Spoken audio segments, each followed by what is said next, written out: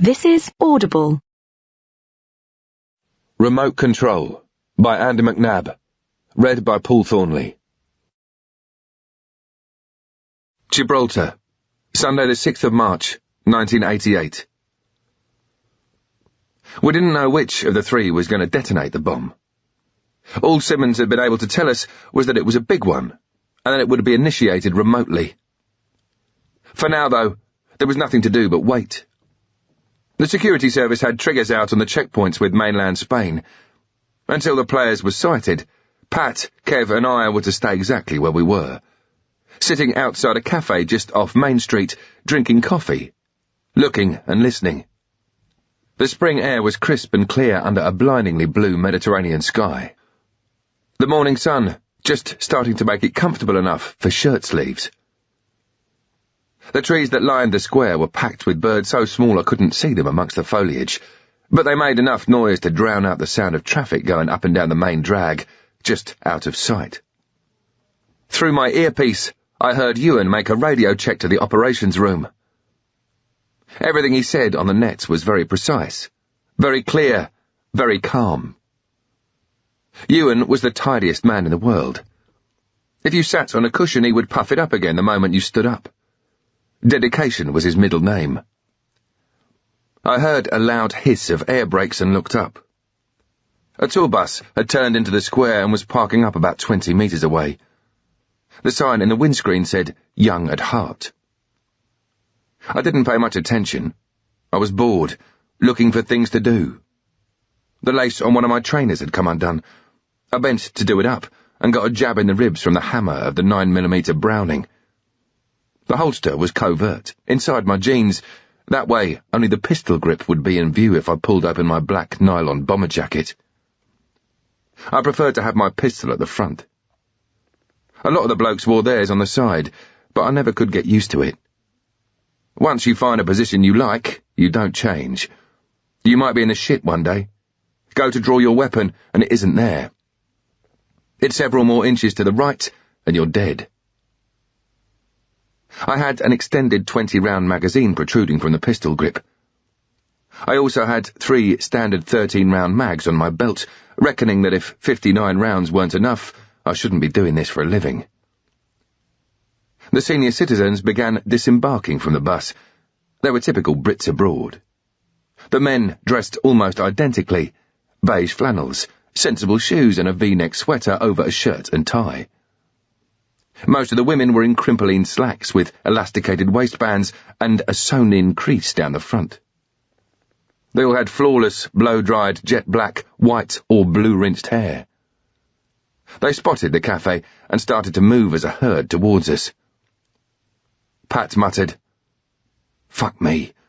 Pyro must be getting desperate. They've sent the Barry Manilow fan club. Friends of yours, Grandad?" He grinned at Kev, who offered him a finger to swivel on. Whether you like it or not, you have to quit the SAS at the age of 40. And Kev had just a year or two of his contract to run. The young at heart settled down at nearby tables and picked up the menus. It was now big-time decisions for them. Whether to have cakes or go for a sandwich. Because it was halfway between 11s and lunchtime, and they didn't know which way to jump. The waiter came out, and they started talking to him in one syllable at a time.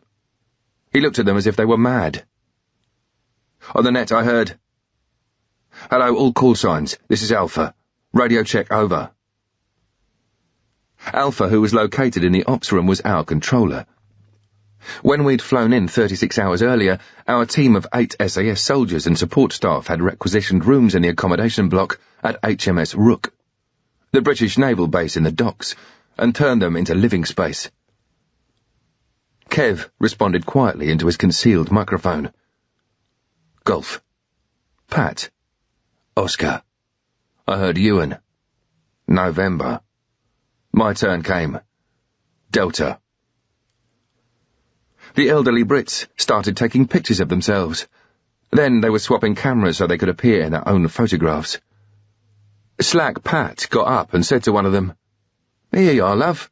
Want me to take one of all of you?" "Oh, you're from England, are you? Isn't it nice and warm now?" Slack was early 30s, blonde-haired, blue-eyed, good-looking, clever, articulate, funny. He was everything I hated. He was also 6'2", and one of those people who naturally shit muscle. Even his hair was well-toned. I'd seen him climb into his sleeping bag with it looking groomed and perfect, and wake up with it in the same condition. Pat's only saving grace, as far as I was concerned, was that when he stood up, there was nothing where his arse should have been. We used to call him Slack, because he had lots of it. He had just started doing a David Bailey when we got stand by, on the net from one of the female triggers. That's a possible, Bravo 1 towards the town square. Alpha came back. Roger that, Delta. Acknowledge. I got to my feet, gave 2 clicks on the radio pressel that was wired into my jacket pocket, and started walking. It was pointless, all 3 of us moving at this stage. Families on their Sunday paseo strolled across from my left. Tourists were taking pictures of buildings, looking at maps and scratching their heads. Locals were sitting down enjoying the weather, walking their dogs, playing with their grandchildren. There were 2 men with comfortable-looking beer bellies, old and not giving a fuck, smoking themselves to death. Trousers with big braces, shirt and vest, soaking up the March sun. I wondered how many of them would survive if the bomb went off just here. I was just starting to get in my stride when a very excited male trigger shouted, stand by! That's also a possible Bravo 2 and Echo 1 at the top end of Main Street." This got me quite sparked up. I listened for Ewan. His task in this operation was the same as mine, to confirm the possibles with a positive ID. I imagined him sauntering along the pavement like me. He was short, with an acne-scarred face and the world's biggest motorbike, which he could just about keep upright because his toes only brushed the ground. I liked to take the piss out of him about it as often as I could.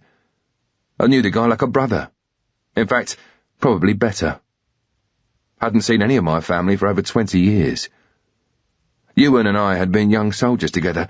We'd passed selection at the same time, and we'd been working together ever since. The fucker was so unflappable. I always thought his heart must have only just about ticked over. I'd been with him in Hereford when the police arrived to tell him that his sister had been murdered. He just said, "I think I'd better go to London then, and sort things out." It wasn't that he didn't care. He just didn't get excited about anything. That sort of calm is contagious. It always made me feel secure to have guys like him around me.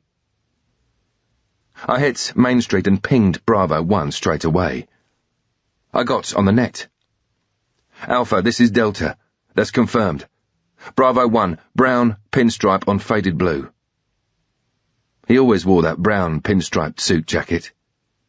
He'd had it for so long that it sagged in the pockets, and there were constant creases in the back from where he'd been wearing it in a car. And the same old, faded and threadbare jeans, the crotch halfway down between his bollocks and his knees. He was walking away from me. Stocky, slight stoop, short hair, long sideboards, but I recognised the gait. I knew it was Sean Savage. I followed him to a small square at the bottom end of Main Street, near the governor's residence, where the band of the resident British Infantry Battalion would fall out after the changing of the guard. It was where Simmons suspected the Pyra team might plant their bomb. Alpha, the base station controlling the operation for now, repeated the message so that everyone knew which direction Savage was walking in. I knew that Golf and Oscar, Kev and Slack Pat, would soon start moving up behind me. There were 6 or 7 cars parked up against the wall of an old colonial building, taking advantage of the shade. I saw Bravo 1 push his hand into his jacket pocket as he headed towards them. For a split second, I thought he was going for the initiation device. Without checking his stride, Savage focused on one vehicle in particular and headed towards it.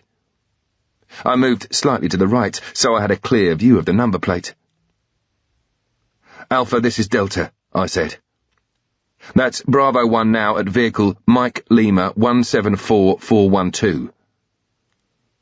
I pictured Alpha with a bank of computers in front of him in the control room. He confirmed. Roger that. Mike Alpha 174412. That's a white Renault 5. It's on the right. Third car from the entrance, I said. That's nose in. By now the keys were in Savage's hands. Stop. Bravo 1 at the car. He's at the car. I was committed to passing him quite close now. I couldn't just change direction. I could see his profile. His chin and top lip were full of zits, and I knew what that meant. Under pressure, his acne always blew up. Savage was still at the Renault. He turned, now with his back to me, pretending to sort his keys out. But I knew he'd be checking the telltales. A sliver of sellotape across a door. Things arranged in a certain way inside the vehicle, whatever. If they were not as he had left them, Savage would lift off. Kev and Slack Pat would be somewhere near the entrance to the square, ready to back. If I got overexposed to the target, one of them would take over, or, if I got in the shit and had a contact, they would have to finish it. And we'd all worked together long enough for me to know that. As mates, as well as colleagues, they'd let nothing stand between them and the task. The buildings were casting shadows across the square. I couldn't feel any breeze, just the change in temperature as I moved out of the sunlight. I was too close to Savage now to transmit. As I walked past the car, I could hear the keys going in and the click of the lock. I headed for a wooden bench on the far side of the square and sat down. There were newspapers in a bin next to me. I picked one out and sat, watching him. Savage made a suspicious movement, and I got back on the net. Alpha, this is Delta. That's his feet outside. He's fiddling underneath the dashboard. He's fiddling under the dashboard. Wait. I had my finger on the pressel, so I was still commanding the net. Could he be making the final connection to the bomb? As I was doing my ventriloquist act, an old boy wandered towards me, pushing his bike. The fucker was on his way over for a chat. I took my finger off the pressel and waited. I was deeply involved in the local newspaper, but I didn't have a clue what it said. He obviously thought I did. I didn't want to stick around and discuss the weather. But I wasn't gonna just fuck him off either, because he might start jumping up and down and draw Savage's attention. The old boy stopped, one hand on his bike, the other flailing around. He asked me a question. I didn't understand a word he was saying. I pulled a face that said I didn't know what the world was coming to, shrugged and looked down again at the paper. I'd obviously done the wrong thing. He said some angry shit and then wheeled his bike away, arm still flailing. I got back on the radio. I couldn't exactly see what Savage was doing, but both of his feet were still outside the Renault. He had his arse on the driver's seat and was leaning underneath the dash.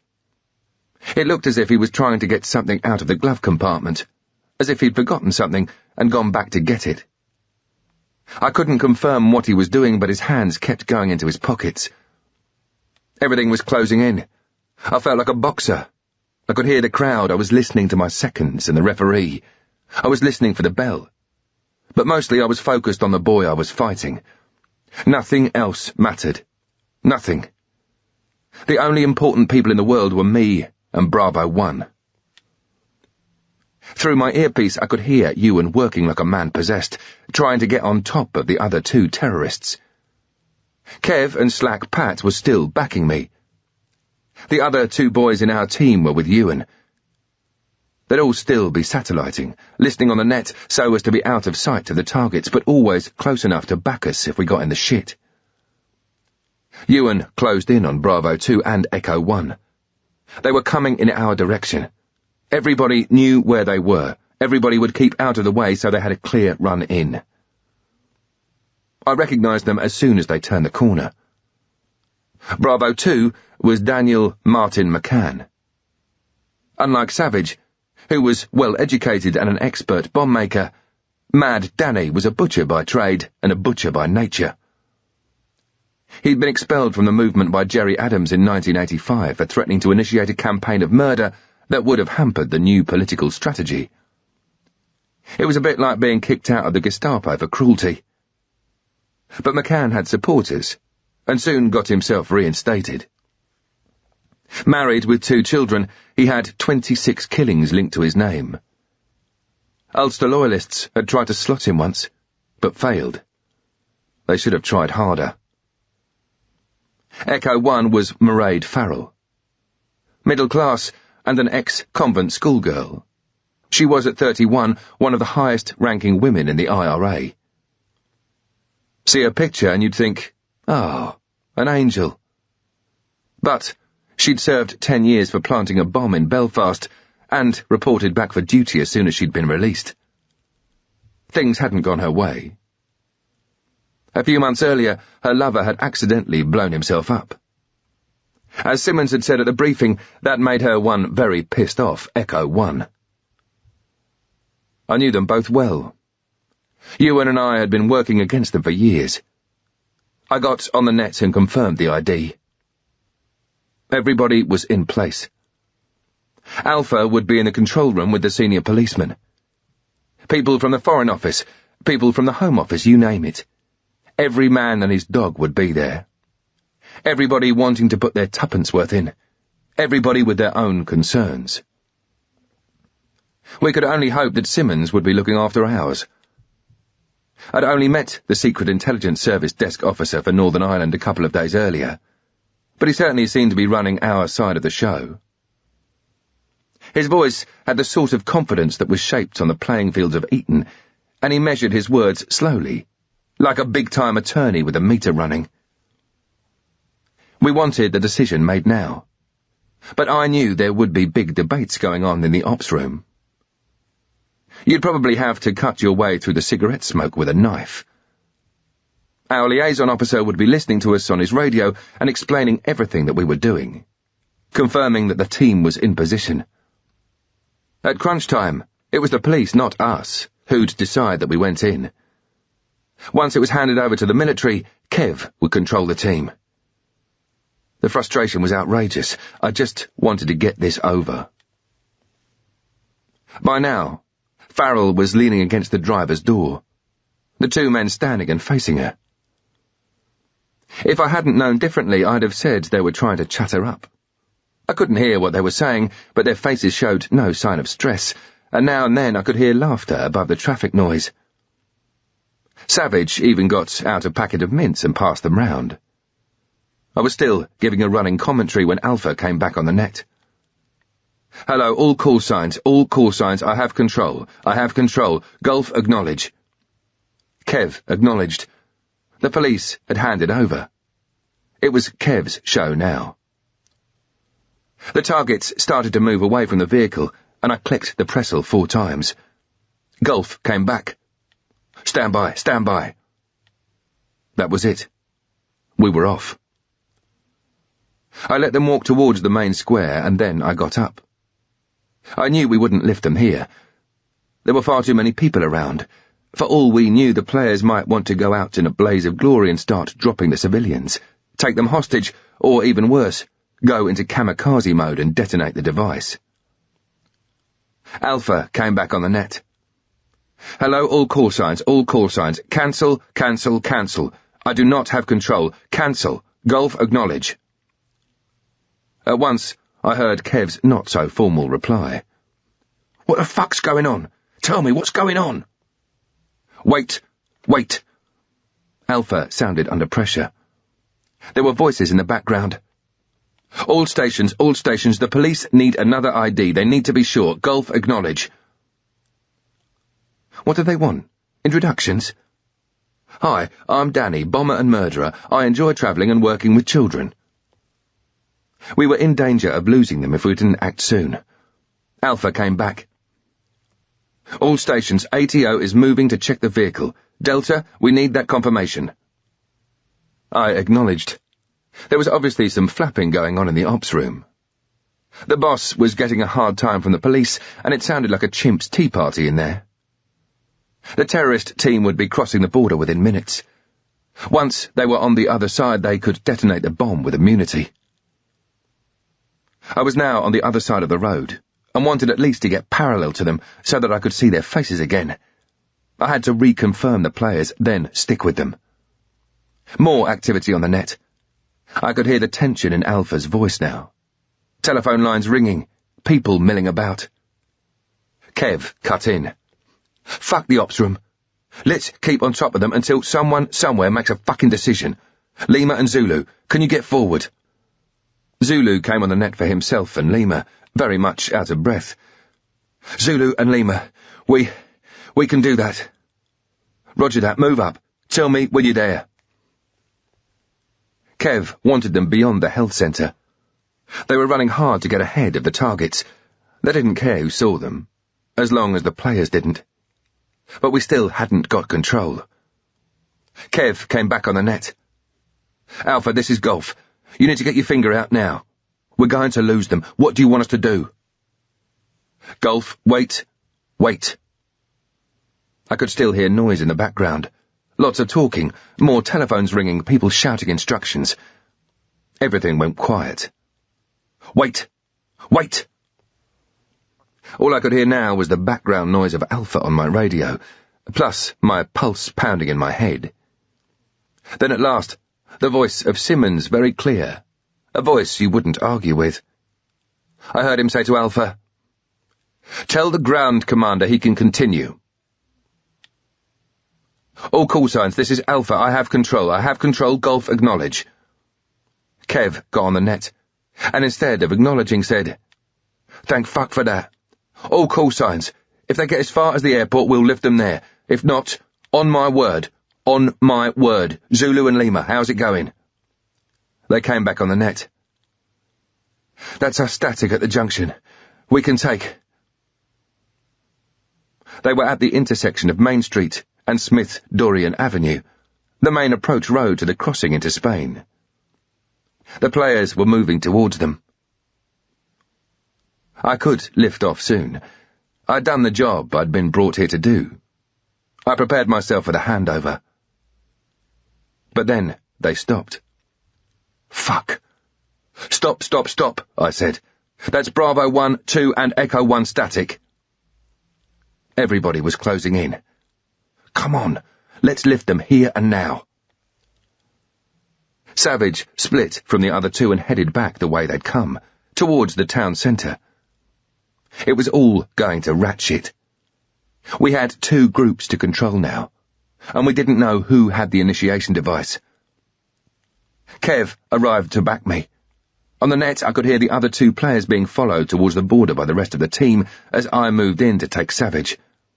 He turned left down an alleyway. I was just about to get on the net when I heard a police siren, followed by gunfire behind me. At the same instant, Ewan came on the net. Contact! Then more shots. Kev and I looked at each other. What the fuck was going on? We ran round the corner. Savage had heard the shots too and turned back towards us. Even at this distance I could see his eyes, big as plates, and jerking like he was having a seizure.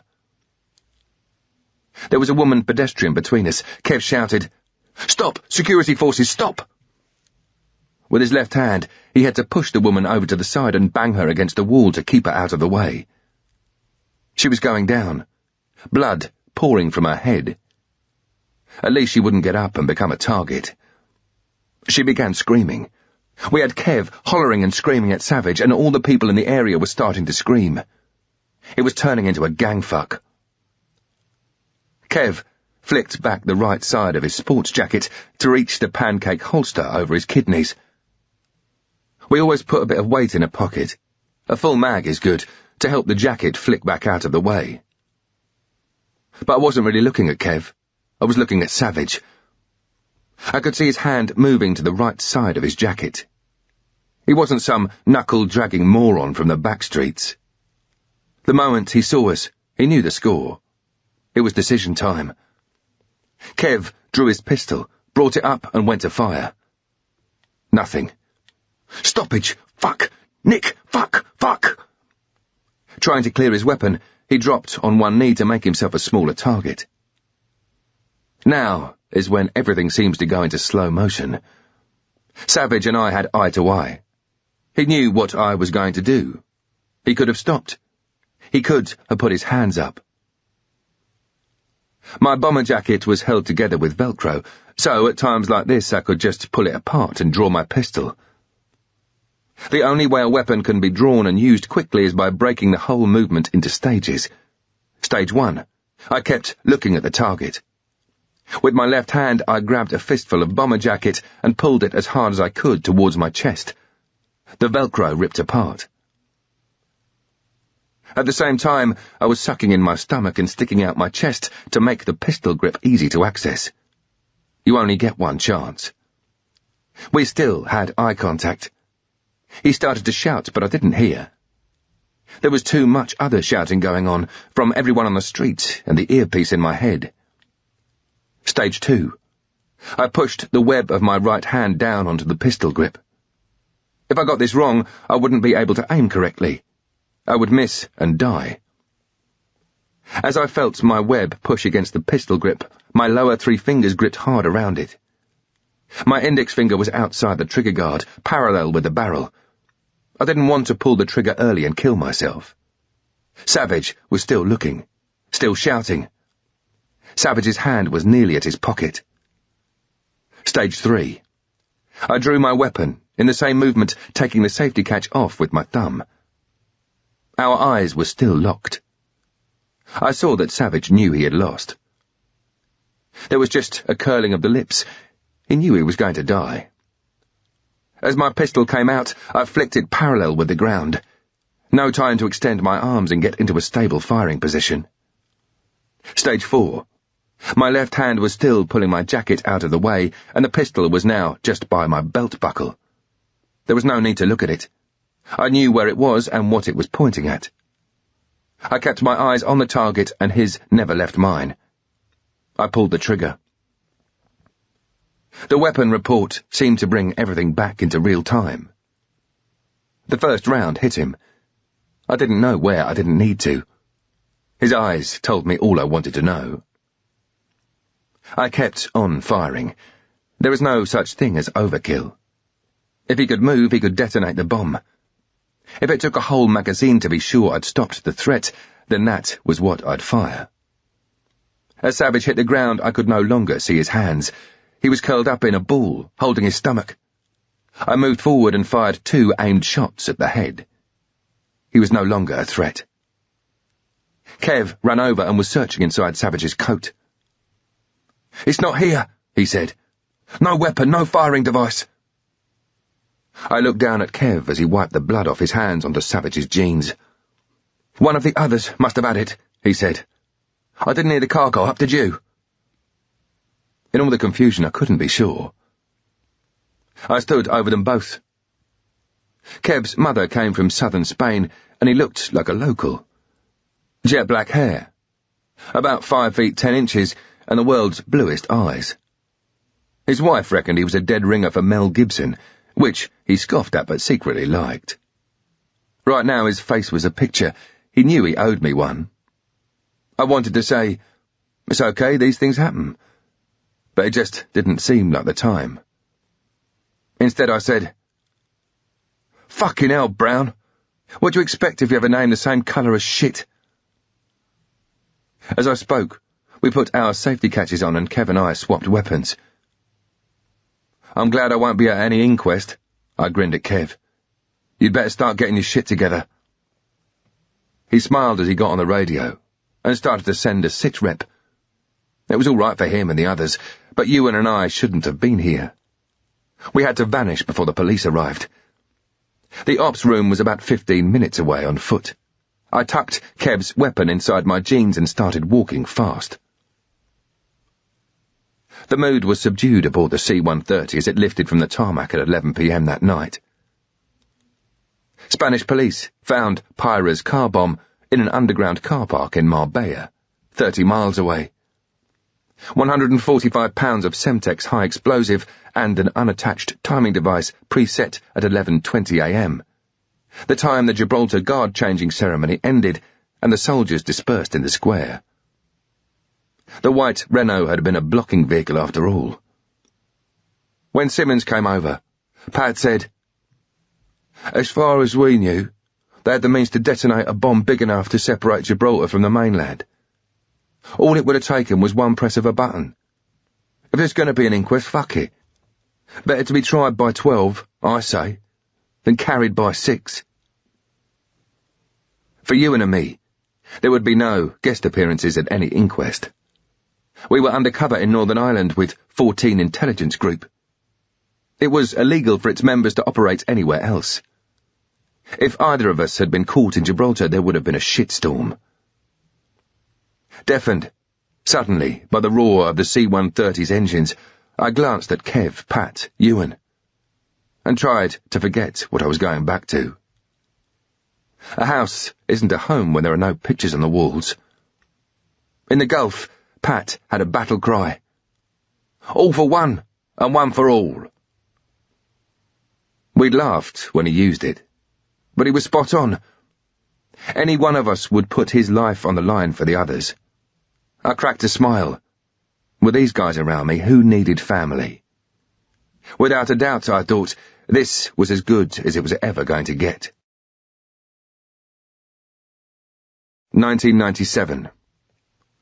Chapter 1. If you work for the British Intelligence Service and get formally summoned to a meeting at their headquarters building on the south bank of the Thames at Vauxhall, there are 3 levels of interview. First is the one with coffee and biscuits, which means they're going to give you a pat on the head.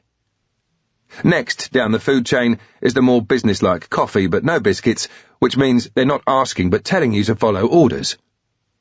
And finally, there's no biscuits and no coffee either, which basically means that you're in the shit. Since leaving the regiment in 1993 and working as a K on deniable operations, I'd had a number of interviews at every level. And I wasn't expecting a nice, frothy cappuccino to be on the cards this particular Monday. In fact, I was flapping quite severely, because things hadn't been going too well. As I emerged from the tube station at Vauxhall, the omens weren't exactly with me either. The March sky was dull and overcast, preparing itself for the Easter holiday. My path was blocked by roadworks, and a burst from a jackhammer sounded like the crack of a firing squad. Vauxhall Cross, home of what the press call MI6, but which is actually the Secret Intelligence Service, is about a mile upstream of the Houses of Parliament. Bizarrely shaped like a beige and black pyramid that's had its top cut off, with staged levels, large towers either side and a terrace bar overlooking the river. It only needs a few swirls of neon, and you'd swear it was a casino. It wouldn't look out of place in Las Vegas. I missed Century House, the old HQ building near Waterloo Station. It might have been 1960s ugly, square, with loads of glass, net curtains and antenna. And not so handy for the tube, but it was much more homely. Opposite Vauxhall Cross, and about 200 metres across the wide arterial road, is an elevated section of railway line, and beneath that are arches that have been turned into shops, 2 of which have been knocked through to make a massive motorbike shop. I was early, so I popped in and fantasised about which Ducati I was going to buy when I got a pay rise, which wasn't going to be today. What the hell? The way my luck was going, I'd probably go and kill myself on it. I'd fucked up severely. I'd been sent to Saudi to encourage, then train, some northern Iraqi Kurds to kill 3 leading members of the Ba'ath Party. The hope was that the assassinations would spark everything up and help dismantle the regime in Baghdad. The first part of my task was to take delivery in Saudi of some former Eastern Bloc weapons that had been smuggled in. Russian Dragunov sniper weapons, a couple of Makarov pistols and 2 AK assault rifles, the parachute version with a folding stock. All serial numbers had been erased to make them deniable. For maximum chaos, the plan was to get the Kurds to make 3 hits, at exactly the same time, in and around Baghdad. One was going to be a close-quarters shoot using the Makarovs. The idea was for the 2 boys to walk up to the family house, knock on the door, take on whatever threat presented itself, make entry into the house, zap the target and run. The second was going to be a sniper option. The target saw himself as a big-time fitness freak. He'd come out and have a little jog round a running track, all of about 400 metres. He emerged from his house every day in a lime green, fluffy velour shell suit, did one lap, and that was his training for the day. The boys were going to hit him just as he started to sweat and slow down, which, by the look of him, would be after about 100 metres. I would be on this one to coordinate the hit so that both fired at once. The third target was going to be taken out on his way to the ministry. 2 bikes would pull up at traffic lights and give him the good news with their AK-47s. I landed up in northern Iraq without any problems and started the build-up training. At this stage, not even the Kurds knew what their task was going to be. The Dragunov sniper rifles were a heap of shit. However, the weapon is never as important as the ammunition, which in this case was even worse. Indian 7.62mm. Given a free hand, I would have wanted to use Lapua, manufactured in Finland and the best in the world for sniping because of its consistency, but Western rounds would have given the game away. The Indian ammunition was hit and miss, mostly miss. On top of that, the Dragunovs were semi-automatic rifles. Ideally, you need a bolt-action weapon, which is not only better at taking the hit, it also doesn't leave an empty case behind because it stays in the weapon until you reload. However, it had to be Russian kit that they were zapped with, and it had to be deniable. Once all 3 jobs went down, the weapons were dumped in a hide and should have been destroyed. They weren't. On the AK there is a forward leaf sight, and underneath that is scratched a serial number. I had been told that all serial numbers had been removed at source and had taken the information at face value. I didn't check. I fucked up. The only way to retrieve the situation as far as London was concerned was to kill the Kurd teams I'd been training. It was damage limitation on a drastic scale, but it had to be done. Detail counts. If the Iraqis could trace the weapons back, they might make the UK connection. If they then captured the Kurds, who just happened to mention the fact that they had been trained by a Westerner called Nick Stone, it wouldn't take a mastermind to work out which country he came from. It actually pissed me off to have to kill them, because I'd got to know these boys really well. To this day, I was still wearing the G-Shock watch one of the snipers had given me. We'd had a bet when we were on the range, and he lost. I knew that I could beat him, but still cheated because I had to win. I'd really got to like him. Back in the UK, there had been an inquiry, and everybody was covering their arse. And because I was a K, they could land it all on me. The armourers and technicians from the intelligence service said it was my fault for not checking. What could I say? I didn't even exist. I was bracing myself to take the hit. I entered Vauxhall Cross via a single metal door that funneled me towards reception. Inside, the building could be mistaken for any high-tech office block in any city. Very clean, slick and corporate. People who worked there were swiping their identity cards through electronic readers to get in, but I had to go over to the main reception desk. 2 women sat behind thick, bulletproof glass. Through the intercom system I said to one of them, "I'm here to see Mr. Lynn." "Can you fill this in, please?" She passed a ledger through a slot under the glass. As I signed my name in 2 boxes, she picked up a telephone.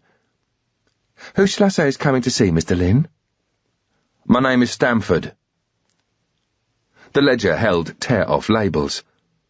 One half was going to be ripped off and put in a plastic badge container, which I would have to pin on.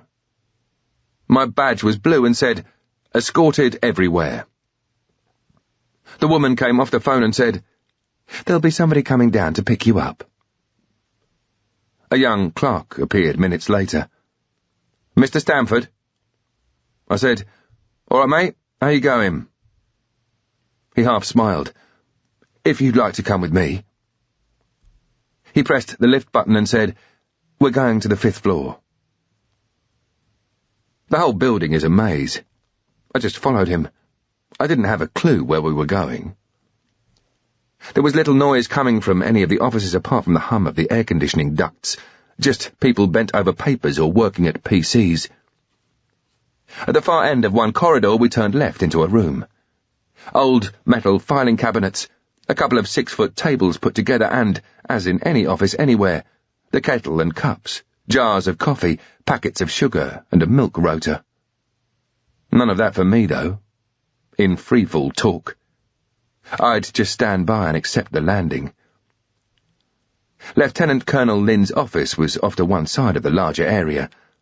When the clerk knocked on the door, there was a crisp and immediate call of, "Come." The boy turned the handle and ushered me past. Lin was standing behind his desk. In his early 40s, he was of average build, height and looks, but had that aura about him that marked him out as an absolute flyer.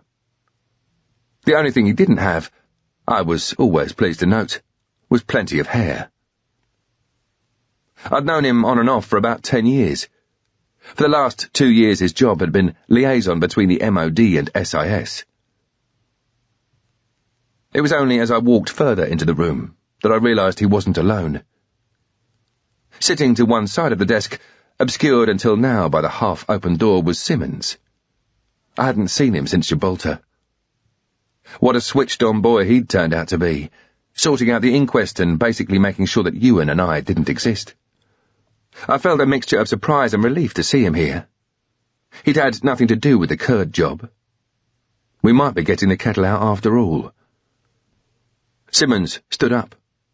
6 feet tall, late 40s, rather distinguished looking. A very polite man, I thought, as he extended his hand. He was dressed in corduroy trousers the colour of Coleman's mustard, and a shirt that looked as if he'd slept in it. "Delighted to see you again, Nick." We shook hands and Lin said, "Stone, would you like a brew?" Things were looking up. "Thanks. Coffee, white, no sugar." We all sat down. I took a wooden chair that was on the other side of the desk and had a quick look round the office, while Lin pressed the intercom on his desk and passed the order on to the clerk. His office was at the rear of the building and overlooked the Thames. It was a very plain, very functional, very impersonal room. Apart from a framed photograph on the desk of a group which I presumed were his wife and 2 children. There were 2 Easter eggs and wrapping paper on the windowsill. Mounted on a wall bracket in one corner was a television. The screen was scrolling through CFAX World News headlines. Under the TV was the obligatory officer's squash racket and his jacket on a coat stand. Without further formalities, Lin leaned over and said, "We've got a fastball for you." I looked at Simmons. Lin continued, "Stone, you're in the shit over the last job, and that's just tough. But you can rectify that by going on this one. I'm not saying it'll help, but at least you're still working. Take it or leave it." I said, "I'll do it." He'd known what I was going to say. He was already reaching for a small stack of files containing photographs and bits of paper. As a margin note on one of the sheets, I could see a scribble in green ink. It could only have been written by the head of the firm. Simmons still hadn't said a word. Lin handed me a photograph. "Who are they?" "Michael Kerr and Morgan McGear. They're on their way to Shannon as we speak, then flying to Heathrow for a flight to Washington. They booked a return flight with Virgin and they're running on forged Southern Irish passports. I want you to take them from Shannon to Heathrow and then on to Washington. See what they're up to and who they're meeting." I'd followed players out of the Republic before and could anticipate a problem. I said, "What happens if they don't follow the plan? If they're on forged passports, they might go through the motions just to get airside, then use their other passports to board another flight and fuck off to Amsterdam. It wouldn't be the first time." Simmons smiled. "I understand your concern, and it is noted, but they will go. Lynn passed me a sheet of paper. These are the flight details. They booked yesterday in Belfast. There was a knock on the door. 3 coffees arrived, one in a mug showing a Tasmanian devil, one with a vintage car on and a plain white one. I got the impression Lynn and Simmons were on their second round. Simmons picked up the plain one. Lynn picked up the car, and I was left with the Tasmanian devil running up a hill. Who's taking them from Belfast to Shannon? Simmons said, Actually, it's Ewan. He has them at the moment. He'll hand over to you at Shannon. I smiled to myself at the mention of Ewan's name. I was now out of the system and basically just used as a K on deniable operations. The only reason I did it was to finance other things I wanted to do. What they were I didn't know yet. I was a 37-year-old man with a lot on his mind, but not too much in it. Ewan, however, still felt very much part of the system. He still had that sense of a moral responsibility to fight the good fight, whatever that meant. And he'd be there until the day he was kicked out. Simmons handed me a folder. Check that off, he said. There are 13 pages. I want you to sign for it now and hand it over to the aircrew when you've finished. Good luck, he added, not meaning it at all. Am I going now? I said. I don't have my passport with me. Fastball isn't the word. Lynn said, Your passport's in there. Have you got your other docs? I looked at him as if I'd been insulted. Passport, driver's license, credit cards are the basic requirements for giving depth to a cover story. From there, the K builds up his own cover by using the credit cards to buy things, or maybe paying direct debits for magazine subscriptions or club memberships. I had my cards with me, as always, but not my passport. The one Simmons handed me had probably been specially produced that morning, correct even down to visas and the right degree of aging. I didn't have time to finish my coffee. The clerk reappeared and took me downstairs. I signed for the documents in the outer office before I left, 13 bits of paper with the information on, and I had to sign each sheet. Then I had to sign for the folder it was in. Fucking bureaucracy. A car was waiting for me outside. I jumped in the front. When I was a kid, I'd look at people being chauffeured and think, who the fuck do they think they are? I talked shit with the driver, probably bored him rigid. He didn't really want to talk, but it made me feel better. A civilian squirrel was waiting on the pad at Battersea Heliport, rotors slowly turning. I had one last job to do before boarding. From a wall phone, I called up the family who covered for me, people who'd vouch for me if I was ever up against it. They'd never take any action on my behalf, but if I got lifted, I could say to the police, "That's where I live. Phone them. Ask them." A male voice answered the phone. "James, it's Nick. I've just been given a chance to go to the States and visit friends. I might be a week or two. If it's more, I'll call." James understood. "The Wilmots had a break-in next door 2 days ago, and we're going to see Bob in Dorset over the Easter weekend."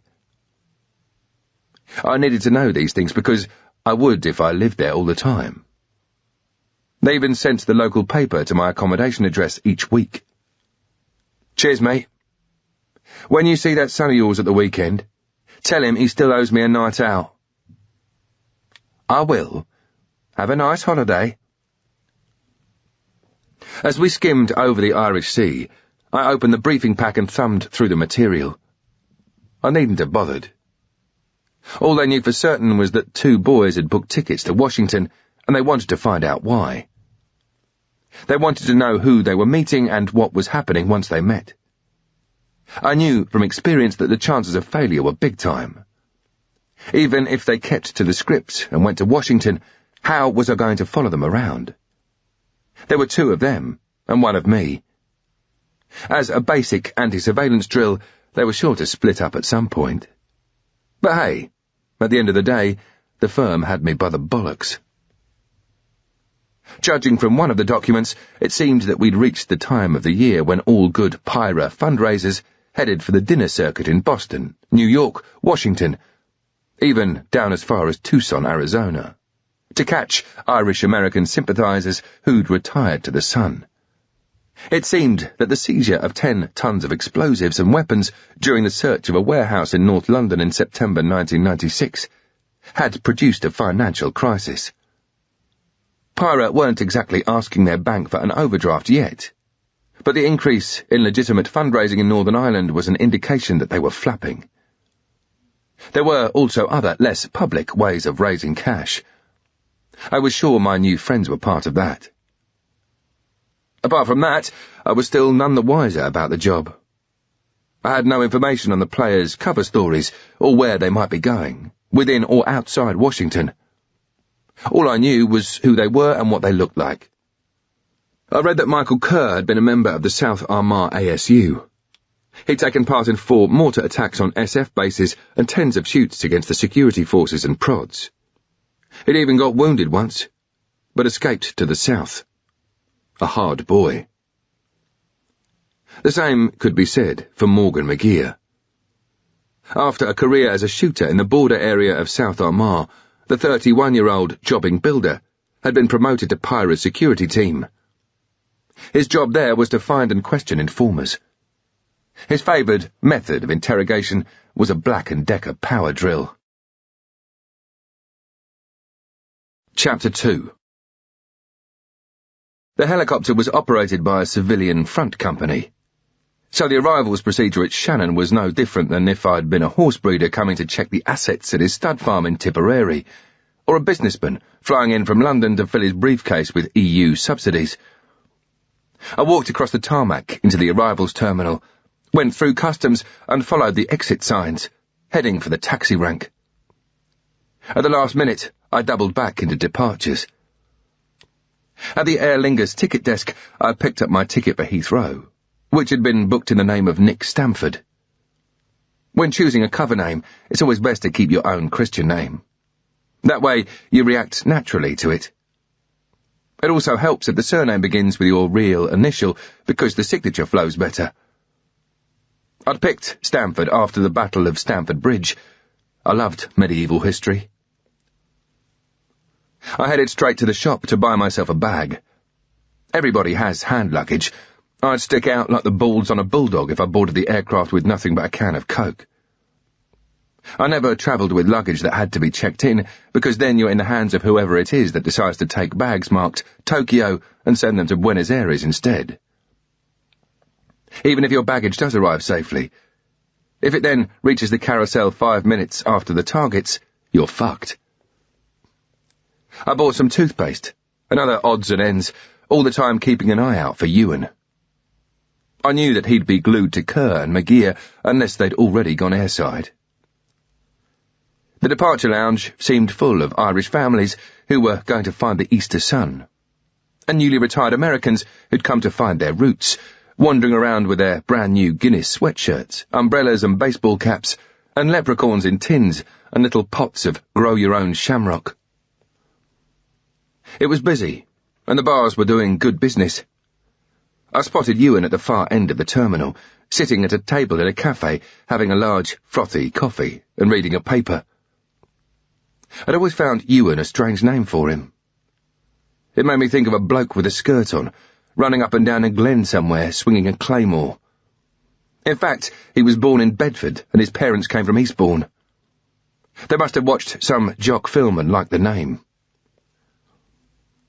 To the left was a bar. Judging by where Ewan was sitting, I guessed that was where the players were. I didn't bother looking. I knew Ewan would point them out. There was no rush. As I came out of the chemist's, I looked towards the coffee shop and got eye to eye. I started walking towards him, big grin all over my face, as if I'd just spotted a long-lost pal, but didn't say anything yet.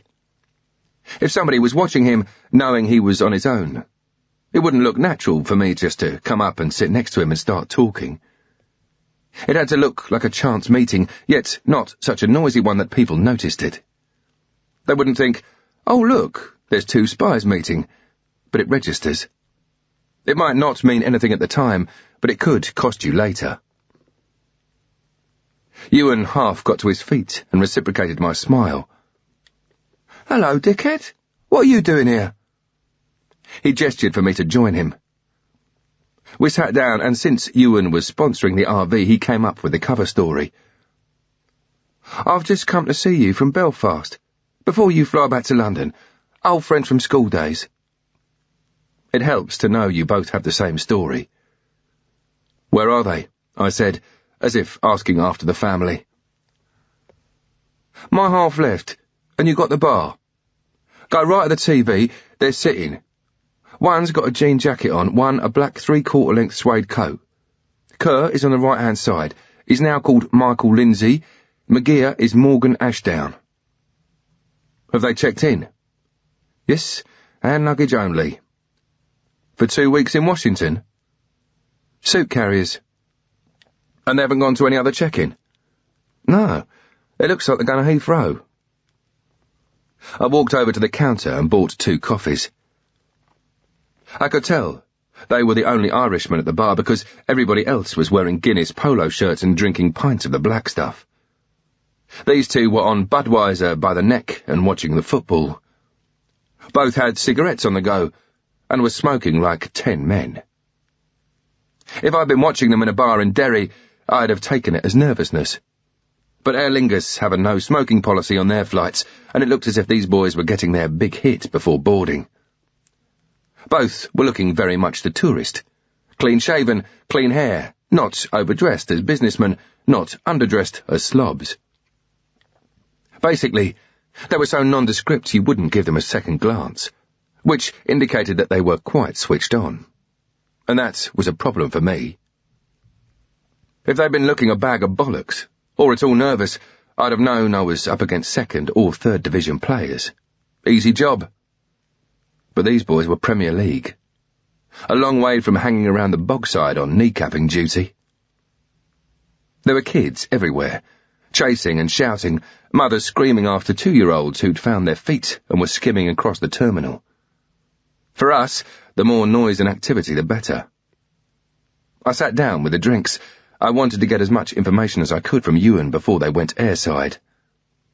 On cue, he said, "I picked McGear up from Derry. He went to the Sinn Féin office in Cable Street, and presumably got the brief. Then to Belfast. The spooks tried to use the listening device, but didn't have any luck. Nothing else to report, really. They spent the night on the piss, then came down here. Been here about 2 hours. They booked the flight by credit card and their cover names. Their cover's good. They've even got their Virgin cabin luggage tags on. I don't want anything to go wrong." "Where are they staying?" "I don't know. It's all very last minute, and Easter's a busy time. There are about 10 Virgin-affiliated hotels in Washington, and it's probably one of them. We haven't had time to check." "Is that all?" I said. "That's your lot. I don't know how they're going to transfer from the airport, but it looks like they're off to DC, big boy." Subject closed, as far as Ewan was concerned. It was now time to talk shit. "You still see a lot of Kev?" I took a mouthful of coffee and nodded. "Yeah, he's in Washington now. He's doing all right. The kids in Marcia are fine. I saw them about 4 months ago. He's been promoted and they've just bought a plastic mansion on this naff estate. It's what you'd call executive housing." Ewan grinned, looking like Father Christmas with white froth on his top lip. His own place was a stone-walled sheep farmer's house in the middle of nowhere on the Black Mountains in Wales. His nearest neighbour was 2 miles away on the other side of the valley. I said, "Marcia loves it in Washington. No one trying to shoot holes in the car." Marcia, an American, was Kev's second wife. After leaving the regiment, he'd moved to the States with her, and had joined the DEA. He had 3 grown-up kids from his first marriage, and 2 from this one, Kelly and Aida. "Is Slack Pat still over there?" "I think so. But you know what he's like. One minute he's going to learn how to house build, and the next minute he's going to take up tree hugging and crocheting. Fuck knows what he's doing now." Pat had had a job for 2 years, looking after the family of an Arab diplomat in DC. It worked out really well. He even got an apartment thrown in, but eventually the children he was minding grew too old to be looked after. They were off back to Saudi, so he binned his job and started bumming around. The fact was, he'd made so much money during those 2 years he wasn't in a hurry. We carried on chatting and joking, but all the time Ewan's eyes flickered towards the targets. The players ordered another drink, so it looked as if we were going to be sat there for a while. We carried on spinning the social shit. "How's year 10 of the house building programme?" I grinned. "I'm still having problems with the boiler." He'd decided that he was going to put in the central heating himself, but it was a total balls up. He'd ended up spending twice as much money as if he'd got someone in. "Apart from that, it's all squared away. You should come down sometime. I can't wait to finish this fucking tour, then I've got about 2 more years and that's me out." "What are you going to do?" "As long as it's not what you're doing, I don't care. I thought I'd become a dustman. I don't give a fuck, really." I laughed. "You do? You'll be scratching to stay in. You're a party man. You'll stay in forever. You moan about it all the time, but actually you love it." Ewan checked the players, then looked back at me. I knew exactly what he was thinking. I said, "You're right. Don't do this job. It's shit." "What have you been up to since your little Middle Eastern adventure?" "I've been on holiday. Got some free fall in, did a bit of work for a couple of the companies, but actually not much. And to tell you the truth, it's great. Now I'm just waiting for the outcome of the inquiry. I think I'm in the shit, unless this job gets me out." Ewan's eyes moved again. "It looks like you're off." The 2 boys must have started to sort themselves out at the bar. I said, "I'll give you a ring after this is finished. When are you back in the UK?" "I don't know. Maybe a few days." "I'll give you a call. We can arrange something. You got yourself a woman yet, or what?" "You've got to be pissed. I was going out with someone from the London office for a while, but she wanted to make me all nice and fluffy. She was starting to do my washing and all sorts of shit. I really didn't get into it." "You mean she didn't iron a crease in the front of your jeans?" Ewan shrugged. "She didn't do things my way." Nobody did. He was the kind of guy who folded his socks instead of putting them inside each other, and stacked his coins in their denominations. Since his divorce, he'd turned into Mr. I'm going to have the best of everything. People even started to call him Mr. Habitat. You name it, spotlights, 3-piece suite, the lot. The inside of his sheepshagger's house was like a showroom. I could tell Ewan was watching the 2 players pick up their kit and walk from the bar. I took my time. No need to get right up their arse. Ewan would tell me when to move. "Do a 180, he said. "Look half right. Just approaching the newsagents." I casually got to my feet. It had been great to see him. Maybe this job would turn out to be a waste of time, but at least I'd seen my bestest mate. We shook hands and I walked away. Then I turned, looked half right, and pinged them. Suit carriers over their arms. The departures lounge looked like an Irish craft fair. I was starting to feel out of place. I should have got myself a Guinness hat. What was I going to do once I got to Washington? I didn't know if somebody was going to pick them up, whether they were taking a cab or the bus, or if they'd managed to get a hotel, whether it included a transfer. If they started moving around the city, that would be fun too.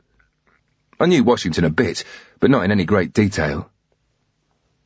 They were still smoking like beagles in a lab. I sat in the lounge and picked up a paper from the seat. McGear started scrabbling about in his pocket for change as they talked to each other standing at the bar. He was suddenly looking purposeful. He was going to either the fruit machines or the telephone. He got out a note and leaned over to the barman, and I could see him asking for change. I was sitting more or less directly behind them and about 20 feet back, So even if they turned their heads 45 degrees either side, I still wouldn't be in their peripheral vision. McGear walked towards the fruit machines, but carried on past. It must be the telephone. I got up and wandered over to the newsagent's, pretending to check the spinning rack of paperbacks outside. He picked up the phone, put a couple of pound coins in and dialed. He got the number from a piece of paper, so it wasn't one that was well known to him. I looked at my G-Shock.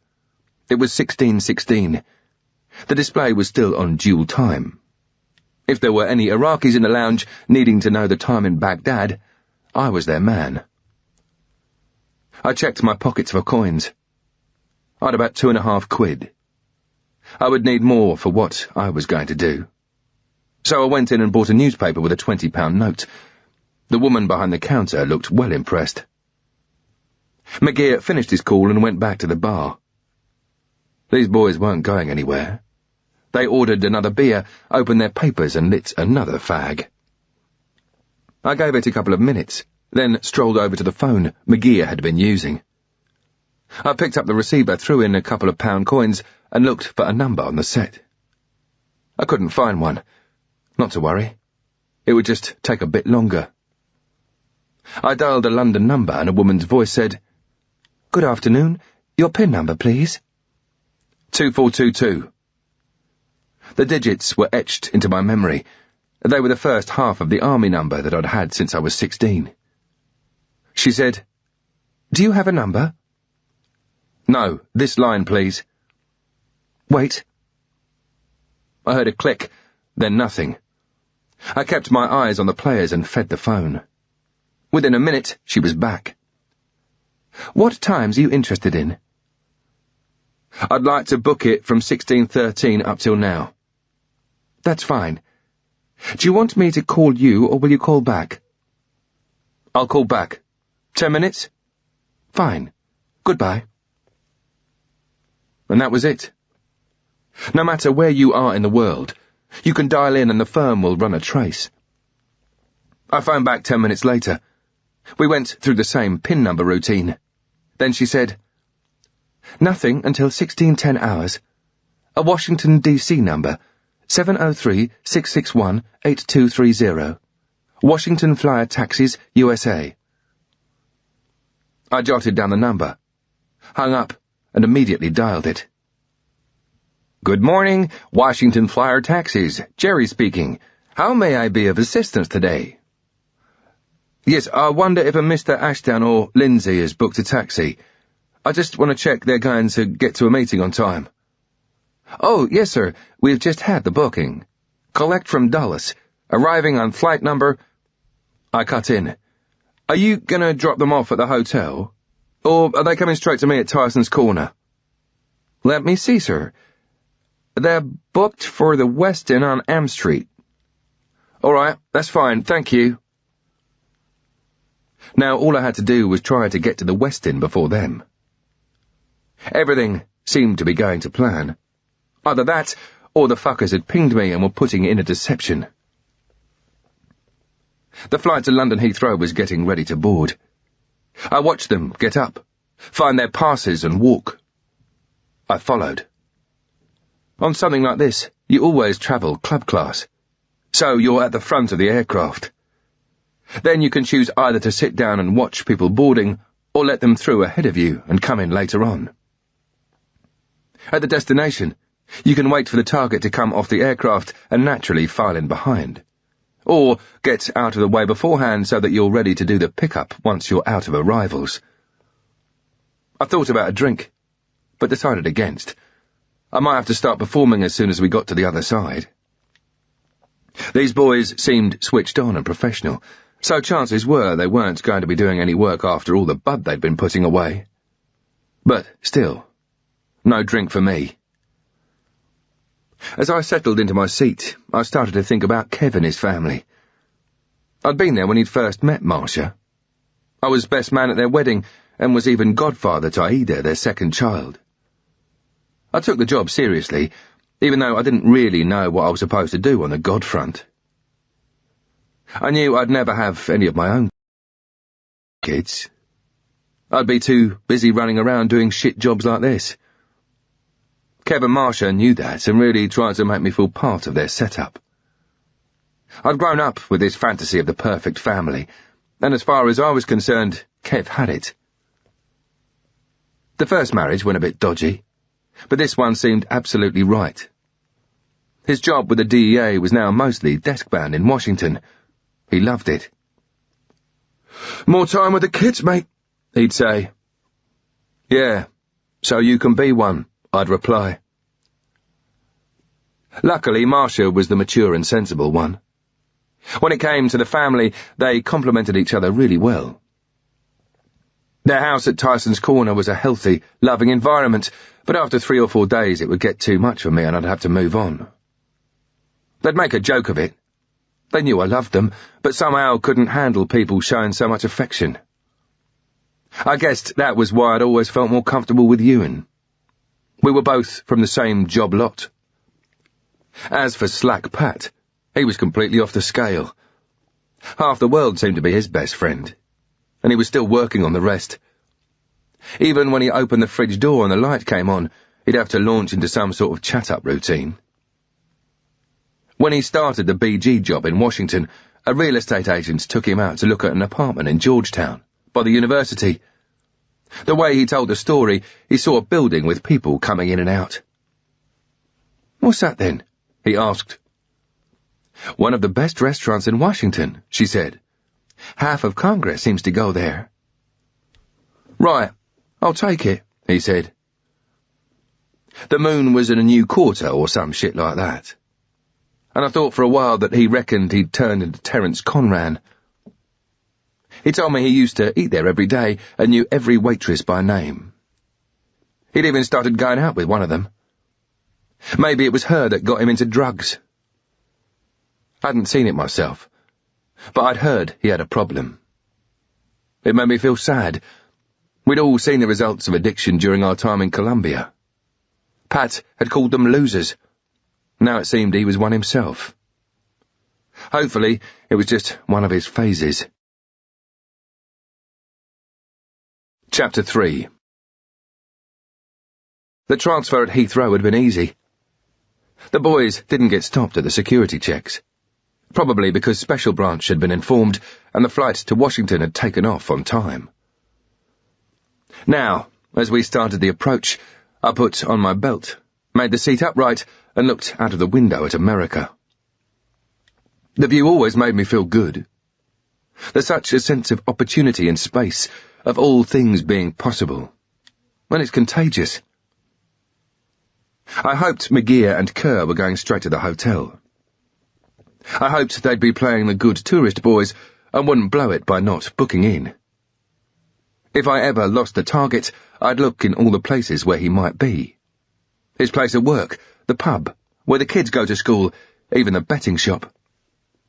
I needed to know as much as I could about them, because once you're inside your target's mind, you can second-guess every movement, even understand why they do what they do. Unfortunately, all I knew so far about McGear and Kerr was that they liked drinking Budweiser and must be gagging for a fag. So I had to start with the hotel. I needed to get forward of them. That shouldn't be a problem, since Club had its own shuttle bus to get us to the terminal ahead of the herd. However, since they'd pre-booked a transfer, I'd need to grab a cab pretty sharpish if I was going to beat them to M Street. I could have booked one of my own when I spoke to Washington Flyer, but I tried to do that in Warsaw once in similar circumstances, only to come out and find the two drivers fighting over who to take first, me or the target. It was the taxi rank for me from then on. I came out of arrival through 2 large automatic doors and into a horseshoe of waiting relatives and limo drivers holding up nameboards, all held back by steel barriers. I carried on through the bustle, turned left and walked down a long ramp into heat and brilliant sunshine. There was a queue at the rank. I did a quick calculation and the number of passengers didn't go into the limited number of cabs. I wandered towards the rear of the rank and waved a $20 bill at one of the drivers. He smiled conspiratorially and hustled me inside. A further $20 soon had me screaming along the Dulles access road towards Route 66 and Washington, D.C. The airport and its surroundings reminded me of a high-tech business park with everything green and manicured. There'd even been a lake as we exited the terminal. Suburbia started about 15 miles from the airport, mainly ribbon development on either side of the Beltway. Vast estates of very neat wooden and brick houses, many still under construction. We passed a sign for the Tyson's Corner turnoff, and I strained my neck to see if I could see Kev's place. I couldn't. But, as Ewan would have said, executive housing all looks the same. We crossed the Potomac and entered the City of Monuments. The Westin on M Street was a typically upmarket American hotel. Purpose-built, slick and clean, and totally devoid of character. Walking into the lobby, I got my bearings and headed left and up a few stairs to a coffee lounge on a half landing that overlooked the reception area and the only way in and out. I ordered a double espresso. A couple of refills later, Kerr and McGear came through the revolving door, looking very relaxed. They went straight to the desk. I put down my coffee, left a $5 bill under the saucer and wandered down. It was just a matter of getting the timing right. There was a bit of a queue at the desk, but the hotel was as efficient as it was soulless, and now had more people behind the reception desk than were waiting to be served. I couldn't hear what McGear and Kerr were saying, but it was obvious they were checking in. The woman looking after them was tapping a keyboard below desk level. Kerr handed over a credit card for swiping, and now was the time to make my approach. It makes life far easier if you can get the required information this way rather than trying to follow them, and there was no way I was going to risk a compromise by getting in the lift with them. I only hoped they were sharing a room. To the right of them, on the reception desk, was a rack of information cards, advertising everything from restaurants to trolley bus rides. I stood about 2 meters away with my back to them. There was no big flap about this. It was a big, busy hotel, and they weren't looking at me. They were doing their own stuff. I made it obvious I was flicking through the cards and didn't need help. The woman said, "There you are, gentlemen. You're in room 403. If you turn left, just past the pillars, you'll see the elevator. Have a nice day." All I had to do now was listen to their conversations while they were in their room. And to make that happen, I went to the bank of payphones in the lobby and dialed the firm. A woman's voice asked me for my PIN number. 2422. Go ahead. I'd like a room, please. The Westin on M Street, Washington, D.C. 401 or 405, or 303 or 503. Have you a contact number? No. I'll call back in half an hour's time. They would now telephone the hotel using the name of a front company and request one of the rooms I'd specified. It didn't really matter whether the room was above, beside, or below the targets, as long as we could get in and plant surveillance devices. I went back to the raised lounge area and read a few of the leaflets and cards I'd picked up, all the time watching the exit onto M Street. I ran through a mental checklist of surveillance equipment to ask for. I'd fit the first wave of kit myself: wall-mounted listening devices, phone line devices, both voice and modem, and cables that fed into the TV in my room to relay pictures. That'd only take me about 3 hours to rig up once the firm had dropped them off. The second wave, once McGear and Kerr had vacated their room for the day, would be fitted by technicians from the embassy. In their expert hands, a hotel room TV could become a camera, and the telephone a microphone. Half an hour later, I rang the contact number and again gave my PIN number. There was a bit of clicking, and then the strains of a string quartet. About 5 seconds later, the woman came back again. You are to lift off and return today. Please acknowledge. I thought I'd misheard her. There was a conference at the hotel given by the Norwegian Board of Trade, and all the delegates were exiting for coffee. Can you repeat, please? You are to lift off and return today. Please acknowledge. Yes. I understand. I am to lift off and return today. The phone went dead. I put the phone down. Strange. There had even been a memo in green ink from the head of the service about this. The fastball job that had now come to a sudden halt. It wasn't unusual to get lifted off, but not so quickly. Maybe Simmons had decided these people weren't that important after all. Then I thought, so what? Who gives a fuck? At the end of the day, they wanted me to do the job, and I've done it. I called the booking agency and tried to get a flight out of Washington. The only one I could get on was the British Airways at 21:35, which was hours away. Kev and Marcia were only an hour down the road towards the airport, so why not? I dialed another number and Kev answered. His voice was wary, then he recognised mine. Nick, how's it going? He sounded really happy to hear me. Not too bad. I'm in Washington. What are you doing? Nah, I don't want to know. You coming to see us? If you're not busy. I'm leaving tonight, back to the UK. It'll be a quick stop and hello, okay? Any chance of you getting your arse up here right away? I've just got the ball rolling on something, but I'd be interested to know what you think. You'll really like this one. No problem, mate. I'll hire a car at the hotel and head straight over. Marcia will want to go into cordon bleu overdrive. I'll tell her when she gets back with the kids. Have a meal with us, then I'll take you to the airport. You won't believe the stuff I've got here. Your friends over the water are busy. I can't wait. Nick, there's one other thing. What's that, mate? You owe Ada a birthday present. You forgot again, dickhead. Driving west along the freeway, I kept wondering what Kev could want to talk to me about. Friends over the water. Kev had no connection with Pyra that I knew of. He was in the DEA, not the CIA or any anti-terrorist department.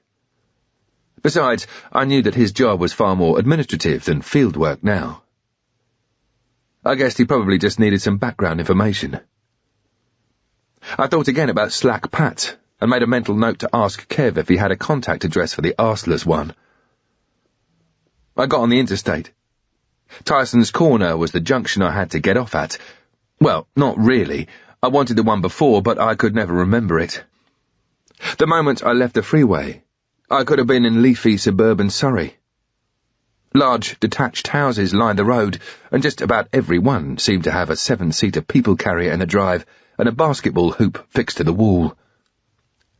I followed my nose to Kev's estate and turned into their road, Hunting Bear Path. I carried on for about a quarter of a mile until I reached a small parade of shops arranged in an open square with parking spaces, mainly little delis and boutiques specialising in scented candles and soap. I bought sweets for Ada and Kelly that I knew Marcia wouldn't let them have, and a couple of other presents. Facing the shops was a stretch of waste ground, which looked as if it had been earmarked as the next phase of the development. On and around the churned-up ground were porta cabins, big stockpiles of girders and other building materials, and a couple of bulldozers. Far up on the right-hand side amongst the large detached houses, I could just about make out the rear of Kev's and Marcia's deluxe colonial. As I drove closer, I could see their Daihatsu people carrier, the thing she threw the kids into to go screaming to school. It had a big, furry Garfield stuck to the rear window. I couldn't see Kev's company car, a Caprice classic that bristled with aerials. Such an ugly model only government agents used them. Kev normally kept his in the garage, safely out of sight of predators. I was looking forward to seeing the Browns again, even though I knew that by the end of the day I'd be more exhausted than the kids. I got to the driveway and turned in. There was nobody waiting. The houses were quite a distance apart, so I didn't see any neighbours either. But I wasn't surprised. The commuter belt of Washington is quite dead during work and school days. I braced myself. On past form, I'd get ambushed as soon as the car pulled up. The kids would jump out at me, with Marcia and Kev close behind. I always made it look as if I didn't like it, but actually I did. The kids would know I'd have presents. I'd bought a little Tweety Pie watch for Aida, and Kelly's was a handful of Goosebumps horror books. I wouldn't say anything to Aida about forgetting her birthday. Hopefully she'd have forgotten. I got out of the car and walked towards the front door. Still no ambush. So far so good. The front door was ajar, about 2 inches. I thought, here we go. What they want me to do is walk into the hallway like Inspector Clouseau. And there's going to be a Cato-type ambush. I pushed the door wide open and called out, "Hello? Hello? Anyone home?" Any minute now the kids would be attacking a leg each. But nothing happened. Maybe they had a new plan and were all squared away somewhere in the house, waiting, trying to stifle their giggles. Once through the front door there was a little corridor which opened up into a large rectangular hallway, with doors leading off to the different downstairs rooms. In the kitchen to my right, I heard a female voice on the radio singing a station logo. Still no kids. I started tiptoeing towards the noise in the kitchen. In a loud stage whisper I said, "Well, well, well. I'll have to leave, seeing as nobody's here. What a shame, because I've got 2 presents for 2 little girls." To my left was the door to the lounge, open about a foot or so. I didn't look in as I walked past, but I saw something in my peripheral vision that at first didn't register. Or maybe it did. Maybe my brain processed the information and rejected it as too horrible to be true. It took a second for it to sink in, and when it did, my whole body stiffened. I turned my head slowly, trying to make sense of what was in front of me. It was Kev. He was lying on his side on the floor, and his head had been battered to fuck by a baseball bat. I knew that because I could see it on the floor beside him. It was one he'd shown off to me on my last visit, a nice, light aluminium one. He'd shaken his head and laughed when he'd said the local rednecks called them Alabama lie detectors. I was still rooted to the spot. I thought, fucking hell, he's dead. Or should be, looking at the state of him. What about Marcia and the kids? Was the killer still in the house? I had to get a weapon. There was nothing I could do for Kev at the moment. I didn't even think about him, just that I needed one of his pistols. I knew where all 5 of them were concealed in the house, always above child level and always loaded and made ready, a magazine on the weapon and a round in the chamber. All Marcia or Kev had to do was pick up one of the weapons and blat anyone who was pissed off with Kev. And there were more than a few of those in the drug community. I thought, fuck. They've got him at last. Very slowly I put the presents on the floor. I wanted to listen for any creaking of floors, any movement at all around the house. The living room was large and rectangular. Against the left-hand gable wall was a fireplace. Either side of it were alcoves with bookshelves, and I knew that on the second shelf up, on the right, was the world's biggest, fattest thesaurus, and on top of that, tucked well back out of view, just above head level, but close enough to reach up for, was a big fat gun. It was lying so that, as you picked it up, it would be in the correct position to fire. I ran. I didn't even look to see if there was anyone else in the room. Without a weapon, it wouldn't have made much difference. I reached the bookcase, put my hand up and took hold of the pistol, spun round, and went straight down onto my knees in the aim position. It was a Heckler & Koch USP 9mm, a fantastic weapon. This one even had a laser sight under the barrel. Where the beam hits, so does the round. I took a series of deep breaths. Once I'd calmed myself, I looked down and checked the chamber. I got the top slide and pulled it back a bit. I could see the brass casing in position. Now what was I going to do? I had my car outside. If that got reported and traced, there'd be all kinds of drama. I was still under my alias cover. If I got discovered, that meant the job got discovered. And then I'd be in a world of shit. I had a quick look at Kev, just in case I could see breathing. No chance. His brains were hanging out. His face was pulped. He was dead. And whoever had done it was so blasé they'd just thrown the baseball bat down and left it there.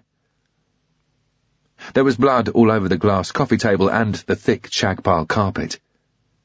Some was even splattered on the patio windows.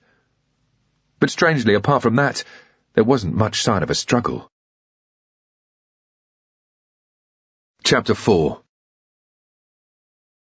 I had to make sure Marcia and the kids weren't still here, tied up in another room or held down by some fucker with a gun to their heads. I was going to have to clear the house. If only room clearing was as easy as Don Johnson made it look in Miami Vice. Run up to the door, get right up against the door frame, jump out into the middle of it, pistol poised, and win the day. A doorway naturally draws fire, and if you stand in one, you're presenting yourself as a target. If there's a boy waiting the other side for you with a shotgun, you're dead. The first room I had to clear was the kitchen. It was the nearest, plus it had sound. I was on the opposite side of the living room to the kitchen door. I started to move along the outside wall of the room. I stepped over Kev, not bothering to look at him. The pistol was out in front of me. It had to be ready to fire as soon as I saw a target. Where your eyes go, the pistol goes. I mentally divided the room into bounds. The first was from the settee halfway across the lounge, a distance of about 20 feet. I got there and went static by a big TV stereo setup, which gave me a bit of cover while I cleared the door that led back to the hallway. It was still open. There was nothing in the hallway. As I moved through, I closed the door behind me. I approached the one to the kitchen. The handle was on the right-hand side and I couldn't see the hinges, so it had to open inwards. I moved across to the hinged side and listened. Just above the sound of my breath and that of my heart thumping, I could hear some bonehead on the radio. "Injured at work? Fight for compensation through our expert attorneys. And remember, no win, no fee." My pistol arm wasn't completely stretched out, but the weapon was still facing forward. I leaned over to the handle, turned it, gave the door a push and moved back. Then I opened it a bit more from the hinge side to see if there was any reaction from inside the kitchen. I could hear more of the radio and also a washing machine, turning, stopping, turning. But nothing happened. With the door now open just a few more inches, I could see into a small part of the kitchen. I moved forward and pushed the door frame fully open. Still no reaction. Using the door frame and wall as cover, I edged round slowly.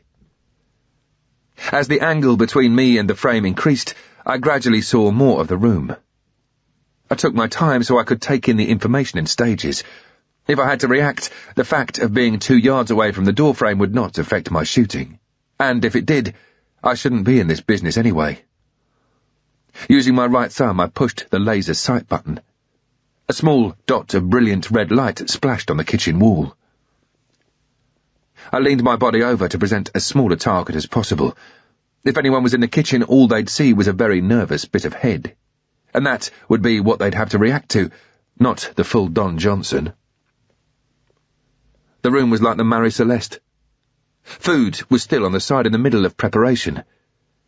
Kev had said Marcia was going to cook something special. There were vegetables and opened packs of meat. I closed the door behind me.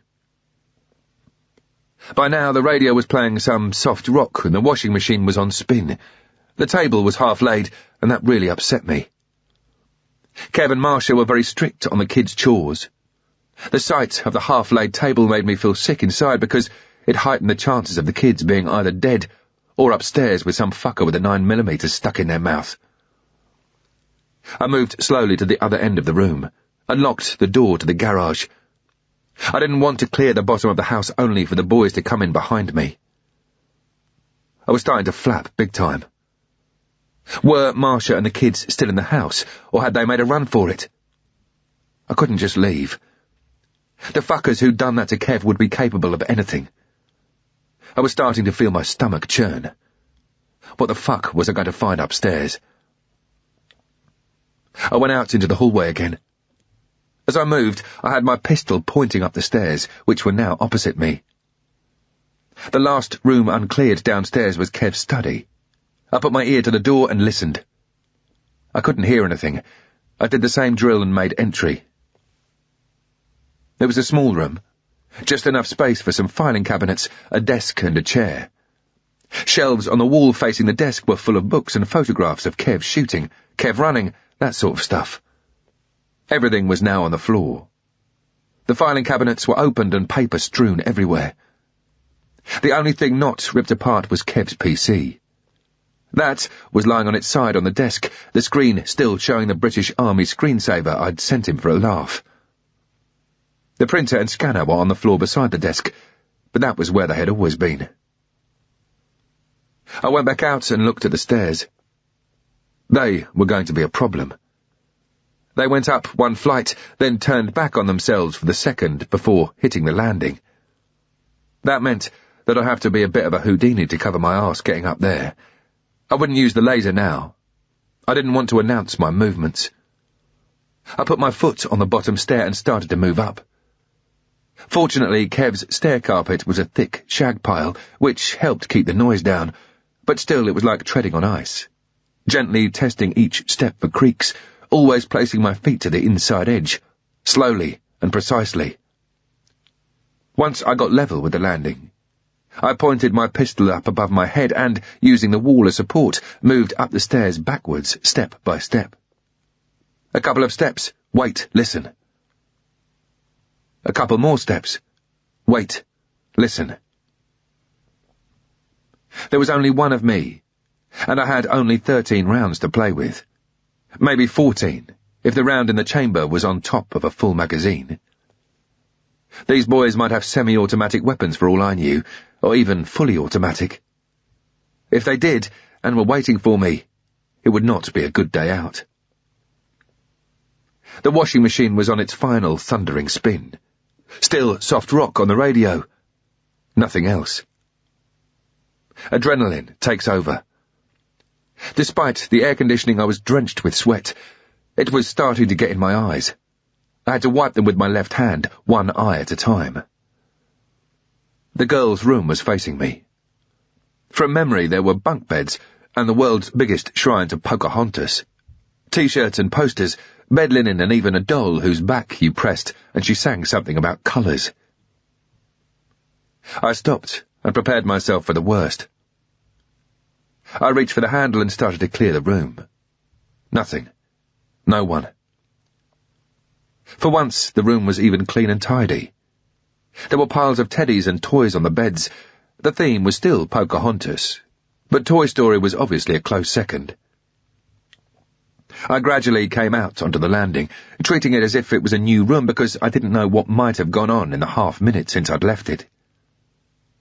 I moved slowly down to the next bedroom, with my back nearly touching the wall, pistol forward, eyes watching front and rear, thinking, what if?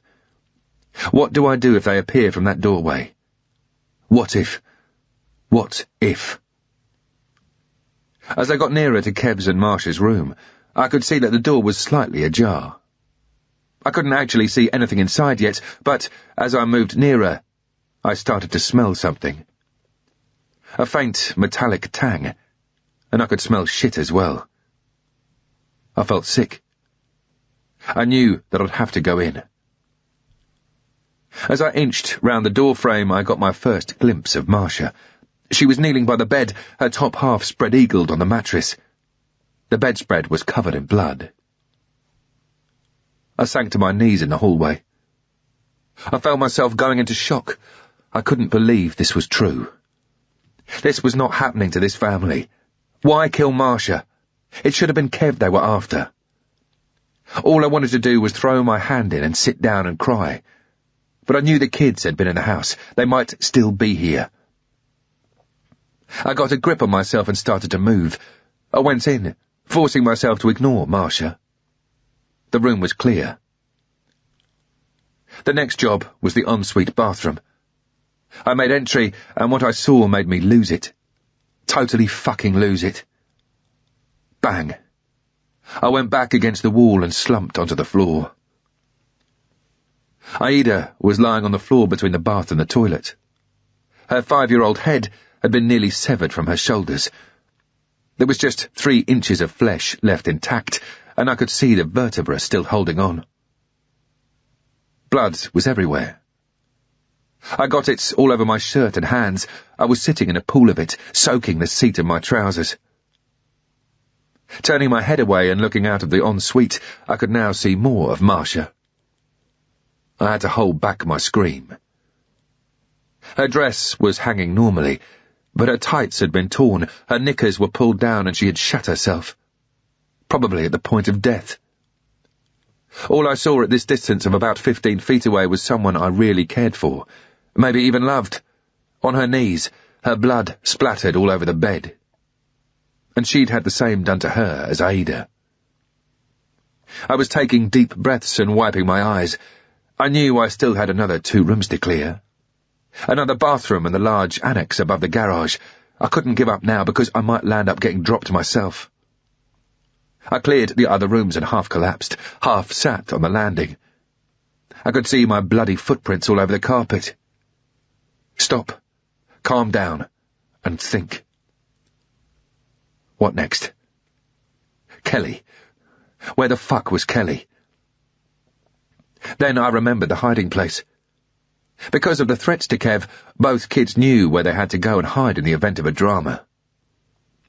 The thought brought me to my senses. If that was where Kelly was hiding, she was safe for the time being. Better to leave her there while I did the other stuff I had to do. I got up and started to move down the stairs, making sure that as I moved, I had my pistol pointed. As I descended, I could see the blood I had left on the wall and carpet where I'd sat. I was almost willing the attackers to appear. I wanted to see the fuckers. I got a cloth and a bin liner from the kitchen and started to run round the house, wiping door handles and any surfaces where I might have left fingerprints. Then I went over to the patio sliding doors and closed the curtains. I didn't want anybody to discover an alien set of fingerprints before I was well out of it. Hopefully on a plane back to London. I took a quick look at Kev and knew I was back in control. He was now just a dead body. I went back upstairs, washed the blood off my hands and face, and got a clean shirt and pair of jeans and trainers from Kev's cupboards. His clothes didn't fit me, but they would do for now. I bundled my own blood-stained stuff into the bin liner that I'd be taking with me. Chapter 5. Kev had shown me the hidey hole, as he called it, built under an open staircase that led up to a little makeshift loft stacked with ladders. If ever Kev or Marcia shouted the word Disneyland, the kids knew they had to go and hide there. And they were not to come out until Daddy or Mummy came and got them. I started making entry into the garage. Pushing the door slightly, I could see the rear of the large metal up-and-over doors to the right. The garage could easily have taken 3 extra vehicles besides Kev's company car. "Fucking thing," I remembered Kev saying. "All the luxury and mod cons of the late 90s in a car that looks like a 60s fridge." The kids' bikes were hanging from frames on the wall, together with all the other clutter that families accumulate in garages. I could see the red laser splash on the far wall. I moved in and cleared through. There was no one here. I went back to the area of the staircase. Chances were she wasn't going to come out unless her mum and dad came for her, but as I moved, I started to call out very gently. "Kelly? It's Nick." "Hello, Kelly? Where are you?" All the time the pistol was pointing forward, ready to take on any threat. Moving slowly towards the boxes, I said, "Oh well, since you're not here, I'll go. But I think I'll have one more look, and I'll bet you're hiding in the Disneyland place. I'll just have a look. I'll bet you're in there." There was a pile of large boxes. One had contained a fridge freezer, another a washing machine. Kev had made a sort of cave with them under the staircase and kept a few toys there. I eased the pistol down my waistband. I didn't want her to see a gun. She'd probably seen and heard enough already. I put my mouth against the little gap between the boxes. "Kelly, it's me, Nick. Don't be scared. I'm going to crawl towards you. You'll see my head in a minute, and I want to see a big smile." I got down on my hands and knees and carried on talking gently as I moved boxes and squeezed through the gap, inching towards the back wall. I wanted to do it nice and slowly. I didn't know how she was going to react. "I'm going to put my head round the corner now, Kelly." I took a deep breath and moved my head round the back of the box, smiling away but ready for the worst. She was there, facing me, eyes wide with terror, sitting curled up in a fetal position, rocking her body backwards and forwards, holding her hands over her ears. "Hello, Kelly," I said very softly. She must have recognised me but didn't reply. She just carried on rocking, staring at me with wide, scared, dark eyes. "Mummy and Daddy can't come and get you out at the moment, but you can come with me. Daddy told me it would be okay. Are you going to come with me, Kelly?" Still no reply. I crawled right into the cave until I was curled up beside her. She'd been crying, and strands of light brown hair were stuck to her face. I tried to move them away from her mouth. Her eyes were red and swollen. "You're in a bit of a mess there," I said. "Do you want me to clean you up? Come on. Let's go and get you sorted out, shall we?" I got hold of her hand and gently guided her out into the garage. She was dressed in jeans, jean shirt, trainers and a blue nylon puffer jacket. Her hair was straight and just above her shoulders, a bit shorter than I remembered it. And she was quite lanky for a 7-year-old, with long, skinny legs. I picked her up in my arms and held her tight as I carried her into the kitchen. I knew the other doors were closed, so she wouldn't see her dad. I sat her down on a chair at the table. "Mummy and Daddy said they had to go away for a while, but asked me to look after you until they come back, okay?" She was trembling so much I couldn't tell if her head was nodding or shaking. I went to the fridge and opened it, hoping to find some comfort food. 2 large half-eaten Easter eggs were on the shelf. Yum. Do you want some chocolate?" I'd had a good relationship with Kelly. I thought she was a great kid, and that wasn't just because she was my mate's daughter. I smiled warmly, but she stared at the table. I broke off a few pieces and put them on one of the side plates that she'd probably been setting earlier with Aida. I found the off switch on the radio. I'd had enough relaxing soft rock for one day. As I looked at her again, I suddenly realised I'd fucked up. What was I going to do with her? I couldn't just leave her here. Her family were lying dead all over the house. But, more importantly, she knew me. When the police arrived, she'd be able to say, "Nick Stone was here." They'd soon find out that Nick Stone was one of Daddy's mates, and the house was full of photographs with me in them. And if they did arrest the grinning drunk in the barbecue shots, they'd find that for some strange reason he wasn't Nick Stone at all. He was Mrs. Stamford's little boy. As they used to say in the Harp commercial, time to make a sharp exit. Kev's jacket was hanging over one of the chairs. I said, "Let's wrap you up in your dad's coat. That'll keep you nice and warm." At least she'd have something of her dad's. With luck it would cheer her up. There was just a little bit of whimpering in reply. She was almost in rigor mortis with shock, though at least she had turned her head to look at me now. This was where normally I would have let Marcia take over, because the child's mind was far too complicated for me to work out.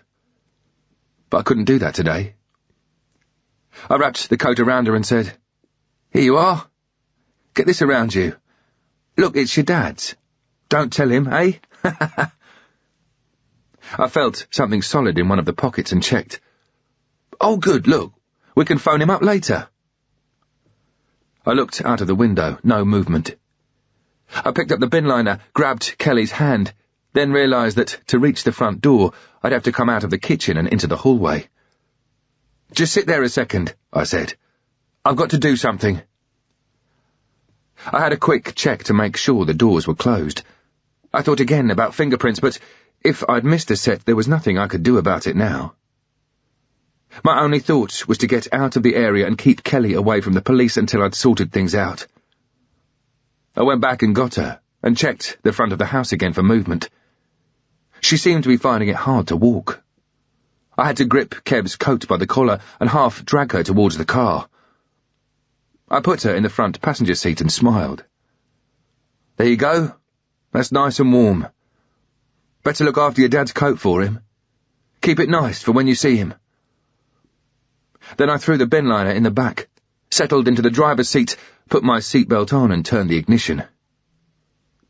We drove off at a really sensible pace. Nothing outrageous, nothing likely to be noticed. We'd only gone a few hundred yards when I thought of something. I looked across at her and said, Kelly, put your seatbelt on. Do you know how to do that? She didn't move, didn't even look at me. I had to do it for her. I tried to make small talk. It's a nice day today, isn't it? Yep, you'll stay with me a while. We'll get everything sorted out. Silence. My mind switched back to the matter in hand. What was I going to do? Whatever I decided, I knew it was no good where we were at the moment. We needed to lose ourselves in a crowd. I headed for Tyson's Corner.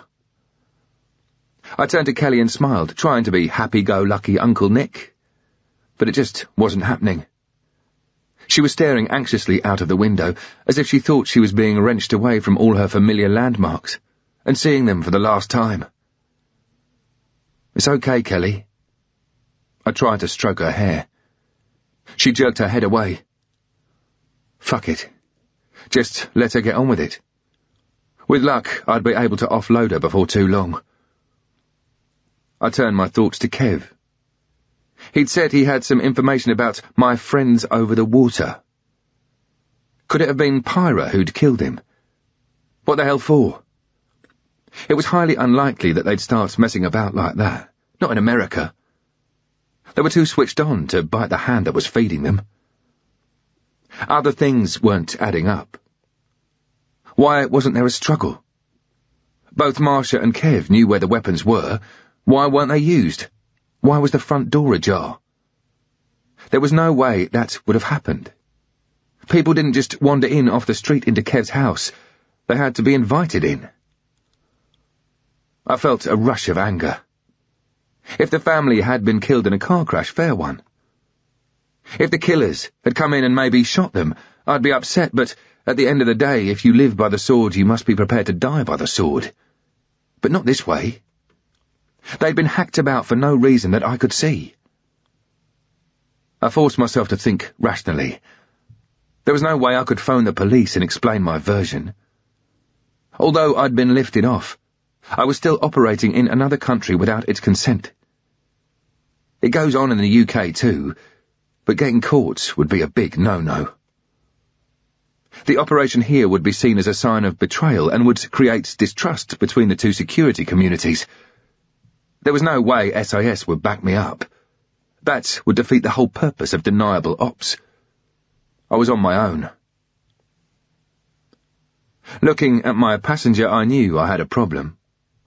As we drove towards Tyson's Corner, I realised what I had to do. I saw a Best Western hotel on the left and an open-plan mall on the right. I had to dump the car because, if I'd been seen, that was one of the connections between me and the house. I needed somewhere to leave it that wasn't isolated, somewhere without video cameras. As well as the shopping mall and its massive car parks. Satelliting it was a drive-through Burger King with its own parking. It's all very well abandoning a vehicle in the middle of hundreds of others in a car park during shopping hours, but at night it might be the only car left there. It's going to stick out and will be checked over by police patrols. What I was after was an area that was really busy day and night. Multi-storey car parks were out, because 9 times out of 10 they have video cameras to stop muggings and car theft. Many multi-storey car parks have a camera that takes a picture of the number plate and driver as you drive in. At any major junction and along most major thoroughfares, there are traffic video cameras. If my car had been pinged outside Kev's house, the first thing they'd do was study the traffic videos and car park photography. "Shall we get a burger and some shakes?" I suggested. "Do you like milkshakes? I tell you what, I'll park up, and maybe we'll even go shopping." Again, it would be no good driving into the Burger King car park, stepping out and then walking a few hundred metres to the shopping mall. That isn't normal behaviour. It might register in people's minds and be triggered off at a later date. So I wanted to make the two of us look as natural as possible. "Strawberry or vanilla? Which one do you want?" No reply. "Chocolate? Go on. I'm going to have a chocolate." Nothing. I parked up. The place was pretty full. I cupped my hand under her chin and gently turned her face so that she was looking at my big smile. "Milkshake?" There was a faint movement of her head, or maybe it was a nod of appreciation. Not much, but at least it was a reaction. I carried on with the bullshit. "You just sit here then. I'll get out, I'll lock the car and go and get the milkshakes. And then, I tell you what, we'll go into the shopping mall. How about that?" She looked away. I carried on as if she'd given me a positive response. I got out of the car and locked her in. I still had the pistol tucked into my waistband, concealed by Kev's jacket. I went into the Burger King, got 2 different flavoured milkshakes, and came straight back to the car. "Here we go then. Chocolate or vanilla?" She kept her hands by her sides. "I'll tell you what, I'll have the vanilla. I know you like chocolate." I put the shake in her lap. It was too cold for her legs, and as soon as she lifted it up, I said, "Come on then, let's go to the shops. You can bring that with you." I got her out, closed the door and locked up. I did nothing about our fingerprints. No matter how hard I tried, I'd never get rid of them all. So what was the point? I opened the boot, pulled out the bag with the bits and pieces I'd bought at Shannon, and threw in the bin liner full of blood-stained clothing. It looked like rain. We walked towards the shopping mall, and I kept on talking to her because the situation felt so awkward. What else do you do, walking along with a kid who doesn't belong to you and doesn't want to be with you? I tried to hold her hand, but she refused. I couldn't make an issue of it with people around, so I gripped the shoulder of the jacket again. There was everything in the shopping centre, from a computer discount warehouse to an army surplus store, all housed in long, one-storey purpose-built units that were like islands in a sea of car park. We went into a clothes store, and I bought myself some jeans and another shirt. I'd change as soon as I'd had a shower and got Ada's blood off my back and legs. At an ATM, I drew out $300, the maximum allowed on my credit card. We came back out to the car park, but didn't return to the car. I kept a firm grip on her as we walked towards the hotel across the road. Chapter 6. As we got nearer, I could see that the Best Western was in fact separated from the main drag by a row of single-storey office buildings. Our view was of the rear of the hotel. Looking each way, it was obvious that the junctions that would lead us round to the front of the hotel were miles away. I decided to take a shortcut. The traffic was busy, and the road system hadn't been designed for people on foot. With the number of lanes and volume of traffic, it was like crossing a motorway in the UK. But at least there were traffic lights slowing the vehicles and creating gaps. I gripped Kelly's hand as we dodged to the central reservation and waited for another gap. I looked up at the sky. It was very overcast. Rain couldn't be far away. Drivers, who had probably never seen pedestrians before, hooted furiously. But we made it to the other side and scrambled over small railings onto the sidewalk. More or less directly in front of us was a gap between 2 office buildings. We went through and crossed a short stretch of waste ground that brought us into the hotel car park. As we walked past the lines of vehicles, I memorised the sequence of letters and numbers for a Virginia plate. The Best Western was a large 4-storey rectangle. The architecture very 1980s. Every elevation was concrete and painted a sickly off-yellow. As we walked up to the reception area, I tried to look inside. I didn't want them to see us coming from the direction of the car park because it would be odd to walk all that way without first checking that they could take us, and then unloading our bags. I hoped Kelly would stay silent when we were inside. I just wanted to do the business and walk out again, as if we were going to see Mummy back in the car. Inside the lobby, I got hold of her and whispered, "You just sit there. I'm going to get us a room." I gave her a tourist freebie that was lying on one of the chairs, but she ignored it. In one corner, by the coffee percolator and cream, was a large TV. A football game was on. I went over to the receptionist, a woman in her mid-40s who thought she was still 24, who was watching the screen and probably fancying her chances with one of the quarterbacks. All smiles, I said, "I need a family room just for one night, please." "Certainly, sir," she said, a graduate with honours from Best Western's charm school. "If you'd like to fill out this card." As I started to scribble, I said, "How much is a room, anyway?" "That's $64 plus tax." I raised an eyebrow, to make it look as if that was a lot of money to a family man like myself. "I know," she smiled. "I'm sorry about that." She took my credit card to swipe, and I filled in the form with crap. I've been doing this for donkey's years, lying on hotel forms, looking relaxed as I wrote, but in fact scanning about 4 questions ahead. I filled in a car reg too, and, for number of occupants, put 2 adults and a child. She handed back my card. "There you are, Mr. Stamford. It's room 224. Where's your car?" "Just around the corner." I pointed vaguely to the rear of the hotel. "Okay, if you park by the stairs where you see the Coke and ice machines, turn left at the top of the stairs, and you'll see room 224 on the left-hand side. You have a nice day now." I could have described the room even before I ran the keycard through the lock and opened the door. A TV, 2 double beds, a couple of chairs, and the typical American hotel designer's obsession with dark wood veneers. I wanted to get Kelly settled quickly so I could use the phone. I pressed the remote and flicked through the channels, hoping to find Nickelodeon. Eventually I found some cartoons. "I remember this one. It's good. Shall we watch it?" She sat on the bed staring at me. The expression on her face said she didn't like this outing too much, and I could understand that.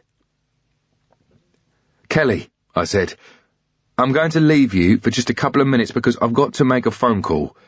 I'll get a drink while I'm out. What would you like? Coke? Mountain Dew? Or do you want some candy?" There was no reaction, so I just carried on. "I'm going to lock the door and you're not to answer it to anybody. Nobody at all, okay? I'll use the key to get back in again. You sit there and enjoy yourself, and I'll just be about 5 minutes, okay?" Still there was no reaction. I hung the Do Not Disturb sign on the door, made sure I had the door swipe card, and left. I was heading for a call box I'd seen in the street because I didn't want her to hear the telephone conversation I was about to have. I didn't know much about kids, but I knew that when I was 7, nothing had gone unnoticed in my house.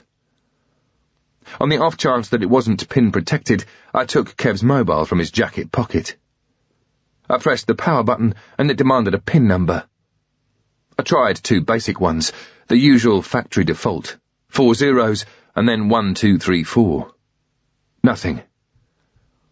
I couldn't try any more. With some phones, you can only try the wrong PIN 3 times and then it automatically cuts out, and you need to go back to the dealer to get it rectified. I turned off the power and put it back in my pocket. I'd ask Kelly about it later. I turned left via the car park and headed for the call boxes out on the road. I spent a few moments sorting out in my mind what I wanted to say, and then I dialed London. In veiled speech I said, I've just finished work and I'm in Washington to visit an old friend. I used to work with him 10 years ago. He's now working here for the US government.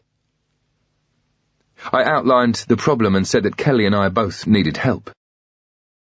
Veiled speech is not some magical code.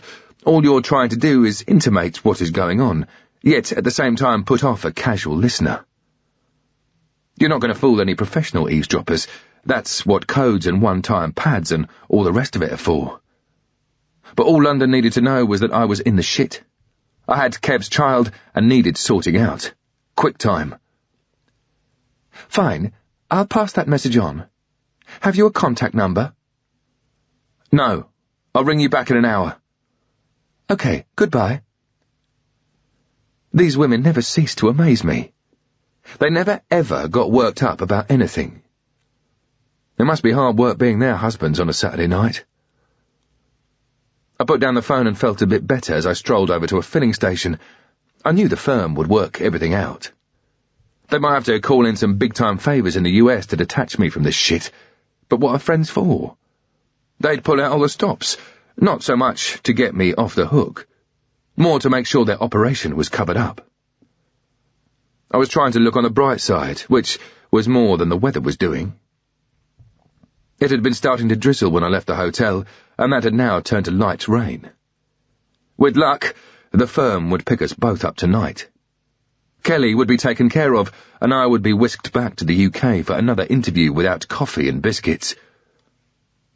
I bought some food and drink at the filling station so we could stay in the room and out of the public eye, together with a few other goodies to pass the time, then crossed the road and went back to the hotel. At the drinks machine, I went up the stairs, turned left and knocked on our door. As I opened it, I said, I've got loads of stuff. I've got candy, sandwiches, chips, and I've even got you a Goosebumps book to read. I reckoned it was better to buy loads of stuff to keep her mind off things, rather than trying to cuddle or console her. I'd have felt really uncomfortable with that sort of stuff anyway. She was lying on the bed exactly where I'd left her, staring in the direction of the television set, but not really watching. Her eyes glazed over. As I put the stuff down on the other bed, I said, Right, I reckon what you need now is a nice hot bath. I've even bought some Buzz Lightyear bubbly stuff. It would give her something to do and maybe relax her out of the catatonic state she was in. Apart from that, when I handed her over to the firm, I wanted them to see that I'd made an effort, and that she was all nice and clean. After all, she was my mate's kid. I turned the taps on and called back into the room. Come on then, get undressed. She didn't reply. I went back into the bedroom, sat at the end of the bed and started undressing her. I thought she might resist, but instead she sat placidly as I pulled off her shirt and vest. You do your jeans, I said. She was only 7, but I felt awkward about taking those off. Come on, undo your buttons. In the end, I had to. She was miles away. I carried her into the bathroom. Good old Buzz had done his job and the bubbles were halfway to the ceiling.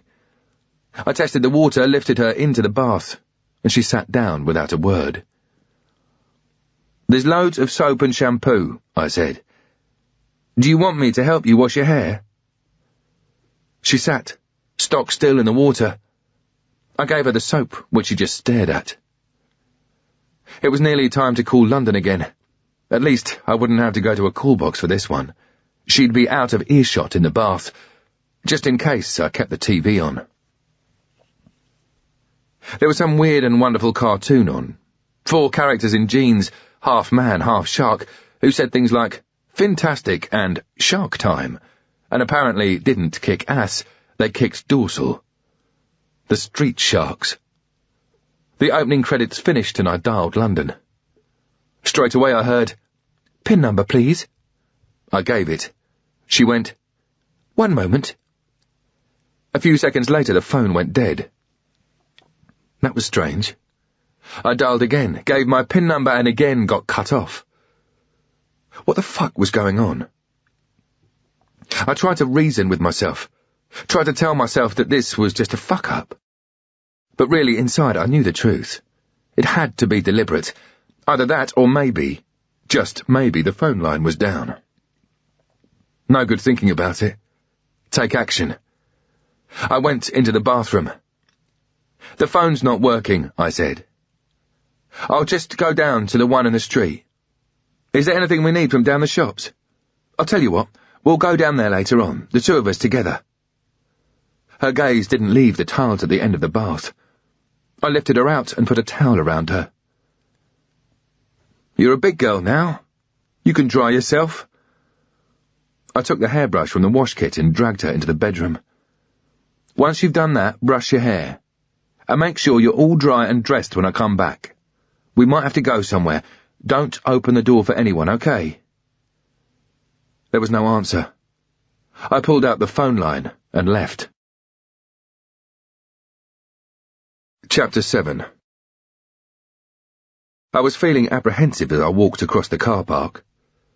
I'd done nothing wrong, so why were they cutting me off? Were the firm going to stitch me up?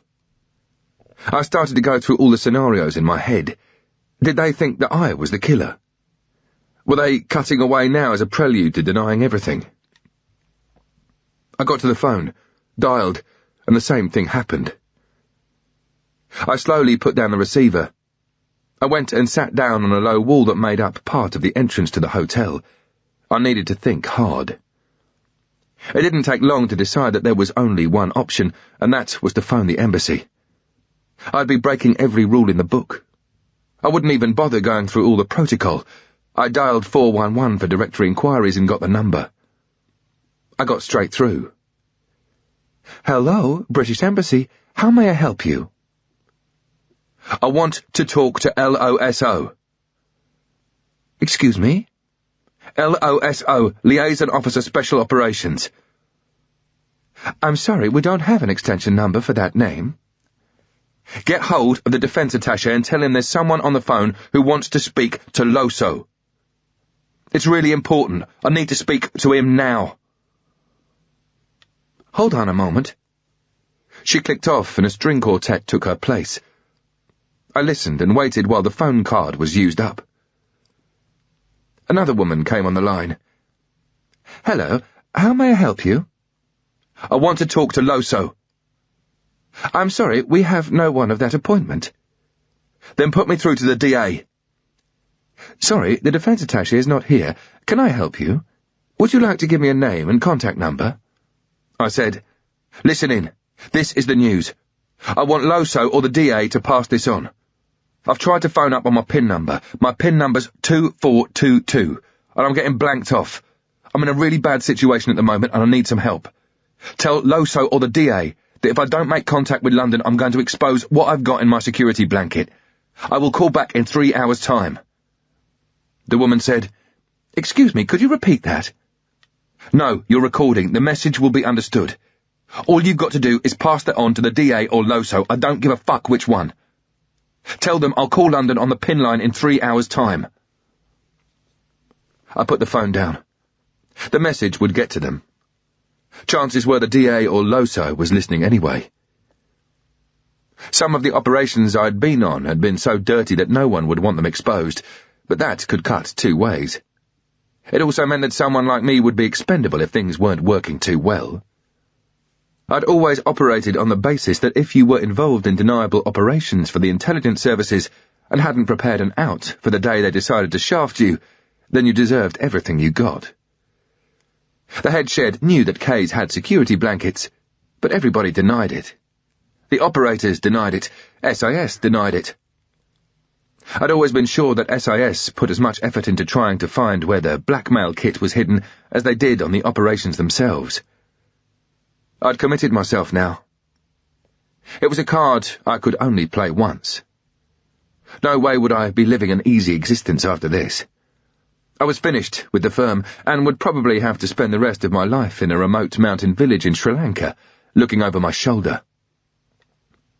What if the firm decided to admit to the Americans that there'd been an op they'd forgotten to mention? Would they take the rap on the knuckles, then say, "This man killed one of your officers"? No, it didn't work that way. The firm wouldn't know if my blanket was bluff or not. Or, If used, how much damage it could do in the hands of the press. They'd have to take it as real. They'd have to help. They had no choice. We'd get lifted by the firm, I'd be flown back to the UK, and then I'd take up tree-hugging until they forgot about me. Kelly was lying on the bed with a towel wrapped around her when I got back to the room. The cartoon had finished, and there was some sort of hard-hitting news-type voice on, but I didn't pay much attention to it. I was more interested in getting a response from this little girl. It seemed that I was fast running out of friends, and she might be just 7 years old, but I wanted to feel she was on my side. I said, "We've got to hang around for another hour or two, and then somebody's coming to—" And then it hit me. The no-nonsense female voice was saying, "Brutal murders and a possible kidnap." I switched my attention to the screen. She was black and mid-30s, her face was in camera, with Kev's house in the background and the Daihatsu still in the drive. Police were milling around 2 ambulances with flashing lights. I grabbed the remote and hit the off button. "Kelly? Naughty girl?" I grinned. "You haven't cleaned your neck. Just you go and get back in the bath right this minute." I nearly threw her into the bathroom. "And don't come out until I tell you to." I hit the on button and kept the volume low. The woman said, "Neighbors report seeing a Caucasian man in his late 30s, around 5'10" to 6 feet tall, medium build, with short brown hair. He arrived at the house in a white Dodge with Virginia registration at approximately 2:45 today. We now have Lieutenant Davis from Fairfax County Police Department." A balding detective was standing beside her. "We can confirm that there was a man fitting that description, and we're appealing for more witnesses. We need to know the location of the Browns' 7-year-old daughter, Kelly." A picture came up on the screen of her standing in the garden with Aida, with a spoken description. The broadcast cut back to a studio shot of 2 presenters saying that the family were victims of what appeared to be drug-related murders. A family portrait appeared on the screen. "Kevin Brown was a member of the Drug Enforcement Administration." The anchormen broadened the piece to a discussion about the drug problem in the Washington area. There was no sound of splashing water from the bathroom. Kelly would be out again any time. I started flicking channels. Nothing more on the murders. I switched back to children's TV and went into the bathroom. I hadn't heard any splashing because she wasn't in the bath. She was on the floor under the sink, in the same fetal position I'd found her in at Kev's, hands over her ears to block out the news she'd just heard on the TV. I wanted to pick her up and comfort her. The only thing was, I didn't know how. I decided to appear unaffected by her condition. "Hello, Kelly," I smiled. "What are you doing down there?" Her eyes were shut so tight I could see the creases in her face. I picked her up in my arms and started to walk back into the bedroom. "Hey, you look sleepy. Do you want to watch TV or just go to bed?" It sounded crap to me, but I just didn't know what to say or do. Best to pretend it hadn't happened. I took off the towel to get her dressed. Her own body heat had dried her by now. "Come on, let's get some clothes on and your hair combed." I was really fighting for words. She just sat there. Then, as I started to pull on her vest, she said quietly, "Mommy and Daddy are dead, aren't they?" Getting her arms into the vest suddenly became very interesting. "What makes you say that?" "I told you. I'm just looking after you for a while."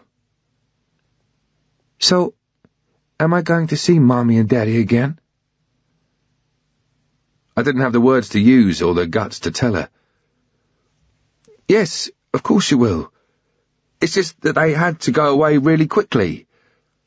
I told you it was too late to pick you up, but they asked me to look after you. As soon as they come back, I'll take you to Mommy and Daddy and Ada. I didn't know it was going to take this long. I thought it was only going to be a couple of hours, but they will be back soon." There was a slight pause as she worked through it all. I got her knickers, placed her feet in them and pulled them up. "Why didn't he want to take me, Nick?" She sounded sad at the thought. I moved over to the chair and picked up her jeans and shirt. I didn't want her to see my eyes. "It isn't that they didn't want to take you, but there was a mistake made, and that's why they asked me to look after you." "Just like Home Alone?" I turned round and saw that she was smiling. I had to think about that one. "Yeah, that's right, just like Home Alone. They left you by mistake." I remembered watching it on a flight. Shit film, but good booby traps. I busied myself with her jeans again. "So, when will we see them?" I couldn't spend all day picking up 2 bits of clothing. I did a half-turn and walked back towards the bed. "That won't be for a while yet. But when I spoke to them just now, they wanted me to tell you that they love you, and they're missing you, and to do everything I say and be a good girl." There was a beaming smile on her face. She was taking this all in, and I wished I had the courage to tell her the truth. I said, "Kelly, you must do what I say. Do you understand that?" "Sure. I understand." She nodded, and I saw a little child needing affection. I gave her my best attempt at a smile. "Remember, they wanted me to look after you for a while." I looked into her eyes. "Come on, cheer up. Let's watch TV." We both went back to watch Power Rangers with a can of Mountain Dew. I couldn't take my mind off the news broadcast. Kelly's photograph had been on the TV. The receptionist, the clothes store keeper, anyone might remember her. Surely the embassy had called London by now. Surely every fucker knew what was going on because it was splashed all over the news. No need to wait 3 hours before making the call. I'd have to go to the outside phone again because I didn't want Kelly to hear. I put Kev's jacket on, slipped the TV remote control into a pocket, told her where I was going and left. As I came to the stairs by the Coke machine, I looked down. 2 cars had pulled up outside the reception lobby. Both were empty, but their doors were still open, as if the occupants had piled out in a hurry. I looked again. Besides a normal radio aerial, both vehicles had 2-foot antennae on the back. One of the cars was a white Ford Taurus, the other a blue Caprice. There was no time to think. Just enough to turn round and run like a man possessed towards the rear fire escape. Chapter 8. Now wasn't the time to worry about how they'd found us. As I ran, the options started to race through my mind. The obvious one was to leave Kelly where she was and let them pick her up. She was a millstone around my neck. On my own, I could get away. So why did I stop running? I wasn't too sure. Instinct told me that she had to come with me. I doubled back and burst into the room. "Kelly, we've got to go. Come on, get up." She'd been drifting off to sleep. There was a look of horror on her face because of my change of tone. "We've got to go." Grabbing her coat, I picked her up in my arms and started towards the door. I snatched up her shoes and stuffed them into my pockets. She made a sound, half frightened, half protesting. "Just hold on," I said. Her legs were wrapped around my waist. I came out onto the landing. I closed the door behind us, and it locked automatically. They'd have to break it down. I had a quick check along the corridor, not bothering to look below to see what was happening. I'd soon know if they were behind us. I turned left and ran to the end of the corridor, turned left again, and there was the fire exit. I pushed the bar and it opened. We were on an open concrete staircase at the rear of the hotel, facing the shopping mall area about 1/4 of a mile away. She started to cry. There was no time to be nice. I got hold of her head so that her face came right up to mine. "People have come to take you away. Do you understand that?" I knew it would frighten her, and that it would probably fuck up her mind even more. But I didn't care about that. "I'm trying to save you. Shut up and do what I say." I squeezed her cheek hard and shook her face. "Do you understand me, Kelly? Shut up and hold me very tight." I buried her face in my shoulder and lunged down the concrete stairs looking for my escape route.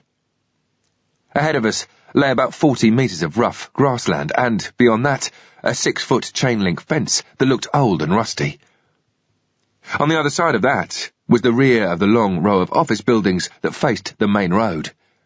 Some were brick, some were plaster, all different styles built over the last 30 years. Their rear admin area was strewn with clutter and large cylindrical skips. There was a pathway running across the waste ground, and it went through at a point where a whole section of the chain-link fence had crumpled or been pulled down. Maybe the hotel and office workers used it as a shortcut. Carrying Kelly was like having a Bergen on the wrong way round. That was going to be no good if I had to run fast. So I threw her round onto my back, linking my hands under her arse so I was carrying her piggyback. I got to the bottom of the stairs and stopped and listened. No sound of them shouting or breaking down the door yet. The urge was just to run for it across the waste ground towards the gap in the fence, but it was important to do this correctly. Still, with Kelly on my back, not bothering to tell her what was happening, I got onto my hands and knees. I lowered myself to within about a foot of the floor and slowly stuck my head round the corner. There was a chance that, once I'd seen what was happening, I'd choose a different route. The 2 cars had now been driven to the bottom of the staircase by the Coke machine. The fuckers were obviously upstairs. I didn't know how many of them there were. I realised that they couldn't see most of the waste ground from where they were. I started running. The rain had been light but constant, and the ground was muddy. It was reasonably well looked after, littered only here and there with bits of paper, old soft drink cans and burger boxes. I kept heading for the gap in the chain-link fence. Kelly was weighing me down.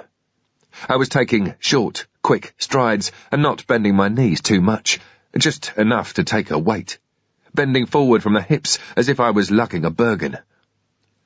She made involuntary grunts, in time with the running movements, as the wind was knocked out of her. We reached the broken section of chain-link, which was buried in the mud. I heard the screech of car tyres, then the sound of protesting suspension and bodywork. I didn't bother looking round, just dug deep and lengthened my stride. Once through the gap, we were faced with the rear of the office buildings. I couldn't see the alleyway we'd come through earlier. I turned left, looking for any other route through to the main drag. There must be one somewhere. Now on tarmac, I could make good speed, but Kelly started slipping. I shouted, "Hold on!" and felt her tense up more. "Harder, Kelly, harder!" It wasn't working. With my left hand, I got hold of both her wrists and pulled them down in front of me towards my waist. She was nice and tight on me now, and I could use my right hand to pump myself forward. My priority was to make good speed and distance. They would be out and running soon. I needed that alleyway. It's a strange thing when untrained people are being chased. Subconsciously, they try to get as much distance as they can between themselves and their pursuers, and, whether it's in an urban environment or a rural one, they think that means going in a straight line. In fact, what you need to do is put in as many angles as possible, especially in a city or a town. If you come to a junction with 4 options, it makes the chaser's job more difficult. They have a larger area to cover and have to split forces. A hare being chased in a field doesn't run in a straight line. It has a big bound, changes direction, and off it goes again. The pursuers are getting momentum in a straight line, and all of a sudden they have to change direction, too, which means slowing down, re-evaluating. I was going to be that hare. As soon as I got to the end of the alleyway, I was going to chuck a left or a right. I didn't even know which yet, and run as fast as I could until I hit other options. I found the alleyway. No time to think if it was the right decision, just make one. I could hear shouting behind me, maybe 100 to 150 metres away. But it wasn't directed at me. They were too professional for that. They knew it wouldn't have any effect. I heard the cars turning round. They'd be trying to cut me off. I ran. By now I was out of breath with this 7-year-old on my back. My mouth was dry and I was breaking into a sweat. Her head was banging on the back of mine, and I was holding her so tight that her chin was digging into my neck. It was starting to hurt her, and she was crying. "Stop! Stop, Nick!" I wasn't listening. I reached the end of the alleyway and ran into a totally different world. In front of me was a minor road that ran the length of the office buildings and, on the other side of it, a grass bank that went downhill to the main drag. Beyond that lay car parks and the malls. Traffic noise drowned out Kelly's cries. The flow of vehicles was fast in both directions, despite the wet road. Most had their headlights dipped and their wipers on intermittent. I stopped. We must have looked aside. A man with a shoeless child on his back, puffing and panting down the grass slope, the child moaning as her head banged on the back of his. I climbed the railings at the side of the main drag, and now we were playing chicken with the Washington traffic. Cars sounded their horns or braked sharply to avoid us. It seemed my new name was Fuck, Nut, or Jerk. I didn't acknowledge anybody. Even the ones who saved our lives by braking. I just kept on running. Kelly was screaming. The traffic scared her as much as the running. All her young life she'd probably been warned about playing near the road, and here she was on a grown-up's back, cars and trucks swerving all around her. Crossing the railings at the far side, I, too, was starting to flap. Kelly was slowing me down, without a doubt, and I still had quite a distance to run to get to safety. I ducked and weaved through the car park, using the height of pickups and people carriers to block us from their view. At the far right of the mall was Comp USA, a computer superstore, and that was where I headed. There's always a good chance that a large store on a corner site will have more than one entrance. I'd expect there to be one on the other side, maybe at the rear, so even if they saw me going in, they'd have problems. I knew the store would be hard for them to deal with because I'd had to do this sort of thing myself in Northern Ireland. If a player went into the shopping centre, we would only send one bloke in with him, then rush to seal up all the exits. It was hard enough when we knew a target, let alone having to find and identify him. If he was doing anti-surveillance drills, he could go up in a lift, leave by one exit, go back in through another and up 2 floors, down in a lift 1 floor, then wander out into a car park, and he's gone. If these boys were switched on, they'd start sealing the exits as soon as they saw where I'd gone. I had to be quick. We went in through wide automatic doors. It was like a mega DIY store, with aisles and aisles of office equipment, computers and software packages. I went past the checkout counters without taking a trolley, still with Kelly on my back. The place was packed. I was standing there drenched with sweat, chest heaving up and down as I fought for breath, and Kelly was crying. People started looking at us. Kelly moaned, "I want to get down now." "No, let's just get out of here." I took a look behind, and I could see 2 boys coming across the car park. In their suits, they looked very much like plainclothes police, and they were running purposefully towards the store. They'd be heading to block off the exits. I had to put in some angles, had to get that confusion going. I ran down a couple of aisles crammed with CD-ROM games, turned right and ran along the exterior wall, looking for an exit. Fuck it, there wasn't one. The warehouse seemed to be one big sealed unit. I couldn't go back out the way I'd come in. But if I didn't find another exit, I was going to spend the rest of the day running around the shop in circles. One of the young assistants looked at me, turned away and went trotting down the aisle, obviously looking for the manager or security guard. Seconds later, 2 men in shirt sleeves with name badges started to approach us. "Yes, excuse me. Can we help you?" All very polite, but in fact meaning, "What the fuck are you doing at our store?"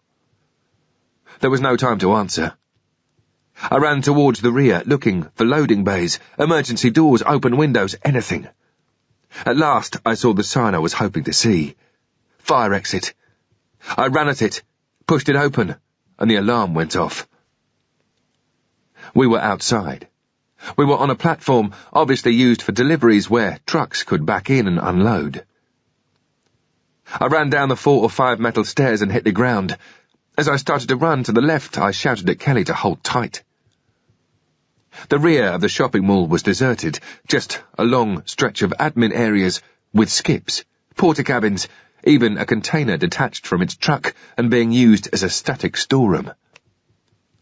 There were piles of cardboard boxes and bulging bin liners everywhere, a day's worth of garbage. Beyond the tarmacked stretch was a chain-link fence surrounding the whole area, and probably about 15 feet high. Then waste ground with trees and bushes. On the other side of that, I guessed, would be more car parking and stores. I felt like a trapped rat. I only had 2 exits now, the slip roads at either end of the long line of shops. Chapter 9. I couldn't get over the fence with Kelly on my back, and if I'd tried to throw her over, she'd break her legs. I started to run to the left, along the rear of the shops, heading towards the slip road. It was no good. They'd had too much time to react. The road would be sealed. I had to make a decision quickly. I moved towards one of the collection areas of skips, bagged up garbage and cardboard boxes. I lifted her from my back and positioned her in amongst it all, throwing boxes over the top of her and moving others to fill in the gaps each side. She looked at me and started to cry. I said, "Disneyland, Kelly. Disneyland." She stared at me, tears rolling down her cheeks, and I threw a couple of boxes over the top. "I'll be back, I promise." As I ran, I looked at the container that was right up against the fence. It was a huge thing the height of a truck. Without 50 pounds of young girl on my back, running towards it was like floating on air. At last, I was in control. I felt as if I'd lost a ball and chain. Sprinting like a maniac, using the cover of the bins and skips, I suddenly spotted the boot of a car jutting out from one of the loading bays. It was a mid-1980s model, not one of the cars that had been chasing me. I'd check it for ignition keys and, if I was out of luck, I'd cross the open ground to the container. A truck was parked up near another loading bay. I started to run past it. A guy was running full pelt the other way and we smashed our heads together. We both went down. Shit. I looked at him through blurred eyes. He had a suit on. There was no way I was going to take a chance. I staggered to my feet and charged at him, banging him up against the car. He tried to wrap himself around me. As I was pushing into him, I could feel with the side of my face that his body was solid. This fucker had covert body armor on. I pinned him up against the car, moved back a pace and pulled my weapon, flicking on the laser sight with my thumb. Then, dazed, I sank back to my knees. I was seeing stars and my head was spinning, and he was probably in exactly the same state. He looked down at me confused, but trying to make a decision, I aimed the sight onto his face. "Don't do it," I said. "Don't waste your life on this. It's not worth it. Get your hands up now." As his hands moved, I could see he was wearing a wedding ring. "Think about your family. It's not worth dying over this. Number 1, you're wrong, it wasn't me. Number 2, I'll kill you. Put your hands on your head." My brain was clearing. What the fuck was I going to do now? Their cars would be here soon. "Stay on your knees," I said. "Turn right, move to the back of the vehicle." I got up off the ground and stumbled behind him. My eyes were still smarting as if I'd been hit with CS gas. We were between the loading bay and the car. He knew the score and hopefully was thinking of his wife and kids. I switched my pistol into my left hand, moved into him, and quickly jabbed the pistol muzzle into his armpit, twisting it into the material of his jacket. I felt his body tense and heard a little grunt. "I'll explain the facts of life for you," I said. "This weapon is screwed into your clothes. I've got my finger on the trigger and the safety catch is off. If you fuck about, you'll kill yourself, understand?" He didn't react. I said, "Come on, this isn't difficult. Do you understand me?" "Yes." "Place your hands on your head." With my right hand I took his weapon. Mine had only one magazine. He was carrying a SIG 45 in a pancake holster over his right kidney and 3 magazines on his belt. The SIG is an approved weapon of the FBI. He was in his mid-30s and straight off the set of Baywatch. Blonde, tanned, fit, good-looking, square jaw. I could smell baby lotion. This boy wanted to keep his skin soft. Or maybe he had a baby. Who cared? If he moved, he'd be dead. There was a white wire behind his ear, linked to an earpiece. "Who are you?" I said. Not that it made any difference whether he was FBI or plainclothes police. No reply. "Listen, whatever you think, I did not kill that family. I did not kill them, do you understand?" Nothing. I knew I wouldn't get Baywatch Man to talk. In any event, there wasn't any time to waste trying. I took the radio and cash from his wallet. Then, with the pistol still in his armpit, I whispered loudly over my shoulder, "Stay where you are, Kelly. Don't worry, I'm coming." I gripped him harder. "Kelly, I said, we're going to go in a minute." If they thought Kelly was still with me when I legged it, maybe they'd move on and search a fresh area. I turned back to him and said, "I'm going to untwist this now. Don't fuck me about, it's not worth it." I gradually released my pistol, making sure I could fire at any stage. I was behind him, with the weapon now pointing at his head. He knew that. I said, "You know what I've got to do next, don't you?" There was a slight nod of acceptance. I picked up a lump of angle iron from a pile of discarded shelving and gave him the good news where his neck met his shoulder. That took him down good style. For good measure, I gave him a few kicks to the head and bollocks. At the end of the day, he wasn't going to be more pissed off with me because of this kicking. He probably already wanted to kill me. But I had to stop him raising the alarm. A professional like this boy would be expecting it anyway. If the roles were reversed, it would be him doing the honours. It would certainly fuck him up for about 10 minutes, and that was all I needed. I came out from behind the car and had a quick look around. Nobody in sight. I ran towards the container. There was a large bin beside it that I could use as a springboard.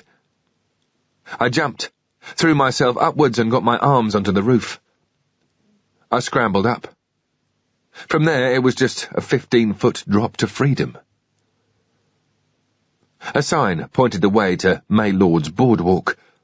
I turned left and ran along the grass bank, past the bins and into another car parking area. I went straight towards the boardwalk because it promised cover.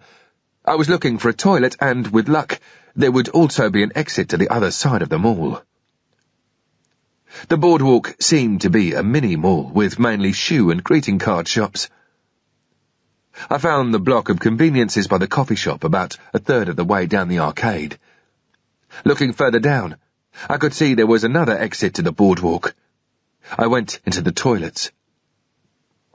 2 guys had had a piss and were now washing their hands. I went straight into one of the cubicles and sat there while I waited to calm down. I put the earpiece in my ear and switched on the radio. I didn't get much at all. The sound was all broken up, but that meant nothing. I was probably in a dead spot. I used toilet paper to wipe the blood and mud off my shoes and trousers, and clean myself up as much as possible. When I was sure the other two had gone, I went out to the basins and washed my hands and face. I still wasn't getting anything but mush on the earpiece. I headed for the coffee shop, bought a cappuccino, and sat down about 3 tables back. From there I could watch both exits to the boardwalk. I didn't look out of place with the wire in my ear because so many store detectives and security guards wore them. They sparked up on the net.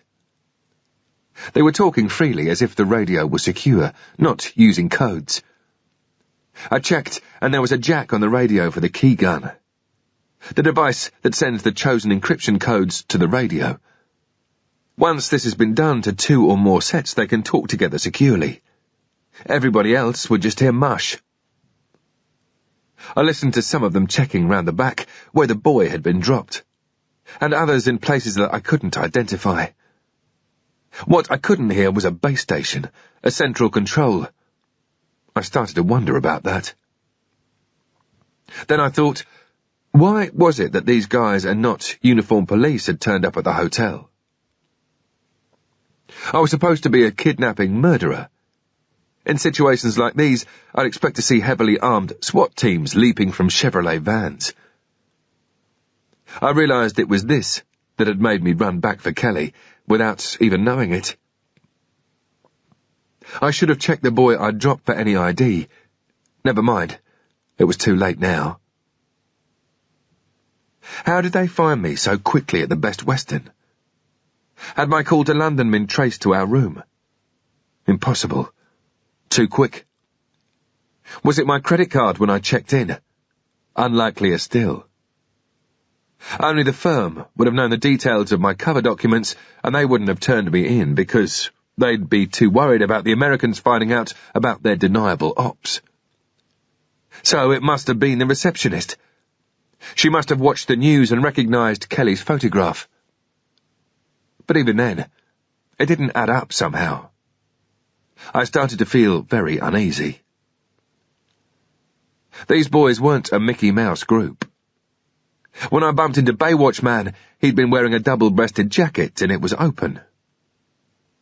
But it was only now, thinking about it, that I realized that, in fact, it hadn't been open at first.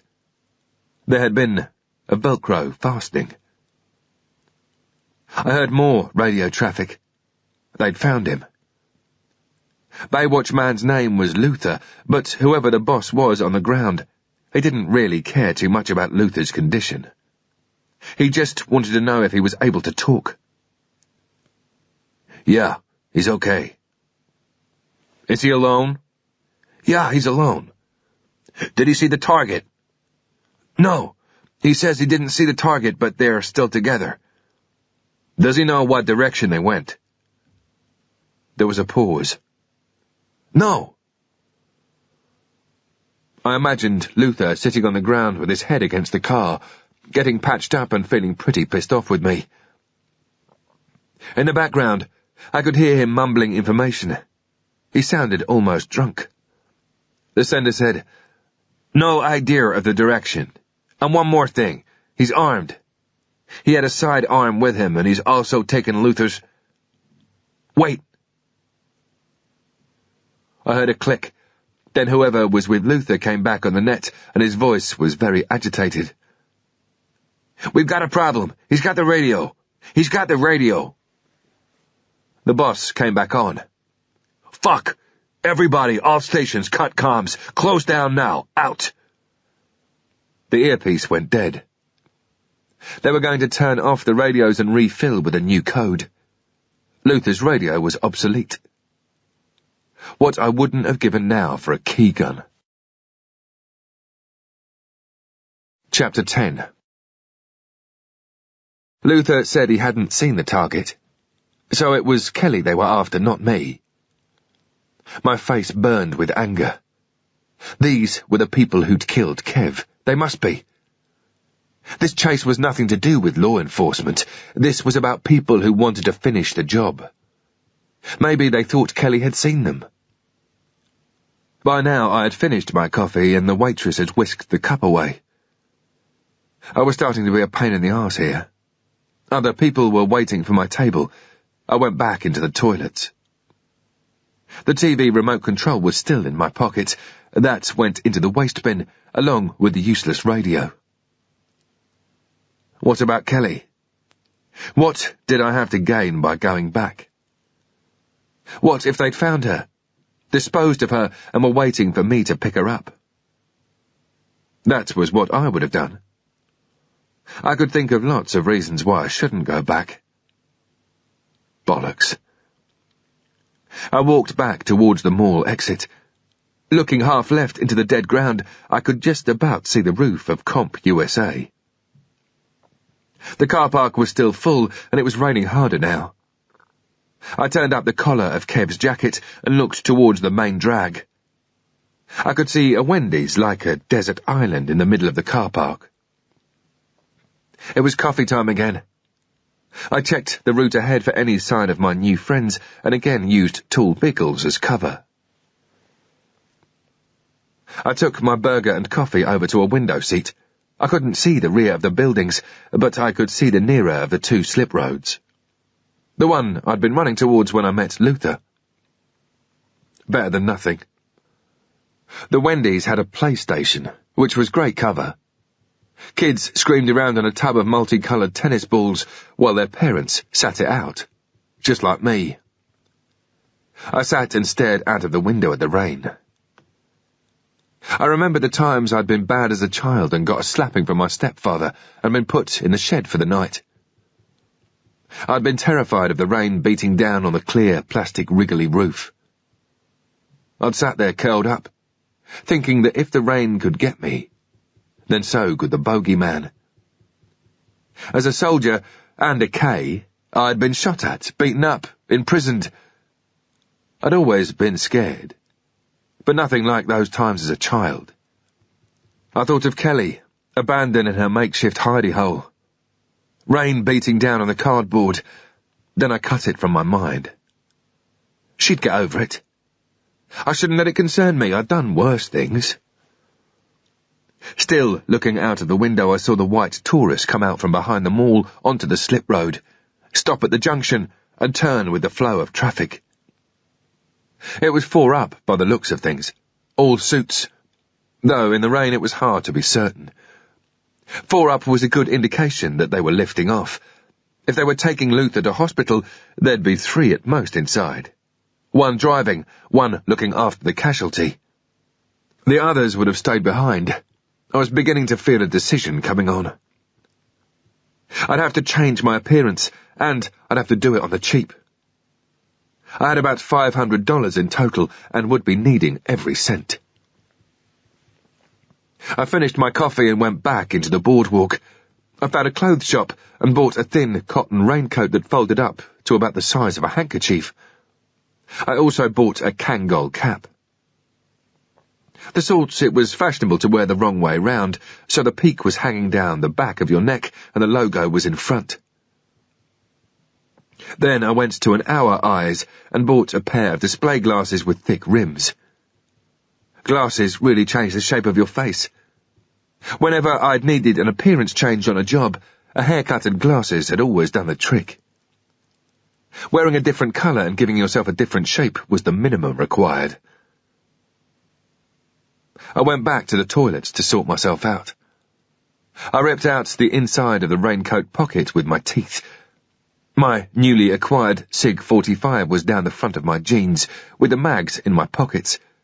If the shit hit the fan, I could draw the weapon and fire through the coat. I wanted to use the last 3/4 of an hour of daylight doing a recce of the bin area. The lift-off might have been a ploy, and I wanted to reassure myself that nobody was lying in wait. The idea would be to do a complete 360 degrees around the target area, but before that, I wanted to go back and give the hotel a walk past. I wanted to see if there were any police cars outside, to confirm whether or not it had been an official lift. If Luther and his friends were after a murder suspect, the police should be up there by now, dusting for prints and taking statements. I put on my disguise and looked in the mirror at Washington's hippest dude. Well, nearly. If people looked closely, they would think I was the oldest swinger in town. I turned the cat round with the peak forward and off I went. I walked straight across the car park, crossed the main drag at the junction and worked my way back up to the Best Western, along the roads. I saw nothing. Everything looked perfectly normal. Not a police car in sight. As I walked back, I thought about the states that Kev, Marcia and Ada had been left in. Why hack them to bits? Luther and his friends weren't dopeheads. They were pros. They'd do nothing without a reason. They must have wanted it to appear drug-related to cover their asses. Given the number of attempts on Kev's life in the past, it would have been perfectly reasonable for the police to assume that one of them had finally succeeded, and that the perpetrators had then gone overboard and slain the whole family as a warning to others. But I knew that wasn't the reason. They had killed Marcia because they'd have had to assume that Kev had passed on whatever he knew, and then they'd had to kill Ada, simply because they didn't want witnesses. Kelly owed her life to the fact that they hadn't seen her. It was probably only after the news reports that they realised they hadn't finished the job, and that there might be a witness after all. The way they'd butchered Ada brought back to me a story about the American Hearts and Minds program in Vietnam. In one region, they injected the children of a village against smallpox. The Viet Cong came along a week later and cut off each child's arm. It worked. No more Hearts and Minds program for them. Sometimes the end justifies the means. I had a sort of respect for Luther and Co., but I knew I mustn't fuck about with these people. They were too much like me. Rush hour was now in full swing, and it would soon be dark. The shops were still open, and the area was packed with people. It was great for me. It made me just another punter. As I walked, I had my head down against the rain. I reached the Wendy's car park. This time, I was nearer the fence, wiping my glasses. I looked across the low ground as the rear of the mall came into view.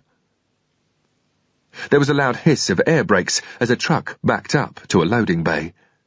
3 other trucks were already parked up alongside the car where I'd met Luther. But again, just as at the hotel, there were no police investigating the crime scene. Maybe they didn't like the weather. Only the bays that were in use were lit. The huddle of skips where I'd hidden Kelly was pretty much in shadow. One was being filled up with the old metal shelving I'd used on Luther. Even from where I was, I could hear the loud crash and clatter. Kelly must be petrified down there. No need for a 360. I'd seen enough.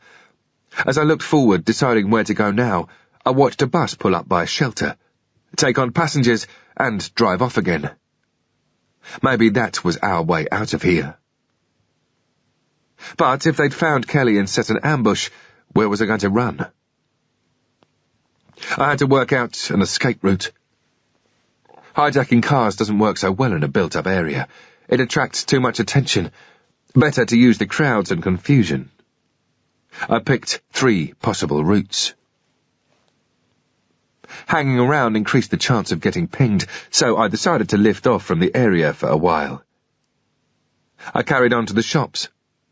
I thought I'd get some stuff for Kelly because she'd be needing an appearance change too. She'd been on the news. She was famous now. I bought her a nice big floppy hat. I wanted to tuck her hair up out of the way and hide her face as best I could. I also bought her a thinly padded pink 3/4-length coat to cover those skinny legs, and a completely new set of clothes to fit a 9-year-old. She was tall for her age, so I thought I'd better get the larger size. Almost as an afterthought, I bought myself some new jeans and a t-shirt. With a handful of carrier bags, I retraced the route along the fence. As I walked away from the shops, their lights reflected on the wet tarmac of the car park. The traffic was slow on the main drag. Windscreen wipers on full speed. As I got to the fence, I looked left. There was no change. I carried on walking. As I got level with the shops, the slip road started to rise up to meet me. The fence stopped. I turned left down a slippery grass bank and onto the slip road that led to the back of the shops. I followed the fence again as I dropped down into the dead ground. The rain had turned the dust into mush. I now had the fence to my left and the loading bays to my right. I kept on walking, fighting the temptation just to run to Kelly, grab her, and fuck off out of it. That's what gets people caught or killed. My eyes must have looked as if I was plugged into the mains. They were darting everywhere, getting as much information into my head as possible. I wanted to see this ambush before it was sprung. I was committed now. If push came to shove, I'd fucking shove. What if Kelly wasn't there?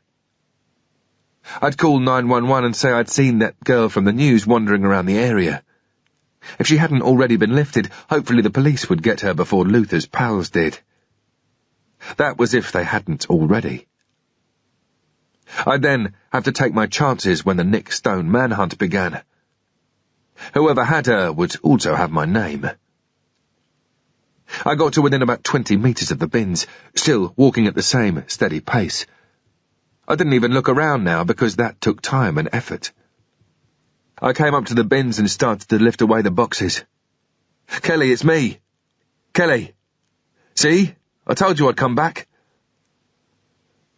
The cardboard was soaking and came apart in my hands. As I pulled the last of it away, I could see she was more or less exactly in the position I'd left her, curled up, sitting on some dry board.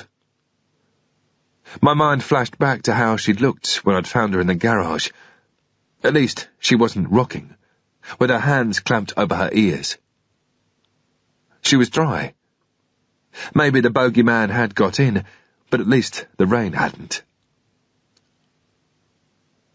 I stood her up and put her new coat around her shoulders. "I hope you like pink," I said.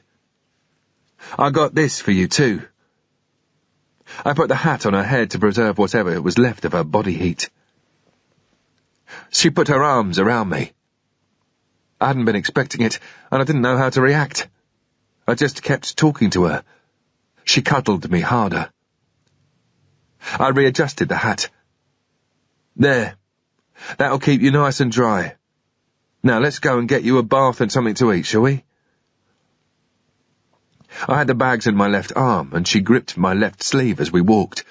It was awkward, but I needed to keep my right hand free to draw my pistol. Chapter 11. The bus was about half full with shoppers and bulging carrier bags. Kelly was cuddled up beside me in the window seat. Her hat was doing its job. Her hair was tucked up, and the dropped brim covered her face. I was feeling good. I'd saved her from Luther and his mates. I'd done the right thing. We were on our way to Alexandria, an area I knew to be south of central DC, but within the Beltway. And we were going there because that was what had been on the destination board of the first bus to arrive. Everyone was fed up and wet, and the bus was well fucked up. I leaned across and used my sleeve to wipe the condensation from the window, but it didn't help much. I looked towards the front, where the windscreen wipers were working overtime. The priority was a hotel, and we'd have to check into one within the next hour or so because the later in the day I left it, the more unusual it would look. "Nick?" I didn't want to look at her because I could guess what she was going to ask. "Yes?" "Why were those men chasing you? Have you done something wrong?" I could feel her looking at me under her hat. "I don't know who they are, Kelly. I just don't know." Eyes still fixed on the clear patch of windscreen, I said, "You hungry?" I could see her hat moving up and down in the corner of my eye. "Not long now. What do you want? McDonald's? Wendy's?" She nodded for both, then mumbled something. I was still looking out of the window. What's that?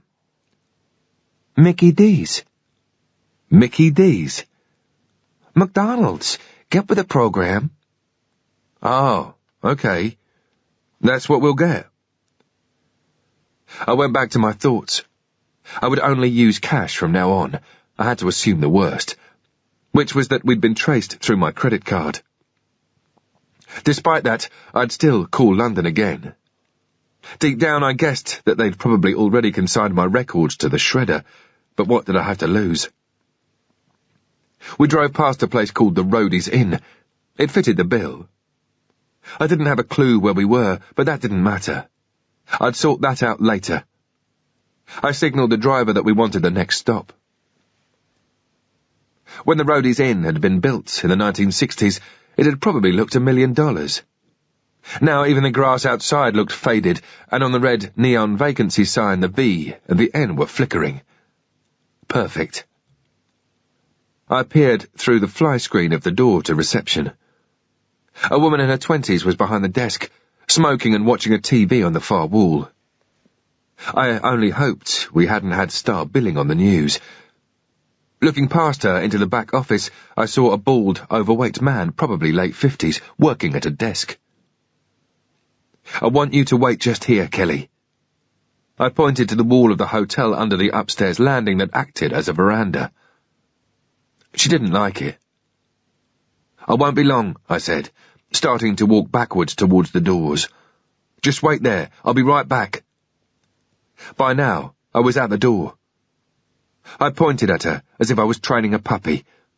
Stay, okay? The receptionist was wearing jeans and a t-shirt. Her hair was the blondest I'd ever seen apart from the roots. She glanced away from the TV and said on autopilot, "Hello, can I help you?" "I'm looking for a room for maybe 3 or 4 nights." "Sure. For how many?"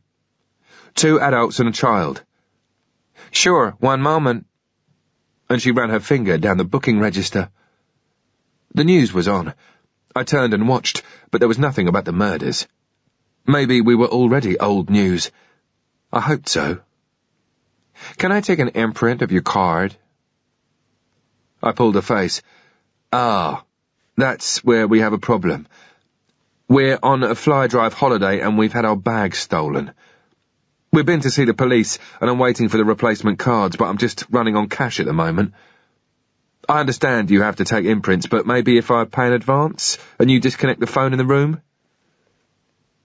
She was starting to nod her head, but her expression was still the wrong side of sympathetic. "We're really stuck." I played the wet and sorrowful Brit abroad. "We've got to go to the British consulate tomorrow and sort out our passports." I brought out some dollar bills. It seemed to take a while for it all to sink in. "I'm so sorry to hear about that." She paused, waiting for more chemicals to interact in her brain. "I'll get the manager." She went into the office, and I watched her talking to the bald guy at his desk. From their body language, I got the impression he was her father. I felt a drop of sweat roll down my spine. If they refused us a room, we were stranded maybe miles from the next motel, and would need to start ordering taxis and raising our profile. Hurry up! I turned and looked outside, but couldn't see Kelly. Fuck. I hoped Mr. Honest Citizen wasn't about to storm in demanding to know who'd left a little girl all alone in the rain. I quickly walked to the door and stuck my head outside. She was still there, standing where I'd asked her to. I came back to the reception desk just as Dad appeared from the back office. The girl was on the telephone taking a booking. "Just making sure our car isn't blocking the way," I grinned. "I hear you have a problem." Dad had a vacant smile on his face. I knew we were okay. "Yes," I sighed. "We've been to the police and contacted the card companies. We're just waiting for it to get sorted. Until then, all I've got is cash. I'll pay for the next 3 days in advance." "That's no problem." I was sure it wasn't. There was no way our little cash transaction would be finding its way onto the books. What some people call white trash, Kev used to call children of the corn.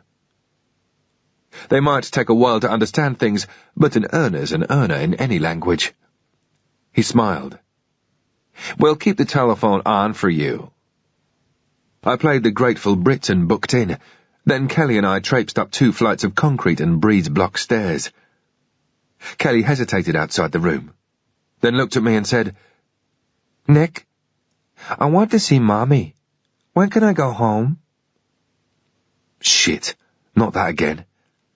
I wished more than anything that she could go and see Mummy. It would be one less problem. Not long now, Kelly, I said. I'll get some food in a minute, okay? Okay. I lay down on the bed and thought out the priorities. Nick? Yes? I was looking at the ceiling. Can I watch TV? Thank God for that. I reached over to the remote and quickly flicked the channels, checking I wasn't going to catch us both on the news. I found Nickelodeon and stuck with it. I'd made a decision. I'm going out now to buy something to eat, I said, my mind on the one option that hadn't yet been closed. You stay here the same as before. I'll put the Do Not Disturb sign on the door and you make sure that you don't open it for anybody, do you understand? She nodded. The call box was next to a Korean food store. It was still drizzling. I could hear the noise of car tires on wet tarmac as I crossed the road. I pushed in a couple of quarters and dialed. I got, Good evening, British Embassy, how may I help you? I'd like to speak to the defence attaché, please. May I say who's calling? My name is Stamford. Fuck it. I had nothing to lose. Thank you, one moment, please. Almost immediately a no-nonsense voice came on the line. Stamford? Yes. Wait. There was a long, continuous tone, and I was starting to think I'd been cut off again. Then 30 seconds later I heard Simmons. My call must have been patched through to London. Unflappable as ever, he said, It seems you're in a spot of trouble. Trouble's not the word. In veiled speech I told him everything that had happened since my last call. Simmons listened without interruption, then said, There's not really a lot I can do. Obviously you understand the situation I'm in. I could tell he was pissed off with me, big style. You were told to return immediately. You disobeyed an order. You should not have gone to see him, you know that. He was still cool about it all, but under the veneer I knew he was boiling. I could just picture him behind his desk in his crumpled shirt and baggy cords, with the family photo and maybe Easter eggs for his family on his desk, next to a pile of red-hot faxes from Washington that had to be attended to. It's got nothing on the situation I can put you in, I said.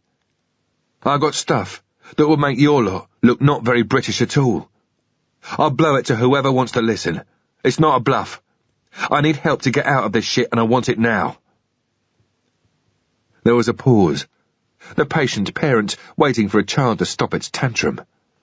He said, Your position is pretty delicate, I'm afraid. There's nothing I can do unless you have some form of proof that you're not implicated. I suggest you make every effort to discover what has happened and why. Then we can talk, and I might be able to help. How does that sound to you? You can carry out your threat, but I wouldn't recommend it. I could feel his hand tighten around my balls. Whether they complied or called my bluff, I'd be spending the rest of my life on the run. The firm does not like being strong-armed. I've got no choice, really, have I?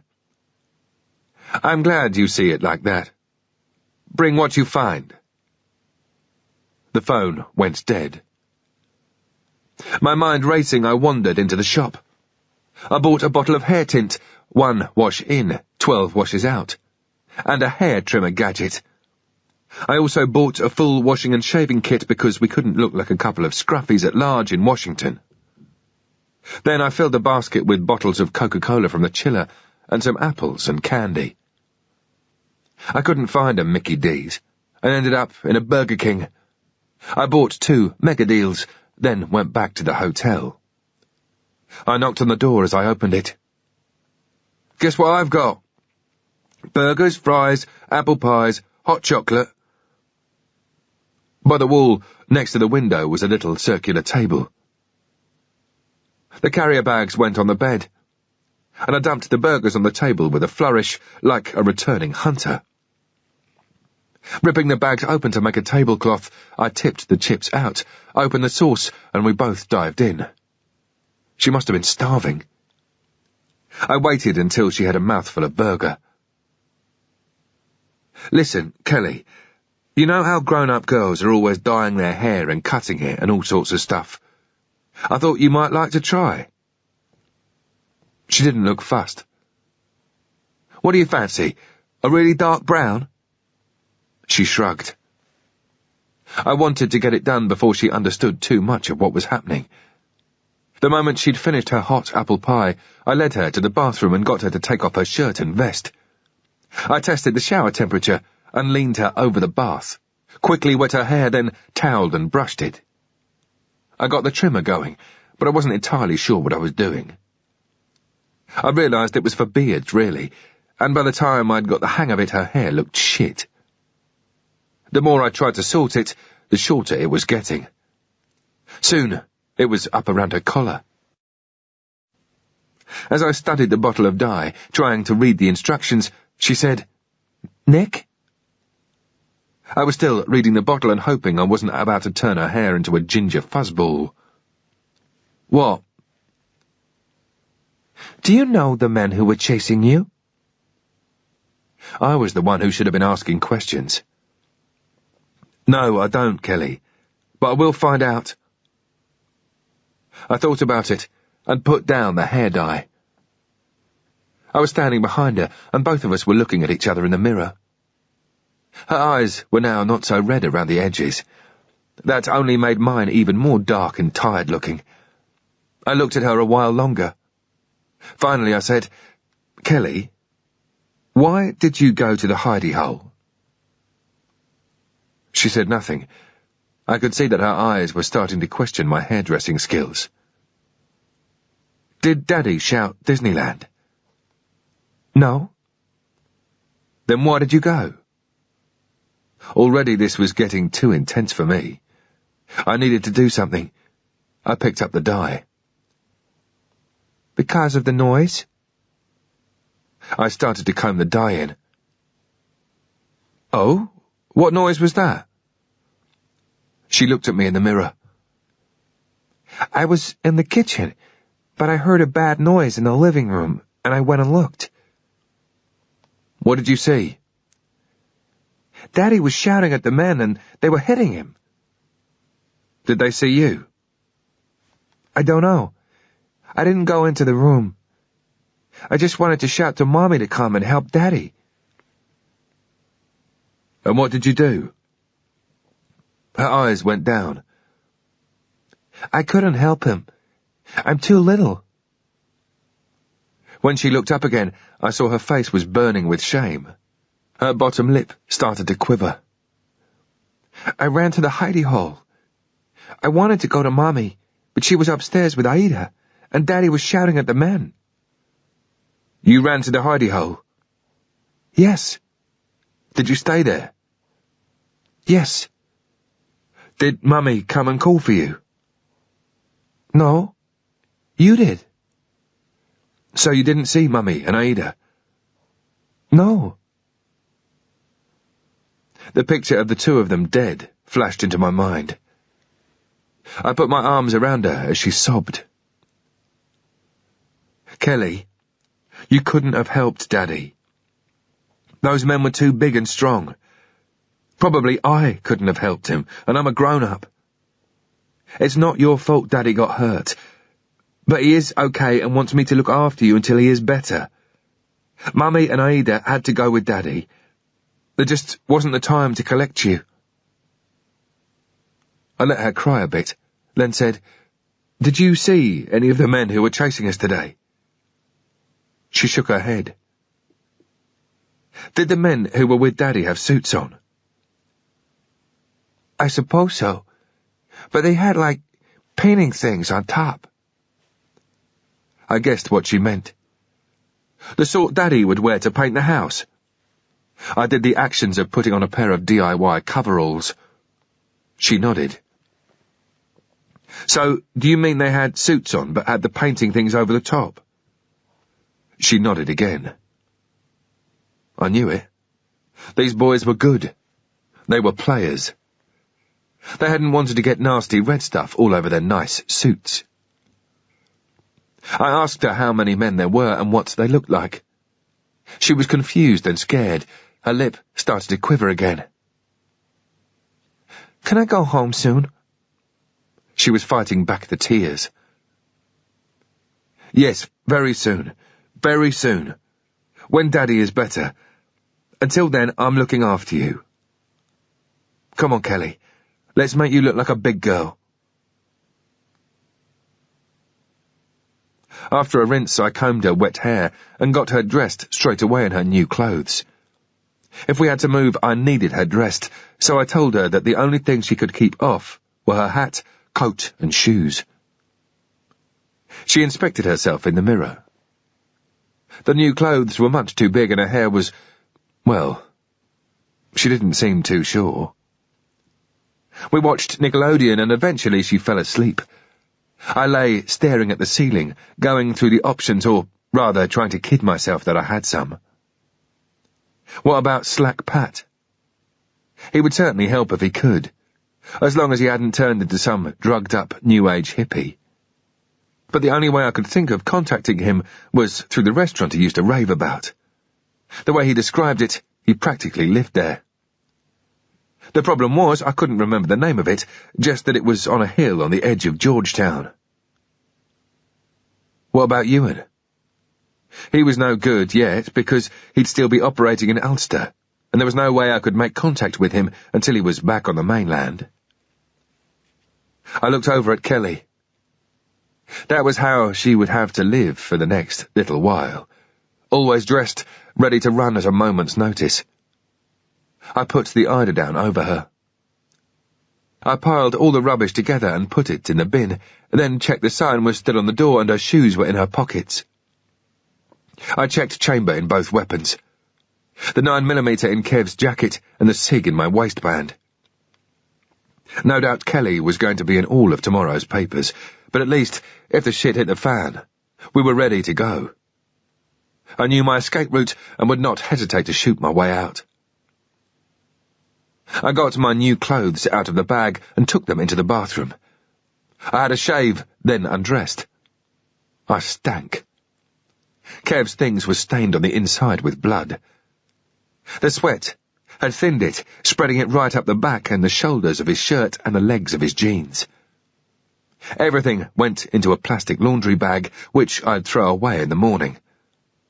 I had a long hot shower and washed my hair. Then I got dressed, checked the door lock, and lay on the bed. I woke up at about 5:30 in the morning after a terrible night's sleep. I wasn't sure if all the bad stuff was a dream. I thought again about money. I definitely couldn't use credit cards because I had to assume they'd either been frozen or would be used as a trace.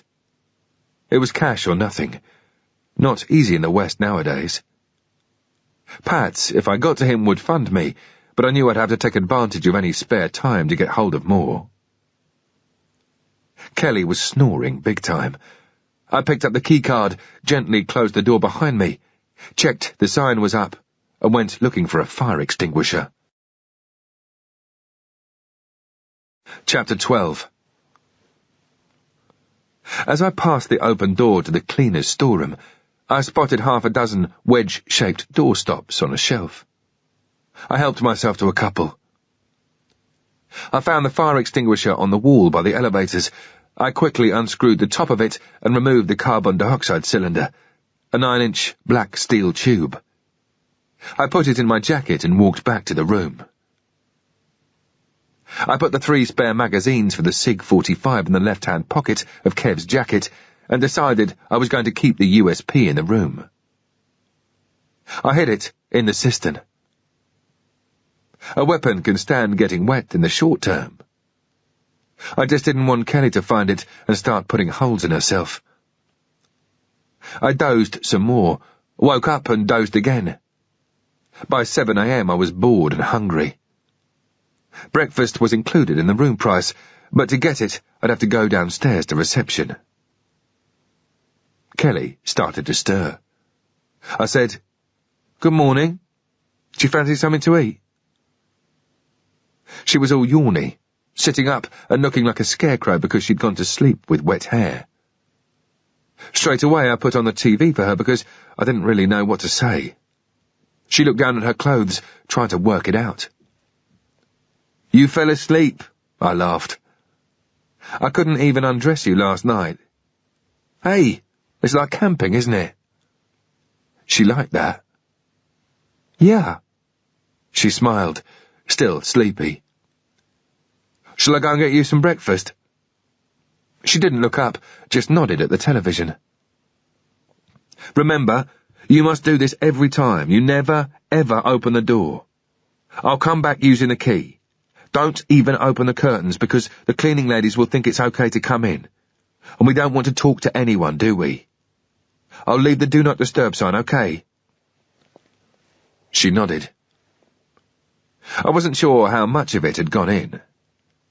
I picked up the tray the ice bucket was on, put on my glasses and went down to reception. It was already fairly packed, people with camper vans who couldn't be asked to sleep in them, and salesmen looking clean, fresh, and straight out of the appearance counts section of the manual. The breakfast area was made up of 2 or 3 tables by the coffee flasks under the TV. I took 3 packets of cereal, bagels, and muffins, some apples, then 2 cups of coffee and an orange juice. The corn child had just finished her shift and came over. "I hope everything goes well with your passports and all." She smiled, helping herself to a bagel. "I'm sure it'll be fine. We're just going to concentrate on having a good holiday. If you need any help, you just come and ask." "Thanks." I walked over to the desk and picked up a complimentary USA Today.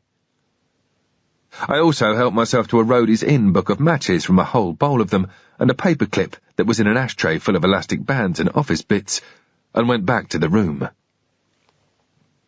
10 minutes later, Kelly was munching on her cereal and glued to Nickelodeon. I said, "I'm going out for about an hour. I've got stuff to do. While I'm away, I want you to have a wash and be all nice and clean for when I get back, and have your hair brushed. Are you going to be all right on your own, with your big girl haircut?" She shrugged. "Whatever." "What are your favourite colours?" "My favourite colours are pink and blue." "Well, we've got the pink." I pointed at the coat hanging up with her shoes sticking out of the pockets. That had been a bit of luck. "Now I've got to get you something blue." I gave my glasses a quick clean with toilet paper, put them back in their case and into Kev's jacket, then put my long black raincoat over the top, checking the pocket for the cylinder. I emptied my pockets of loose change. I wanted to cut down on noise and always felt better anyway with as little as possible dragging around my clothes. I had my Kangol hat in my hand and was all ready to go. "I won't be long. Remember, let no one in. I'll be back before you know it." It had stopped raining, but the sky was still grey and the ground wet. The road was choked with cars heading into downtown DC. It's a people town, and the sidewalks were busy too. I walked briskly to keep pace with the office workers, all with their got to get up, got to get on expressions, all the time looking for the ideal place to make some money quickly and get back to the hotel before Kelly started panicking. It was too early for a shopping mall, since they didn't open till 10ish. and I wasn't in an area with a lot of hotels. They were all further downtown. There were fast food outlets, but they normally had just one way in and out, and too much toilet traffic, so they wouldn't be a good choice. A service station would do, so long as it had an outside restroom that could only be opened by a key obtained from the pay desk.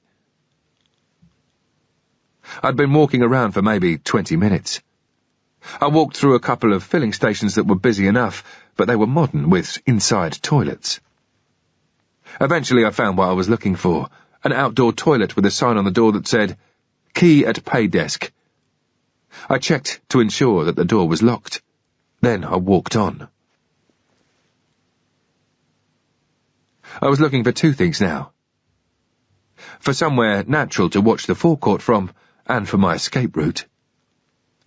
Further up, on the other side of the road, was a run of lawyers' offices, credit unions and insurance brokers in wonderful 1930s detached brick houses. In between were what looked like well-used alleyways. I crossed over, walked down one, and came out onto the parallel road. Turning right, I followed the road to a junction, turned left, then right again up another alleyway. The whole area was perfect for angles and distance. I made my way back to the filling station by a different route. There was a bus stop across the street about 100 metres away. I strolled along to it, stood in a doorway and waited. It had to look natural. I had to have a reason to be doing what I was doing. There were 2 or 3 people waiting. Then the queue gradually got longer. A bus came, and we were back to 2 or 3 again. I looked at the destination board of each bus as it approached, looked fed up that it wasn't the one I wanted, and got back in the doorway. People don't carry much cash with them nowadays, especially here in the land of the credit card. The ideal target is always a tourist. They tend to carry more cash and traveller's checks, but there weren't likely to be many in this part of town. Over a period of about 30 minutes, there'd been 4 or 5 possibles going in to fill up their cars, but unfortunately it seemed that none of them was in need of a shit. I thought about Kelly. I hoped she was sticking to the script. A white guy in his 20s drove onto the forecourt in a new Camaro. It carried 30-day plates while waiting for the new registration. He was wearing a baggy shell suit that was red, blue, green, orange and 6 other colours, and basketball shoes to match. His hair was shaved at the sides, with the rest pointing skywards. The sound system was booming out bass that I could feel vibrating from across the street. He filled up with fuel and went in to pay. When he came out, he was carrying what looked like a small lump of wood. He turned left towards the toilet. This was my boy. I stepped out of the doorway, turned up my collar and headed across the road. He was putting his wallet into his shell suit top and doing up the zip. I'd already checked the garage surveillance cameras, and they wouldn't be a problem. They were focused on the forecourt to catch driveaways, not on the gable end of the building to catch toilet paper thieves. As I left the doorway, I was a man who needed a piss and couldn't wait any longer for his bus to arrive. It was unlikely to register with anybody at the bus stop. First thing in the morning, people are brooding about the day's work ahead, or about their mortgages or kids, or the wife's headache the night before. They're not going to worry too much about a guy going into a toilet. I walked towards the door with just enough spring in my step to look like the man with the world's fullest bladder, and went in. The room was about 12 feet by 12, fairly clean and reeking of bleach blocks. Dead ahead were 2 urinals, with a basin and a wall-mounted paper towel dispenser. My boy was in one of the 2 cubicles to the right. I could hear the sound of zips being undone, the rustle of a general sorting out, and a little cough. I closed the door behind me and jammed in the 2 doorstops with my shoe. No one would be getting in or out of here unless I wanted them to. I stood at the urinal and made it look as if I was taking a leak. My hands were in front of me, but holding the steel cylinder. I'd keep my back to him until he came out to wash his hands. I stood there for 3 or 4 minutes. I heard him pissing. It stopped. Then nothing. This character was taking too long. I swung my head to the right, as if to look out of the small barred windows, but carried on with the motions of pissing in case he could see me and, for some reason, was being hesitant about leaving the cubicle. Then, casually looking right behind me, I saw something really bizarre. American public toilets have saloon-type doors with a bigger gap at the top and bottom than in the UK. Through the bottom gap, I could see one foot which looked as if it was his right foot on the ground and facing the toilet, and his tracksuit bottoms weren't bunched around his ankles. I thought, weird position, but there you go. Then I noticed that the door was open an inch. He hadn't locked it. I wasn't going to stop and puzzle it out. Clenching my right fist around the cylinder and with my left hand out to protect myself, I started quickly but quietly towards the door. At the last minute I took a deep breath, dropped my shoulder and barged into it. He banged up against the wall, screaming, "What the fuck? What the fuck?" His hands went out to try to stop himself falling and the door held. His bulk was stopping the door from opening. I had to barge it again. The hard and fast rule of mugging is to be exactly that. Hard and fast. Putting all my weight behind the door, I had him pinned up against the wall. He was a big boy. I had to be careful. I could get fucked over here. I grabbed a handful of his gelled hair with my left hand and pulled his neck over to the left, exposing the right side of his neck. You don't just use your arm to hit somebody. I needed to get as much weight as I could behind the cylinder, like a boxer using his hips and the top half of his body to power the swing. Still pushing the door with my left hand, I brought the cylinder up in my right and swung my whole body round, as if throwing a downward right hook, and cracked him just below the ear.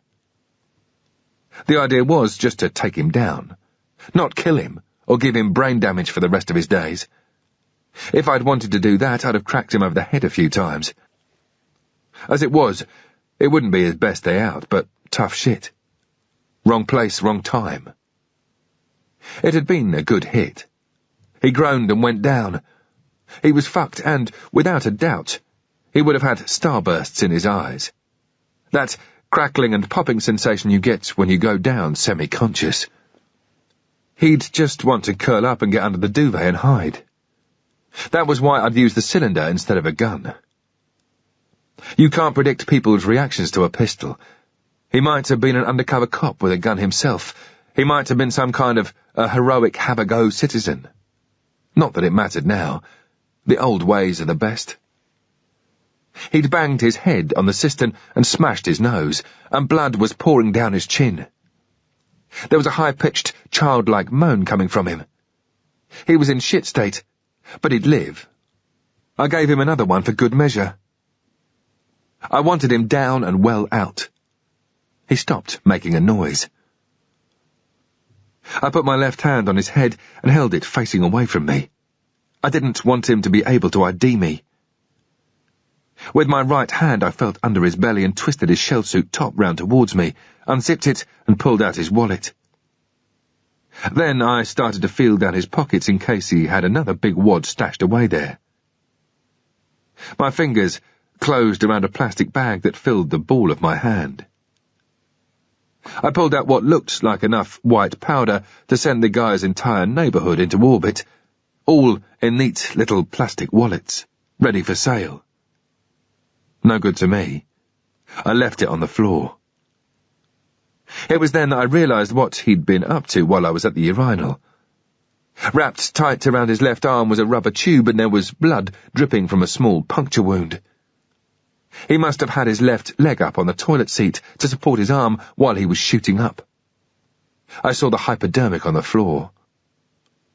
As I stood up, my trousers felt wet, and I looked down. He'd had the last laugh.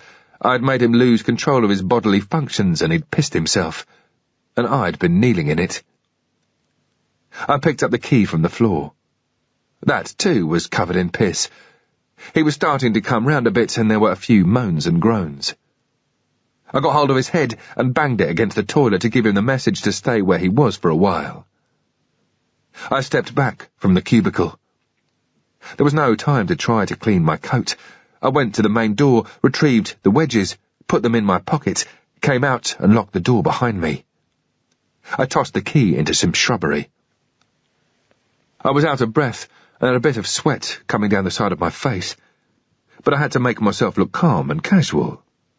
If another customer happened to come round the corner to use the toilet, I'd say it was out of order.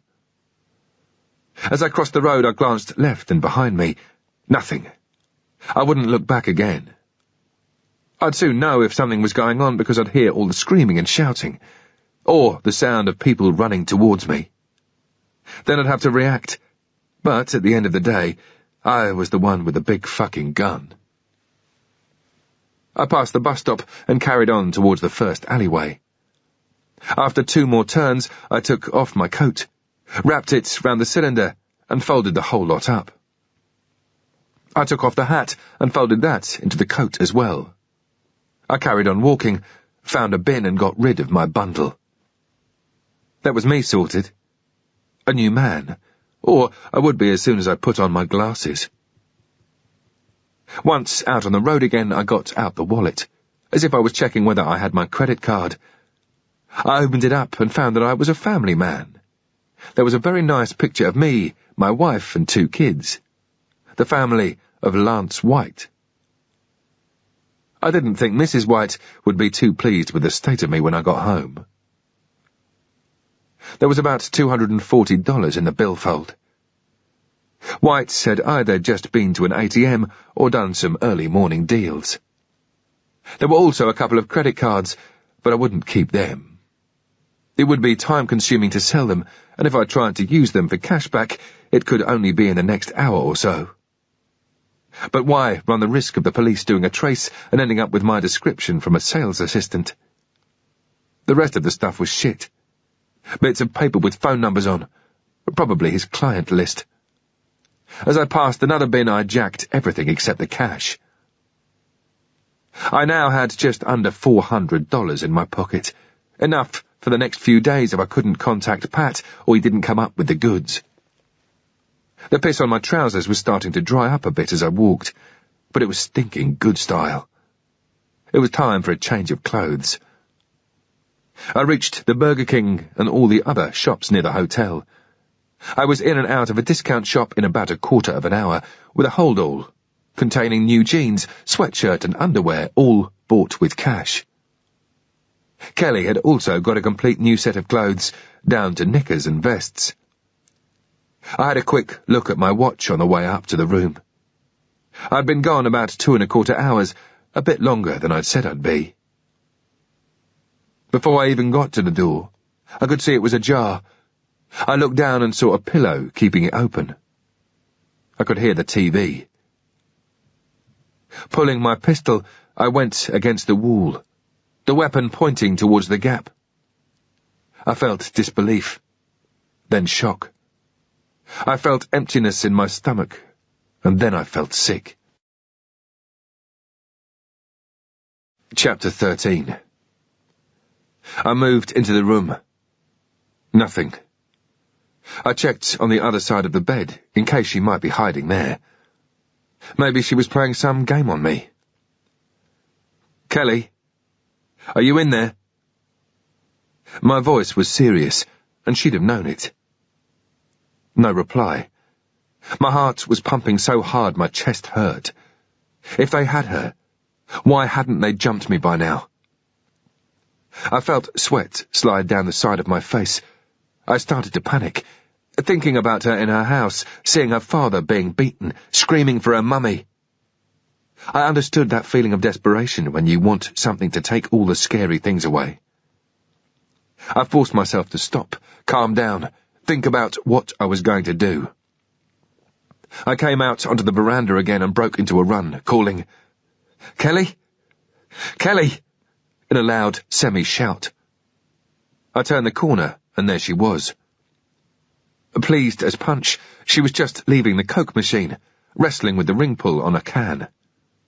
The look at me, aren't I a big girl smile soon changed when she saw me, weapon in hand, looking as serious as cancer. For a moment, I was going to read her horoscope, but I bit my lip. She was suddenly looking sad and sorry for herself. Getting herself a can of Coke was the first thing she'd done on her own since leaving the house, and I'd ruined it by coming back so soon. Leading her back to the room, I kept looking round the open square to check we hadn't been seen. There were empty crisp bags and all sorts on her bed. It looked like a scene out of Animal House. I sat her down while I went and ran a bath. When I came back, she still had a long face. I sat beside her. "I'm not cross with you, Kelly. It's just that I worry if I don't know where you are. Will you promise not to do it again?" "Only if you promise not to leave me again." "I promise. Now get undressed for a bath." I picked her up and basically threw her in the bath before she had time to think. "Do you wash your own hair, or do you get somebody to do it?" I asked. I didn't have a clue. She looked like she was going to cry. I said, "Do you want me to wash it for you?" "Yes, please." I wondered what was going on in that little mind of hers. I got out the shampoo and got stuck in. She moaned about the soap in her eyes and that the suds were tickling her ears, but I could tell she loved the attention. I couldn't blame her. She hadn't had much lately. Her world had been turned upside down, and she didn't even know it yet. "You stink." Kelly made a face as she caught the smell of Lance White's bladder on my clothes. "These clothes are a bit old," I said. "Make sure you get all the shampoo out of your hair and wash yourself with the soap." She looked as if she was having fun. I was glad somebody was. Walking into the bedroom, I called behind me, "Then I want you to put on some clean clothes. There's knickers and a vest on the bed." "What are knickers?" "These." I picked them up and walked back to show her. "They're not. They're panties." Kelly was a water baby. That was great for me. The longer she was in the bath, the less time I had to spend dealing with her. I was finding it quite knackering having to clean, dress, talk, and answer questions. I left her splashing around for another half an hour, then dragged her out and told her to go and dry herself. I got in the shower and had a shave and got changed, bundling all my old clothes and Kelly's into a plastic laundry bag and stowing it inside the holdall. I'd get rid of it at the first opportunity. We were both in the bedroom and she was dressed. Her shirt buttons were in the wrong holes. While I was undoing them and sorting them out, I realized she was looking disapprovingly at me. "What's the problem?" "Those jeans, they're sad. You should get 501s like Daddy." On top of everything else, I had the fashion police after me. She went on. "You can't get 501s in my size. That's what Mommy says anyway. She doesn't wear jeans. She's like Aida. She likes dresses and skirts." In my mind's eye, I saw Marcia kneeling by her bed. I turned away for a moment, so Kelly couldn't see my face. I got to grips with her hair. It was another new skill I hadn't mastered, and the brush kept snagging and pulling. Kelly kept crying out and grabbing at my hand. In the end, I gave her the brush and let her get on with it. While she was doing that, I sat on the bed and said, "Kelly, do you know your dad's special code for his phone?" "I don't. I've tried it loads of times. I've pressed 1111, 2222. I've pressed them all and I still don't know. Have you got any idea?" She stopped brushing, stared at me for a few moments, then nodded. "Right. What are the numbers then?" She didn't say anything. She seemed to be working something out in her mind. Maybe she was wondering if she'd be betraying her daddy by telling me. I pulled the phone from my pocket, turned it on and said, "Look." "What does it say?" "Enter PIN number. Do you know what numbers your daddy puts in?" She nodded and I said, "Come on, you show me then." She pressed the buttons and I watched her fingers. 1990, I said. The year I was born, she beamed, going back to brushing. We were in business. I fetched the yellow pages from one of the drawers and went back. What are you looking for? She asked, brushing smoothly and expertly. A restaurant called Goodfellas, I said. I found the address. We're going to go there and look for Pat. I thought about phoning the place and asking about him, but they'd probably just fuck me off. In any case, that could trigger off a series of events I'd known nothing about until we were both suddenly lifted. It would be better to go there. I put on my glasses, and she giggled. I got her coat and held it for her to put on. As she turned round, I noticed she still had the label dangling off her jeans. I ripped that off, then checked that nothing else looked out of place. Just like any other unfashionable dad taking his daughter out for the day. I put on my jacket, checked for the mags and phone, and said, Do you remember Pat? No. Who is she? It's a him. He's a man called Patrick. Maybe you've seen him with Daddy. Is Pat going to take me home? You will be going soon, Kelly. But only when Daddy is better, and if you're a good girl and do what I say. Her face fell. Will I be home for Saturday? That's Melissa's party, and she's having a sleepover, and I must be there. I carried on. There was nothing else I could do. I didn't have the skills to coax her out of her mood. Pat came round to your house. Surely you remember Pat. And I've got to buy her a present. I made her some friendship bracelets, but I want something else. Well, we're going to try to find Pat today because he's going to help us get you home. Maybe we'll have time to do your shopping, okay? Where is Pat? I think he might be in the restaurant. But you've got to be really quiet when we get there, okay? And not talk to anyone. If anybody talks to you, I want you just to nod your head or shake it, okay? We've got to be really careful, otherwise they won't tell me where Pat is, and then we might get into trouble. I knew she'd be all right on the dumb act. She'd done what I'd said by the bins.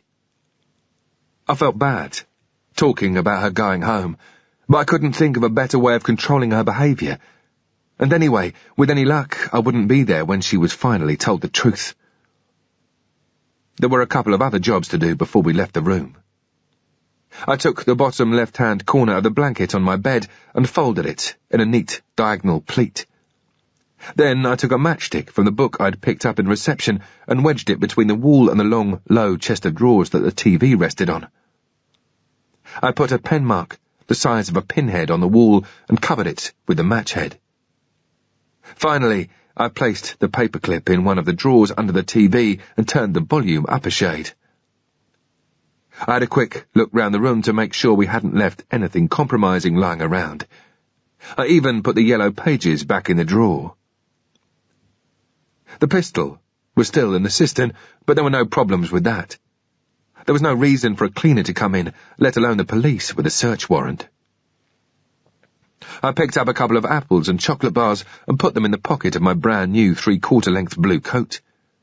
Then I closed the door, checked the sign, and off we went. We took a taxi to Georgetown. It would have conserved funds if we'd taken a bus or the metro, but this way meant less exposure to commuters or pedestrians. The driver was a Nigerian. The map of the city on the front passenger seat didn't instill much confidence, and he could only just about speak English. He used what few words he had to ask me where Georgetown was. It was like a London taxi driver not knowing Chelsea. I patiently pointed on the map. By my guess, it was about 30 minutes away. It was spitting with rain. Not enough to keep the wipers on, but enough to make him give them a flick every minute or so. Kelly munched on an apple and looked out of the window. I kept an eye out for other motels. We'd have to move again soon. We sat in silence for a few minutes, until it occurred to me that the driver would expect to hear us talking. When I was your age, I hadn't been in a taxi, I said. I don't think I went in one until I was about 15. Kelly looked at me, still chewing on the apple. Didn't you like taxis? No, it's just we didn't have much money.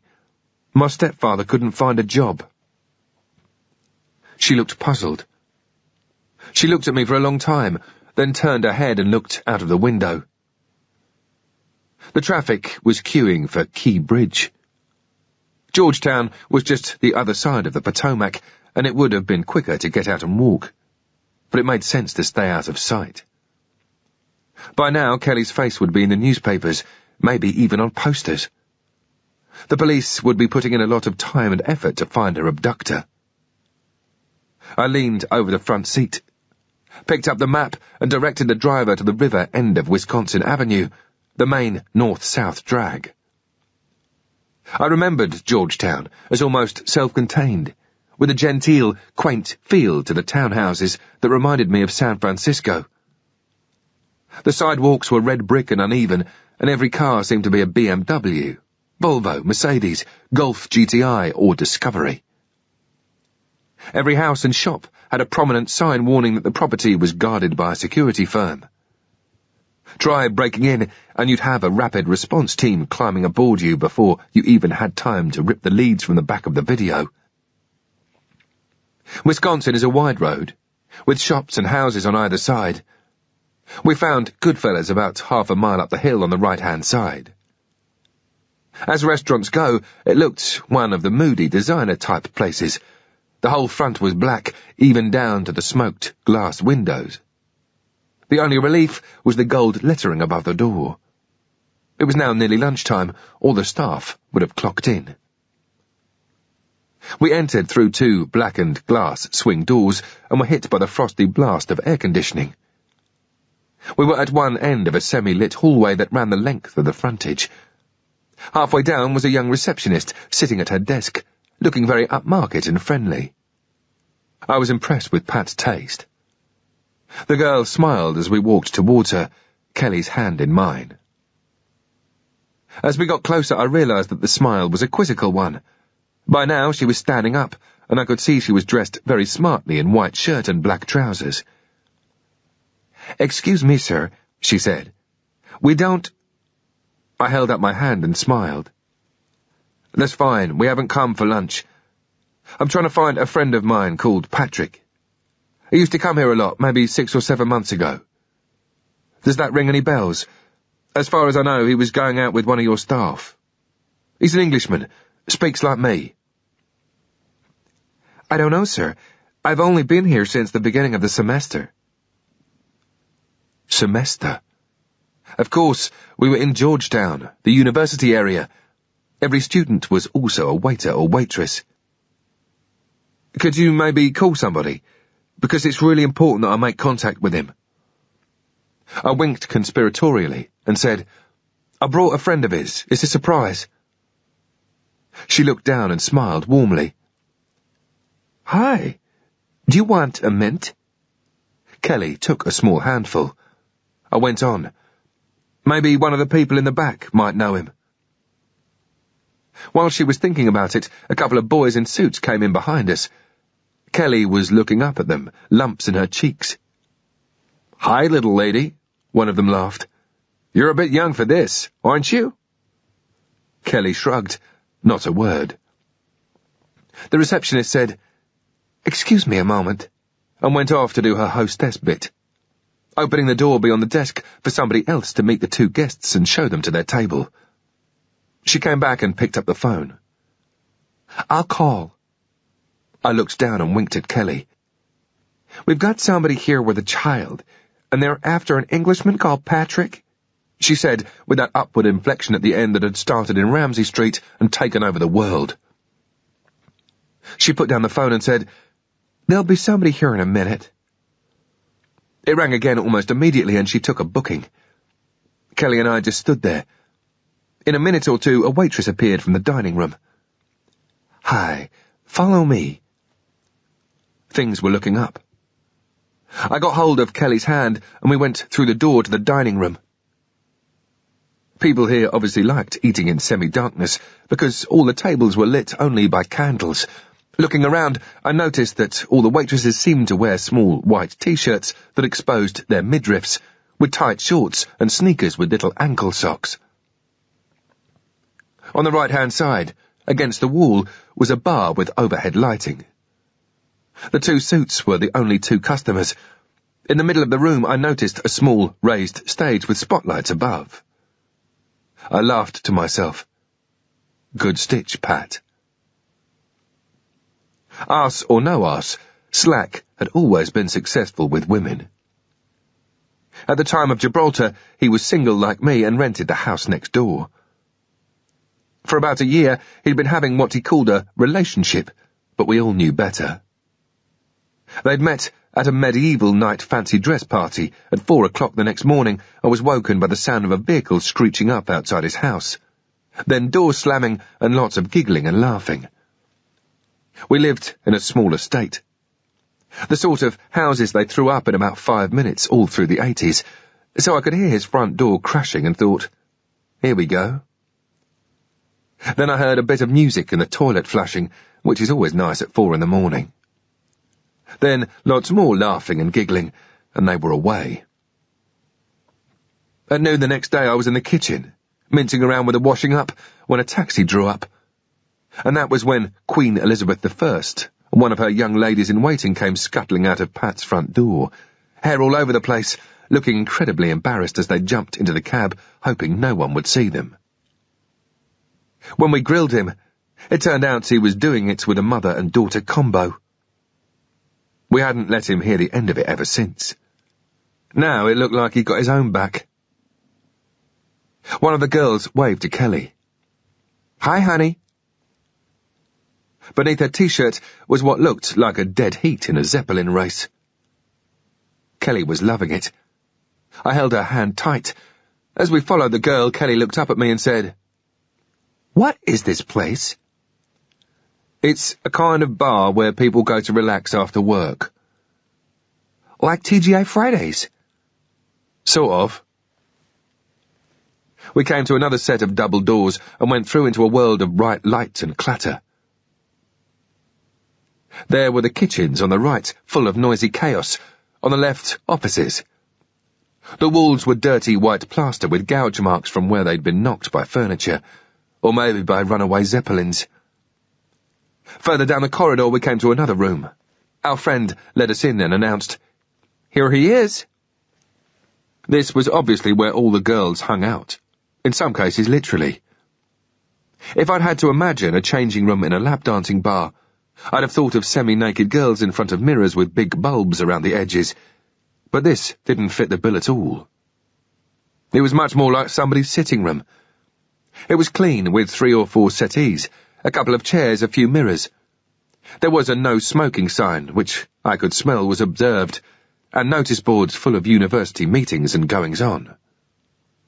Everybody went, Hi, how are you? To Kelly.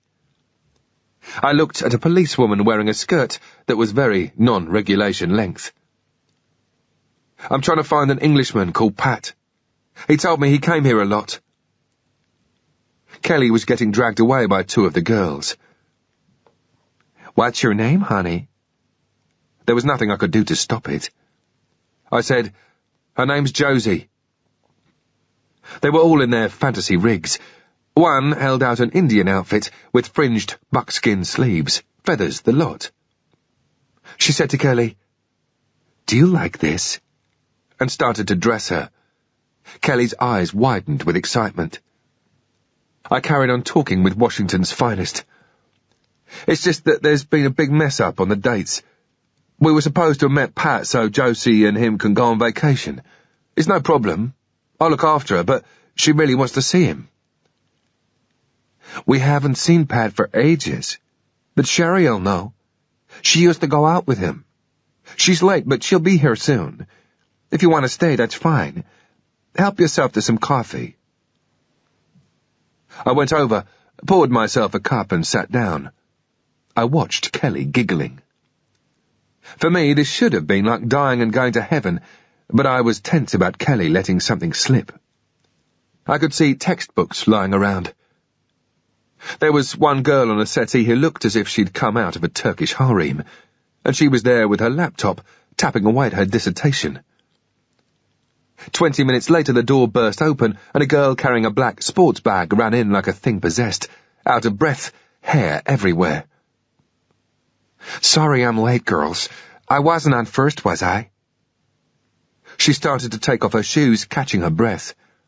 The police sergeant called over. "Sherry, this guy wants to know where Pat is. Have you seen him lately?" I stood up. "I've been trying to find him for ages. You know what he's like. He's all over the place." "Tell me about it."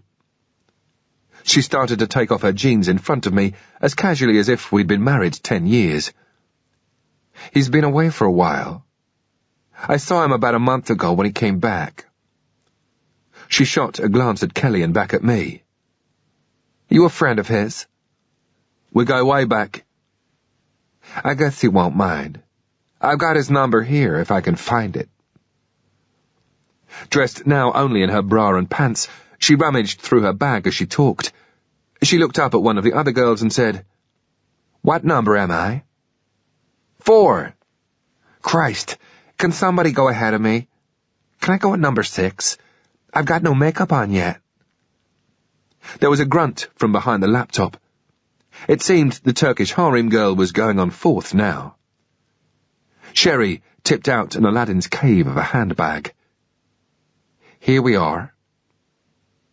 She handed me a restaurant card with an address and telephone number scribbled on the back. I recognized the writing. "Is this local?" I asked. "Riverwood.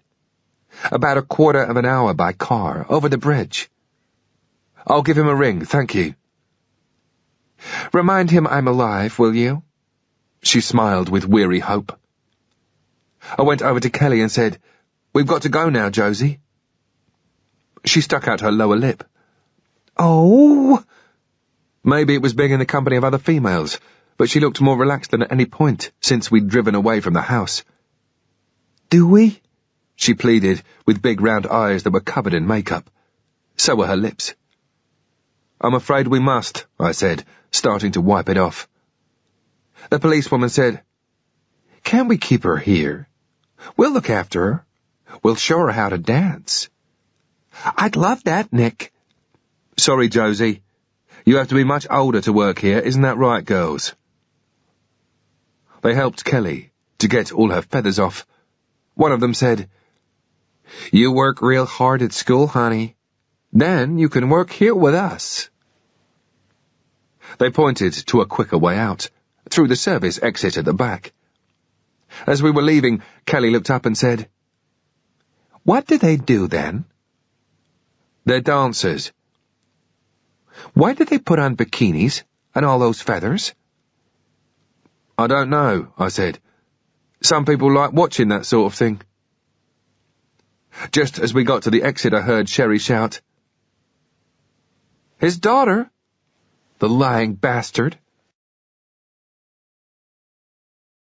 Chapter 14. We walked back down the hill, looking for somewhere to sit out of the rain. A place that looked more like a house than a restaurant had a sign calling itself the Georgetown Diner. We went in. We sat in a 3/4 empty cafe, me with a coffee, Kelly with a Coke, both deep in thought. Me about how to make contact with Pat, she most probably about growing up and going to college dressed like Pocahontas. Our table was by a rack of greetings cards and local drawings for sale. It was more like an art gallery than a coffee shop. We can't just turn up at Pat's address because we might compromise him, I thought aloud to her. And I can't phone him because they might have made the connection between us and there could be a device on his phone and a trigger on the house. Kelly nodded knowingly, not understanding a word I was on about, but pleased to be part of grown-up stuff instead of being abandoned or dragged around.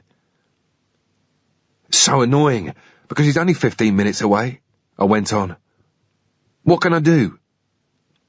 She gave a little shrug, then pointed at the rack behind me and said, send him a card.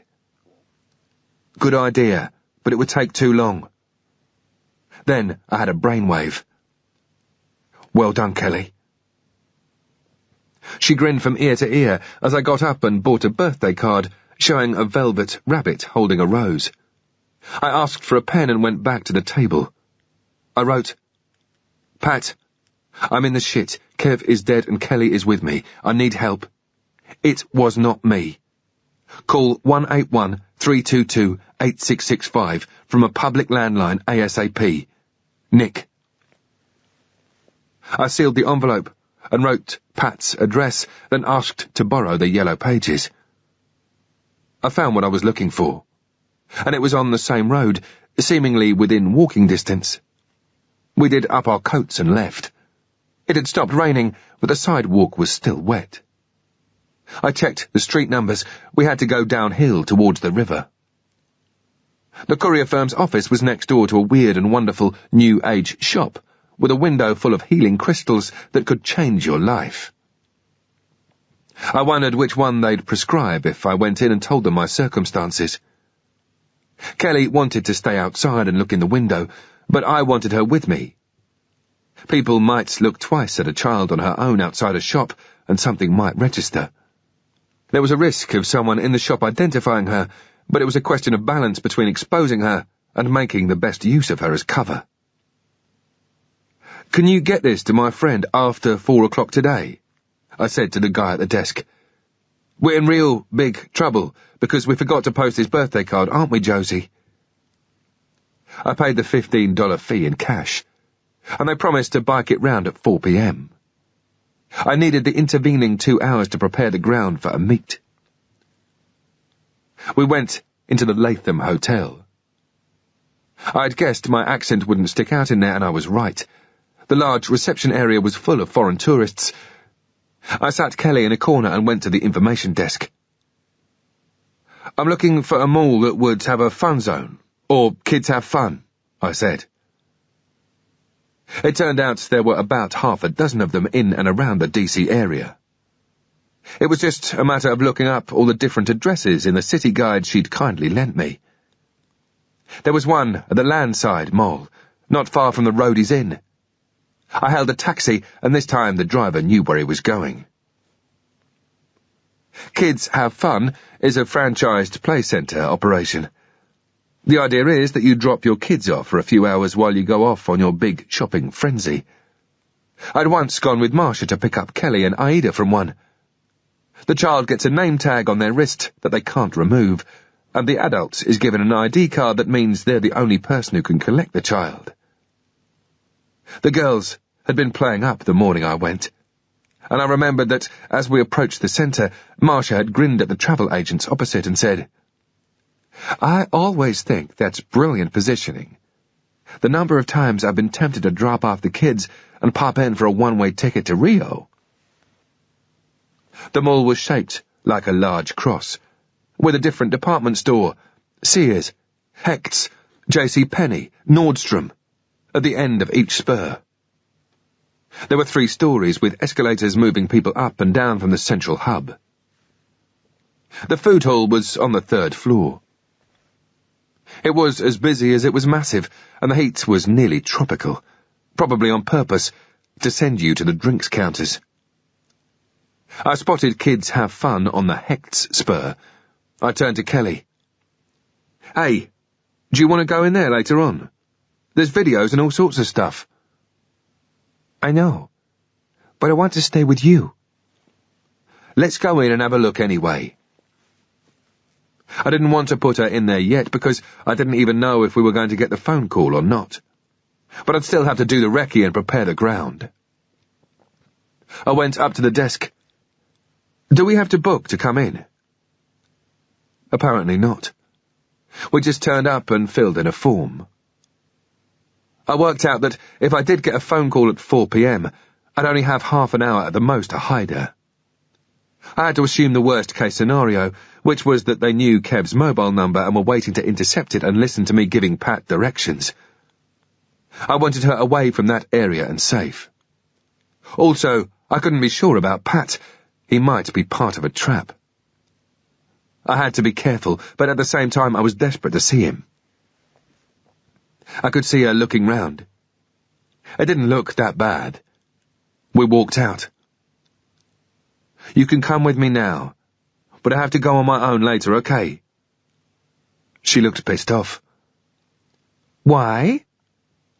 Because I have to do stuff, okay? You can help me now, though. At last I got a smile. Oh, okay. But you won't be long, will you? I'll be back before you know it. Kelly and I started walking around, doing recce's without her realizing it. What are we looking for, Nick? A shop with cameras and telephones.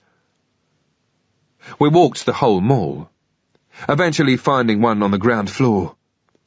I bought a battery charger for the mobile phone. She decided not to buy another present for Melissa after all, announcing that she'd just pick up the friendship bracelets from home. I didn't comment. At 5 minutes to 4, I took the phone from my pocket and turned on the power. The battery and signal strength were fine. I was ready. At 4:10, it started ringing. I pressed receive. Hello? It's me. Where are you? In a call box. At 5 o'clock, I want you to come to the Landside Mall in Alexandria. I want you to enter via J.C. Penney, go to the centre hub, take the escalator to the 3rd floor, go straight towards Sears. Okay so far? There was a pause as it was sinking in. Okay. On the left-hand side there's a restaurant called the Roadhouse. Go into the Roadhouse and get 2 coffees. I'll see you there. See ya. I turned the power off. Kelly said, Who was that? Remember I talked about Pat? I'm going to see him later on. That's good, isn't it? Anyway, are you ready for Kids Have Fun? She was going whether she liked it or not. If Pat stitched me up, this place would soon be swamped with police. I filled in the form with the names we were using at the hotel. Kelly was studying the assault course with padding and plastic balls to break your fall. There were video areas where a huge variety of films were being shown. A juice dispenser. Toilets. It looked really well organised and the place was packed. I could see the hosts who were playing games with the kids and doing magic tricks. Seeing as she'd been doing nothing but watch children's TV for the last God knows how many hours, Kelly should be into all that. The downside was the danger of her talking, but I had no choice.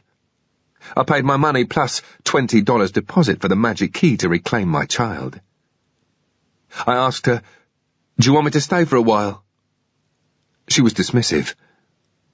You can't stay. This is just for children. She pointed at a warning sign that said, Be careful. Parents, don't go near the playthings because you might trip over and hurt yourselves. I squatted, looking into her eyes. Remember, your name's Josie today, not Kelly. It's a big secret, okay? Yeah, okay. She was too busy looking into the play area. I'll be back soon. You know I'll always be back, don't you? Yeah. She was dragging herself away. Her face was towards me, but her eyes were looking the other way. A good sign, I thought, as I headed off. I took the escalator to the 3rd floor. I got myself tucked into the corner table of a cafe and ordered an espresso and a Danish.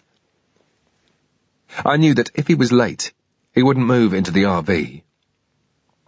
The SOP was that he'd wait an hour. If that didn't happen, it would be the same routine tomorrow. That's the great thing about working with people you know.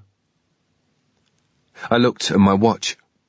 It was 2 minutes to 5 or 2 minutes to 8 in the morning in Baghdad. Looking down the escalators, I could see the J.C. Penney spur joining the hub. On my floor, I could also see the entrance to Sears and the Roadhouse.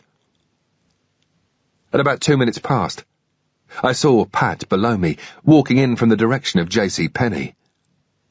He was sauntering along, casual and unhurried, wearing a brown leather bomber jacket, jeans and trainers. From this distance he looked unchanged, just a bit thinner on top. I looked forward to taking the piss out of him for that. I knew he'd be at J.C. Penney dead on 5.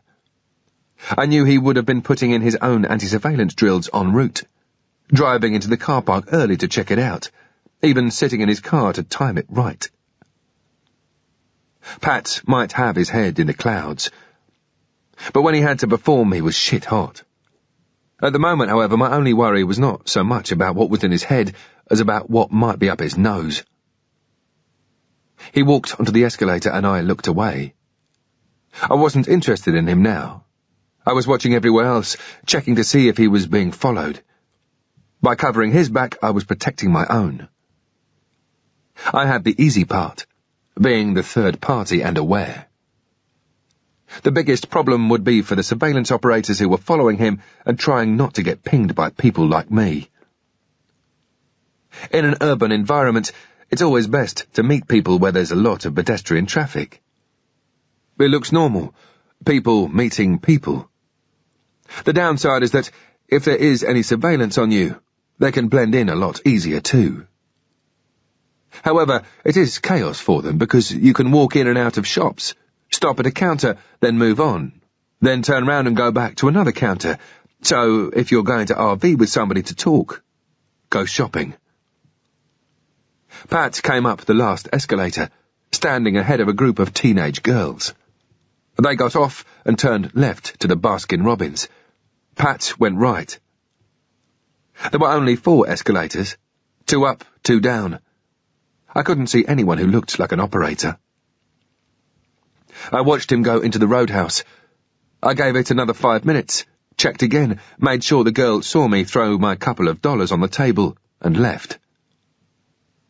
Once on the Sears spur, I got on the right-hand side of the walkway, which gave me a better view of the roadhouse on the left, and that in turn gave me more time to tune in and look about to see if there were any men in Victoria's Secret looking out of place as they flicked through the ladies' lingerie. I still couldn't be sure about Pat, but I didn't get nervous about that sort of thing. It was a drill. I'd done it so many times. I looked at it technically in terms of what-ifs. What if they lift me from the direction of Sears? What if they come out from the shops each side of me? What if stops you freezing like a rabbit in the middle of the road when the headlights hit you? It gets you out of that initial danger. In this particular case, I'd draw my weapon, move out of the danger area through Sears or the escalators and make a run for it. I entered the roadhouse and saw Pat closer up. Age was getting to him. He was only 40, but he looked eligible for some kind of pension. He was sitting at a twin table on the far left-hand side, with 2 cappuccinos in front of him. There were about a dozen other people talking, eating and telling off their kids. I went over, pulled out the $5 bill that I had ready in my pocket, put it on the table and said, with a big, flashy smile of greeting, "Follow me, mate." If he was intending to stitch me up, I was just about to find out.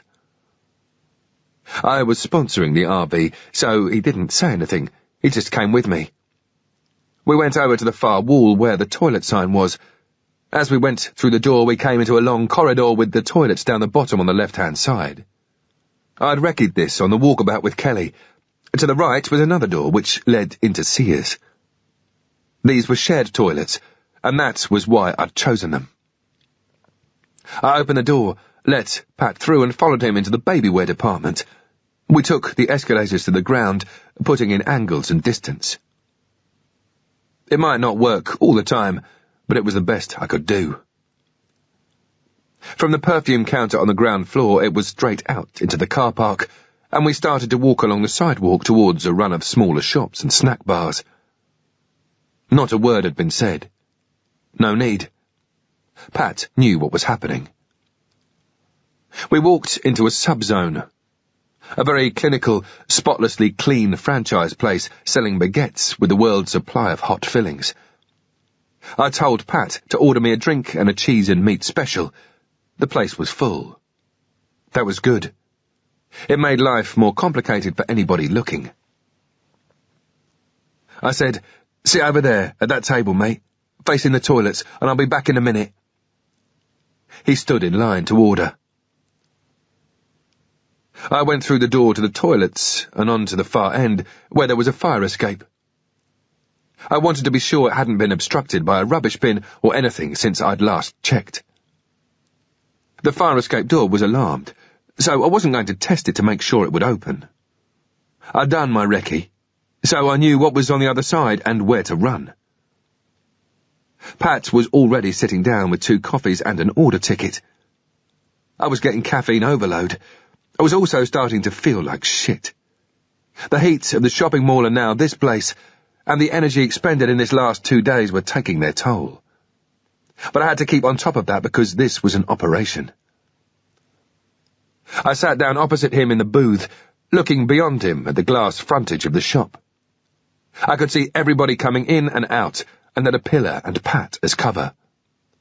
I wanted to dominate the area because I needed to see what was going on. I looked at Pat and decided not to take the piss out of his hair. He looked wrecked and wasted. His eyes were no longer clear and sharp, but red and clouded. He'd put on weight, and there was an overhang pulling at his t-shirt and flopping over his belt. His face looked puffy, and I could only just make out his Adam's apple. I said, "The reason we're here is that I've come over to see you on holiday and we're shopping." "Fine." I still had to test him in case he was rigged up with a listening device. "If there's a drama, I'm going to go through there." I pointed towards the toilets. I was waiting for him to say, "Oh, what? You're going to go to the toilets?" for the benefit of anybody who might be listening in. But he didn't. He just said, "Okay." I was as sure as I could be that I was safe. There was no more time to mess around. I said, "You okay, mate?" So. Put it this way, a bit fucking better than you. How did you find me? Sherry, a Goodfellas. I looked at him and he smiled. Yeah, good stitch, Pat. His smile got bigger. Anyway, what's the score? I've got every man and his dog after me. So it seems. His red eyes twinkled. I started explaining and was still in full flow when the girl brought over the subs. They were huge, big enough to feed a family. "What the fuck did you order?" I said. "We're going to be here all day." Pat was hungry, fighting with the hot cheese as it stranded between his mouth and the sub. It made me wonder when he'd last eaten. I was too busy gobbing off to eat. I said, "Look, mate, to tell you the truth, all I want to do is fuck off and get back to the UK. But that's going to be a pain in the arse. I need to know what's going on. I need to know why this is happening. Do you remember Simmons?" "Yeah. He's still in?" "Yes. I've been in contact with him. I've even said that if the firm doesn't help me, I'll open up my security blanket." Pat's eyes widened. "Wow, that's big boy stuff. You really are in this shit. What did Simmons have to say to that?" His shoulders went into a slow roll as he laughed through a mouthful. I carried on for another quarter of an hour. At the end of it, Pat said, "Do you think that Pyra might have dropped Kev?" He was now picking at my sub. He made it clear he wanted a few bites. I pushed it over. "Fuck knows. I can't see it myself. Can you make any sense of it?" "The buzz around DC was that there was some American involvement in Gibraltar in '88. He was picking the gherkins and tomatoes out of my baguette." "What sort of involvement?" "I don't know. It's something to do with the Irish-American vote, all that sort of shit. And Pyra gearing up funds from NORAID by getting into the drugs market."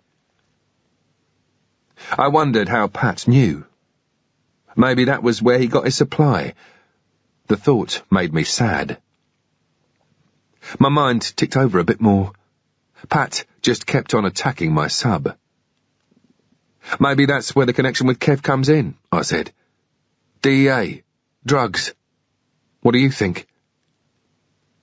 Maybe. The Brits have been giving the Americans a hard time for years over NORAD giving money to Pyra. But the Yanks can't fuck about with all those millions of Irish-American votes. I sat back and studied his face. Can I ask how you know all this? I don't. All I've heard is that Pyra buys cocaine and gears it up once they get it out of the US. It's been doing the rounds for donkey's years. There's nothing new in that. But maybe it's a starting point for you. I mean, fucking hell, you're the brainy one, not me. It made sense. If you've got some money and you're a terrorist organisation, of course you're going to buy drugs, flog them and make a profit. And there was no way the American government was going to attack NORAD. It would be political suicide. But if NORAD could be shown to be linked with drug trafficking, that was something else. Maybe Kev was working against Pyra and got killed by them. I said, do you reckon Kev might have come across some shit? Or maybe he was even part of it and got fucked over? I haven't got a clue, mate. Stuff like that gives me a headache. He paused. So? Tell me. What you need? I shrugged. Cash. He stopped eating my sub and got out his wallet. He handed me an ATM card. There's about $3,000 in there, he said. It's a savings account, so you can draw out as much as you need. What about the girl? What's the score? She's all right, mate. I've got her. If Pat was stitching me up, at least I was sending a message that I was aware of that possibility and taking precautions. I said, thanks very much for this, mate. For the card, and just for being here. I'd known that he would help me out, but I didn't want him to think I was taking him for granted. I said, look, I'm not going to get you in the shit. I won't compromise you, but there is something else I need. Is there any chance of you phoning me sometime tonight? I need to sit down and think about what I've got to do. About 9:30? I smiled. Then all of a sudden I had my second brainwave of the day. You don't know any Sinn Féin or Pyra locations in Washington? No, but I can find out. What are you thinking? I need to find out if there's a connection between Pyra and the people who are trying to zap me, and who maybe dropped Kev. If I can check who comes in and out of a location, well, it's a start. If it came to anything, maybe I'd go in and have a look around. Pat demolished the last of my sub. Be careful, mate. Don't get fucked over. I won't. Right. I'll stay here. I'll give you 10 minutes and then I'll leave. The mobile will be switched on from 9:25. No drama. We'll talk. Be lucky. He got up, picking at the fragments of cheese and meat at the bottom of the basket. Sherry, huh? He said. How's she looking? She missing me? Then he walked away, shoulders rolling as he laughed. Chapter 15. I went back into the mall via Sears, found an ATM machine and drew out $300. It was dark outside, but the shopping mall was packed. There was still a possibility that I had surveillance on, waiting for me to RV with Kelly, so I stood off and waited before picking her up. Nothing looked unusual. The only thing I had to be aware of was the security cameras. The quicker I got in and out, the better. I watched the area for 10 minutes, then moved in closer. Opposite the play centre was a sports shop. I went in and became an instant basketball fan, studying all the shirts that were part of the display near the window. Kids Have Fun was crammed with kids, but I couldn't see her. I mooched around the shop a bit, went back to the rack, had another look and caught sight of her. She was sitting on the floor watching a home cinema-type TV. She was there with about a dozen other kids, each with a small carton of juice. It dawned on me that the girl did nothing but eat, drink and watch TV. It was a wonder she didn't look more like Slack Pat. I went in, presented my identification card and asked for my daughter. They went through their process of verification and, a few minutes later, Kelly appeared with an escort. I started to put her shoes on. "Hi, Josie. How's it going?" She sat there sulking that I'd arrived halfway through a film. I took that as a good sign. It showed there was a slight trace of normality coming back. It had been a relief not having her with me for a short while, but at the same time, it felt good to have her back. I didn't quite know what to make of that. We got a taxi, but dropped off about 4 blocks short of the hotel and walked in. It was our only secure area. I opened the door. The TV was still on, telling us how great Nissan cars were. I flicked the light switch, told Kelly to stay where she was and looked inside. The beds weren't made, and the curtains were closed, so it looked as if the maid had obeyed the sign on the door. She wouldn't have given a damn. It was less for her to clean and she still got the same money. More tellingly, the small pleat was still in the blanket. If I'd seen from the doorway that it had been disturbed, I'd have needed to make a very quick decision on whether or not just to walk away. We went inside. Using the TV for support, I leaned to the rear of the drawer cabinet. Looking into the gap between it and the wall, the match was still in place, covering the pinhead-sized pen mark. Even if they'd noticed that they'd dislodged it when checking under the cabinet, it was very unlikely that they'd have put it back in exactly the same position. Looking good so far. "What are you doing, Nick?" "I'm just checking to see if the plug is in properly. It looked like it was going to fall out." She didn't say anything, just stared at me as if I had a stupidity leak. Still not looking at her, I got on my knees ready to look at the drawer. "Can I help you, Nick?" "I'd like to hear what's on the TV." She sat down on the bed and started to tuck into a packet of Oreos. This kid was really eating healthily.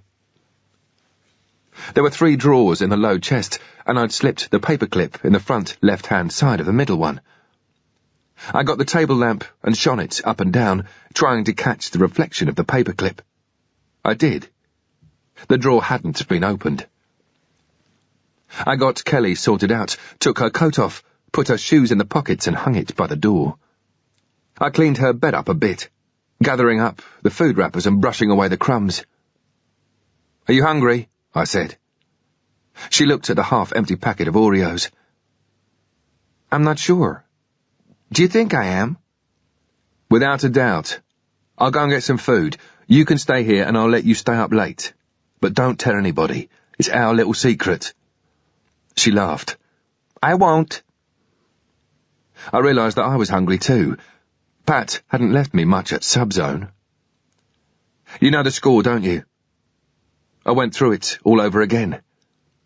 "I'll put up the Do Not Disturb sign and you don't open the door for anyone, do you understand?"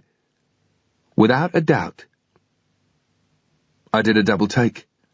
"You taking the mickey?" "Without a doubt." It wasn't that busy on the street, and the rain had eased. I got a job lot of clothes for us both. Jackets and coats, jeans and shirts, enough to see us through the next 2 appearance changes at least. Once done, I walked over to the burger bar. As I stood in the queue, I thought how weird this all was. One minute I'm at Vauxhall being briefed for a job, the next I'm trying to remember what flavour milkshake to buy for a child. I wondered if she'd approve the shirts I'd got her. On the way back, I checked my watch. It was 9:20. I'd been longer than I'd expected. Time to turn on the phone. I waited in the shop doorway out of the drizzle. Dead on 9:30, it rang. I was excited, but at the same time nervous. It might be for Kev. I hit the receive button. "Hello?" "Hi, it's me. I've got something for you." "Great. Wait." I put my finger in my other ear. I didn't want to mishear this. Go ahead. It's 126 Bald Street. It's in the old part of Crystal City by the river, between the Pentagon and Washington National. Got that? Yeah. I let it sink into my head. I'd been to the Pentagon before and had used the domestic airport a couple of times. I had a rough memory of the area. Are you going to phone me tomorrow? Yeah. Same time? Same time. Stay lucky, mate. Cheers. And that was it. I turned off the power and repeated the address to myself to keep it in my head. I wasn't going to write it down. If I got lifted, I needed to be sterile. On the way back to the hotel, I was feeling quite upbeat. Up until now, I'd been in the wilderness. I didn't exactly know what I was going to do with this new information. But it was a start. I felt more in the driving seat. We ate, and I watched some telly with her, but she seemed more interested in talking. Do you watch television at home, Nick? Some. What's your favourite program? I don't know. The news, I suppose. We have different programs from you. What's your favourite? Clueless. What's that? A detective? Loser, moron, double moron. It's about a girl. She did a very good impression of a valley girl. What does she do? She goes shopping. By 10:45, she'd fallen asleep. I got out the city guide I'd forgotten to give back at the Latham Hotel and looked for Bald Street. I followed the river south until I saw Washington National Airport. The target was between that and the Pentagon, on the West Bank. I had a little laugh to myself. If it was a pyro location, they had a lot of bollocks. They probably drank at the same bars as the boys from the National Security Council. There was not a lot I could do at the moment. Kelly was lying on her back, imitating a starfish. I covered her with the eiderdown, moved all the shit off the other bed and got my head down. A saying from my infantry days, a lifetime ago, roared in my ears. Whenever there is a lull in battle, sleep. You never know when you are going to get another chance. At last, I was doing as I'd been told. When I woke up, it seemed like the same cartoon was running. I must have left the TV on all night. I was gagging for a brew. I got up, wet my hair, made myself look semi-presentable, and looked out of the window. The rain had got a bit more intense. I went downstairs and collected enough food and drink for 3 people, which was just as well, seeing the amount that Kelly ate. Wakey, wakey, I said. Kelly still wanted to be marine life, but she woke up, yawning, stretching, then curling up into a ball. I went into the bathroom and started to run a bath. She appeared in the doorway with a towel. She was starting to catch on. While she was splashing around, I sat on the bed flicking through the news channels. There was nothing about us. There had been so many other murders in the homicide capital of the USA that we were old hat. She came out, got dressed and combed her hair, all without a single reminder from me. I opened an eat from the pack carton of cereal for her and poured in some milk, then headed for the shower.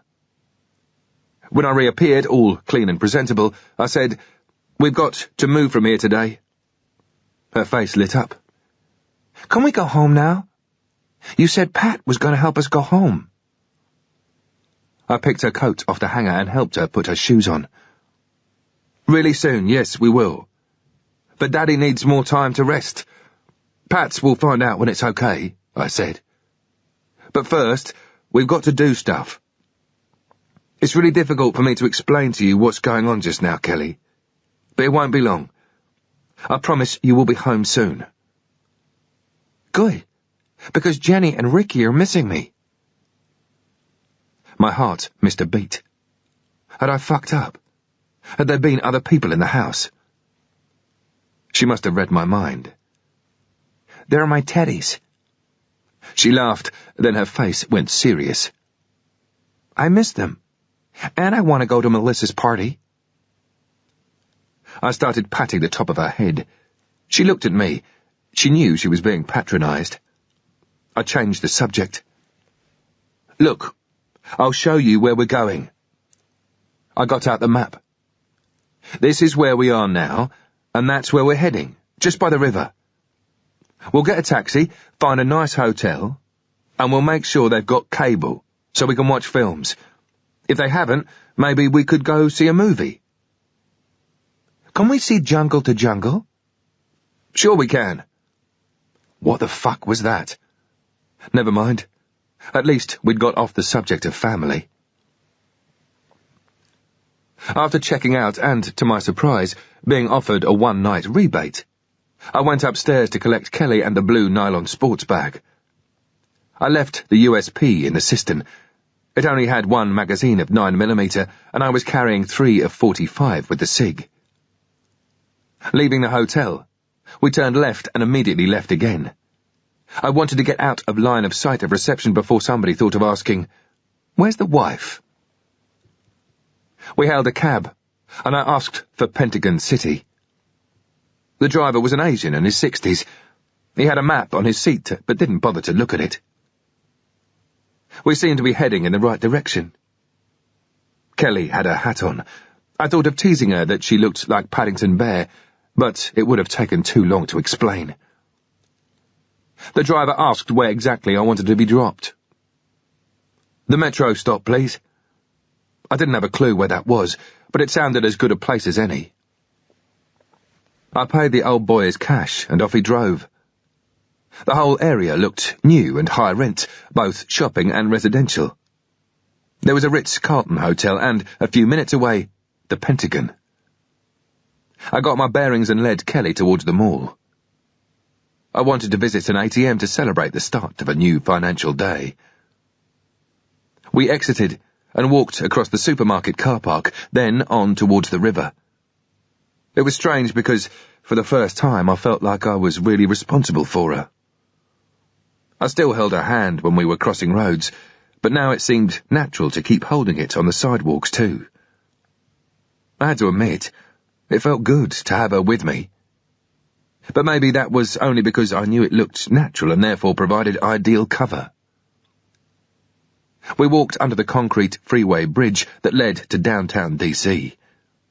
It was very busy, and the movement of traffic sounded like muffled thunder. I told Kelly about the scene in Cabaret where Sally Bowles goes under the railway bridge to scream when things get too much for her. I didn't tell her that was what I'd been feeling like doing for the past 48 hours. Once past the bridge, the landscape changed. It was easy to imagine what this area must have looked like maybe 50 or 60 years earlier, because it hadn't been fully developed yet. It was full of derelict railway siding buildings, some of which had been taken over as offices, though much of the area was just fenced off into lots or used as car pounds. I looked left and saw the elevated section of the highway disappear into the distance towards downtown DC. A concrete wall hid all the supports, and a road ran alongside. There was no sidewalk, just a thin strip of hard ground littered with drinks cans and cigarette packets. It looked as if people parked up on the verges here to avoid the parking charges further in. There were old, broken-down buildings everywhere, but the place was still being used. On the right was a fringe theatre in what had once been a railway warehouse. The tracks were still there, but they were now rusty and weeds were growing through. From above us came the continuous roar of traffic on the elevated highway. We passed a scrap metal merchant's, then a disused cement distribution plant, where the boats used to come up the Potomac and dump their loads. I then saw something that was so totally out of place it was almost surreal. A late 1960s hotel, the Calypso, was still standing in defiance of progress.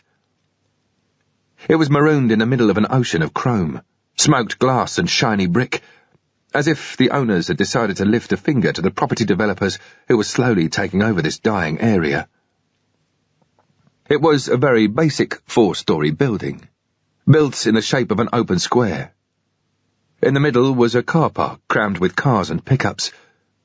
There were no windows on the outer walls, just air conditioners sticking out of the breeze block. I turned left, with the highway thundering away above me. I walked past the hotel on my right-hand side. I was now parallel with Ball Street, which lay behind it. Kelly hadn't said a word. I was in work mode anyway, and if it weren't for the fact that I had hold of her hand, I would probably have forgotten she was with me. As we got level with the Calypso, I wiped the drizzle from my face and peered up into the gloom. On its roof was a massive satellite dish, easily 3 meters across. It wouldn't have looked out of place on top of the Pentagon. We turned right and right again. We were on Ball Street. From street numbers on the map, I knew that the target was going to be on my left. I kept to the right side for a better perspective. It was still incredibly noisy. If it wasn't an aircraft taking off from the airport just the other side of the tree line, it was the continuous roar from Highway 1. "Where are we going?" Kelly had to shout to be heard above it all. "Down there," I nodded. "I want to see if we can find a friend's office, and then we can find a nice new hotel to stay in." "Why do we have to change hotels all the time?" I was stumped on that one. I was still looking at the street numbers, not at her. "Because I get bored easily, especially if the food's no good. That one last night was crap, wasn't it?" There was a pause, then, "What's crap?" "It means that it's not very nice." "It was all right." "It was dirty. Let's go to a decent hotel. That's what I want to do." "But we can stay at my house." A jet had just left the runway and was banking hard at what appeared to be rooftop level. We watched for a while, transfixed. Even Kelly was impressed. As the roar of its engines died down, I said, "Come on, let's find that office." I kept looking forward and left, trying to judge which building it was going to be. There was a hodgepodge of styles. Old factories and storage units, new, purpose-built 2-story office blocks rubbed shoulders with car parks and truck container dumps. In between the buildings, I could just glimpse the trees that lined the Potomac, maybe 300 meters beyond. We were in the high 90s, so I knew the Pyra office block wouldn't be far away. We walked on until we got to a new-looking 2-story office block, all steel frames and exposed pipework. All the fluorescent lights were on inside. I tried to read the nameplates, but couldn't make them out in the gloom without squinting hard or going closer, neither of which I wanted to do. One said Unicom, but I couldn't make out the others. It didn't look much like the sort of Sinn Féin or Pyra offices I was used to. Cable Street, in Londonderry, for example, was a 2-up, 2-down in a 1920s terrace, and the places in West Belfast were much the same. They certainly weren't high-tech office blocks that looked like miniatures of the Pompidou Centre. Had Pat got this right? In my mind, I'd been expecting some old tenement. Chances were this was just a front. It would be a commercial business, and the people working there would be legit. I focused on the target as we completed a walk past, but didn't look back. You have to take in all the information first time around. "Nick?" "What?" "I'm wet." I looked down. Her feet were soaked. I'd been concentrating so much on what to do next that I hadn't noticed the puddles we were walking through. I should have bought her a pair of wellies at the mall. We got to a T-junction. Looking left, I could see that the road led down towards the river. More cars parked up on verges, and even more scrapyards. I looked right. At the end of the street was the elevated highway, and, just before that, above the rooftops, I could see the dish on top of the Calypso Hotel. I was feeling good. A target, walk past, and somewhere to stay. And all before 11 a.m. Chapter 16 We walked into the hotel car park. I pointed between a pickup truck and a UPS van. "Wait under the landing. Keep out of the rain, I'll be back soon." "I want to come with you, Nick." I started my puppy training act. "No. Wait. There. I won't be long." I disappeared before she could argue. The hotel reception was just one of the ground floor rooms turned into an office, and checking in was as casual as the layout. The poor Brit family story was understood a lot quicker here. They obviously didn't grow too much corn around these parts. I went outside, collected Kelly, and, as we walked along the concrete and breeze block towards our new room on the second floor, I was busy thinking about what I'd have to do next. She suddenly tugged my hand. "Double crap." "What?" "You know, not nice. You said the other one was crap. This is double crap." I had to agree. I even thought I could smell vomit. No, wait till you get in. You see that satellite dish? We can probably get every single program in the world on that. It's not going to be crap at all." There were 2 king-sized beds in the room, a big TV, and the usual dark lacquered surfaces and a few bits of furniture. A long sideboard that had seen better days. A wardrobe that was just a rail inside an open cupboard in the corner, and one of those things that you can rest your suitcase on. I checked the bathroom and saw a little bottle of shampoo. "See that?" I said. "Always the sign of a good hotel. I think we're in the Ritz." I plugged in the telephone and recharger, then it was straight on with the telly, flicking through the channels for a kids' program. It was part of the SOPs now. I pulled her coat off, gave it a shake-out and hung it up. Then went over to the air conditioner and pressed a few buttons. I held my coat out, testing the airflow. I wanted the room to get hot. Still waiting for some reaction from the machine, I said, "What's on?" "Power Rangers." "Who are they?" I knew very well what it was all about, but there was no harm in a bit of conversation. I didn't want us to be best mates, go on holidays together and share toothbrushes and all that sort of shit. Far from it. The sooner this was sorted out, the better. But for the relationship to look normal, it had to be normal, and I didn't want to get lifted because some busybody thought we didn't belong together. I said, "Which one do you like?" "I like Catherine. She's the pink one." "Why's that? Because of the colour?" "Because she's not a geek. She's really cool." Then she told me all about Catherine and how she was a Brit. "I like that because Daddy comes from England." I made her change into a pair of jeans and a sweatshirt. It took a lifetime. I thought, fuck parenting, it's not for me. Every moment of your time is taken up. What was the point, if you just spent all day on butler duty? She was finally dry and sorted out. Next to the TV was a coffee percolator and packets of milk and sugar, and I got that on the go. As the machine started to purr and bubble, I went to the window. As I looked out of the net curtain, left and right of me were the other 2 sides of the drab, grey concrete square.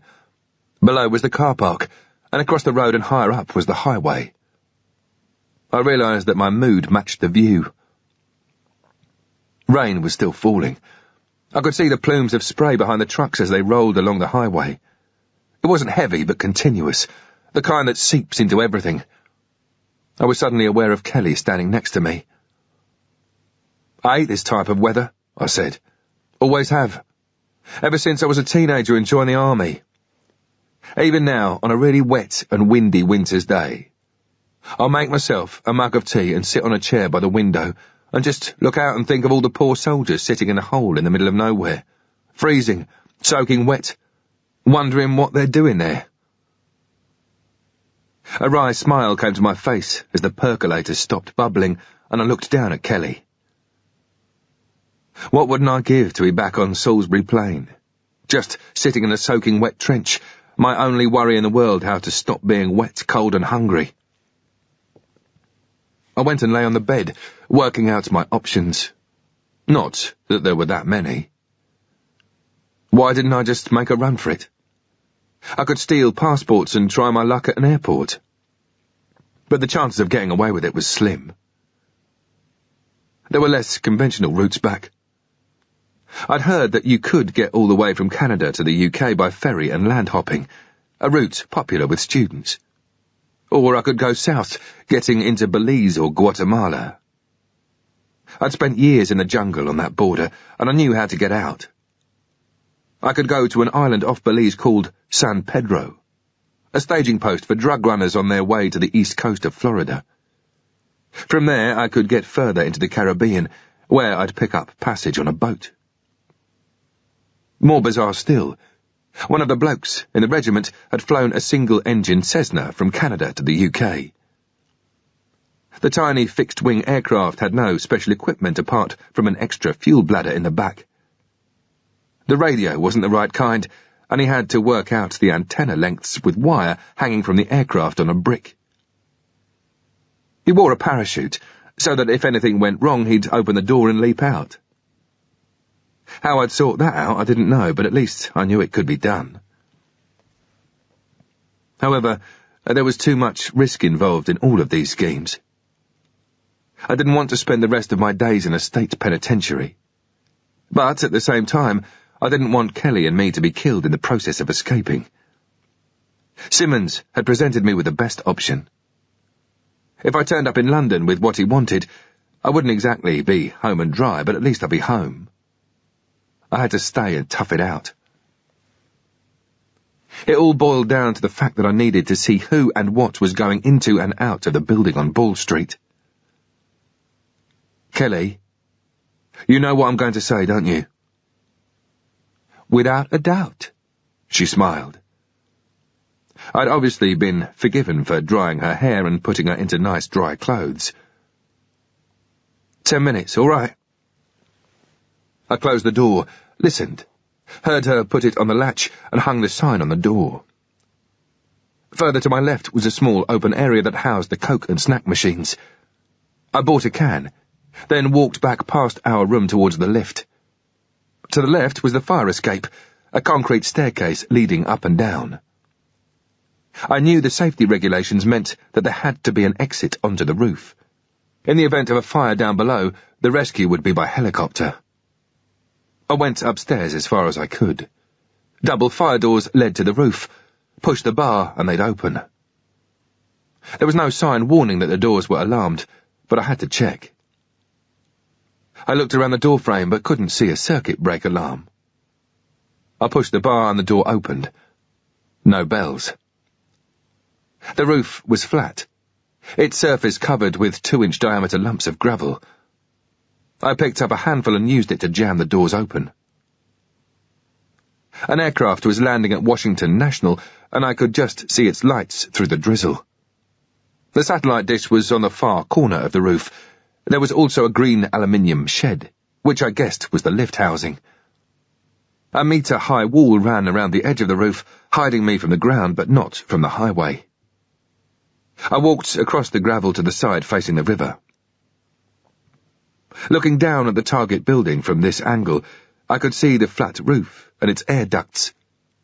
It was rectangular and looked quite large. Behind it was an area of waste ground and fences that seemed to divide the area into new building plots waiting to be sold. I could just make out the Potomac beyond the tree line and the end of the runway. I walked back.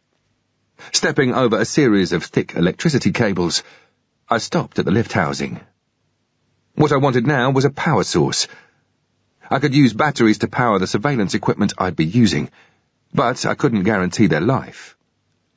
I tried the door of the lift housing, but it was locked. I had a quick look at the lock. A pin tumbler.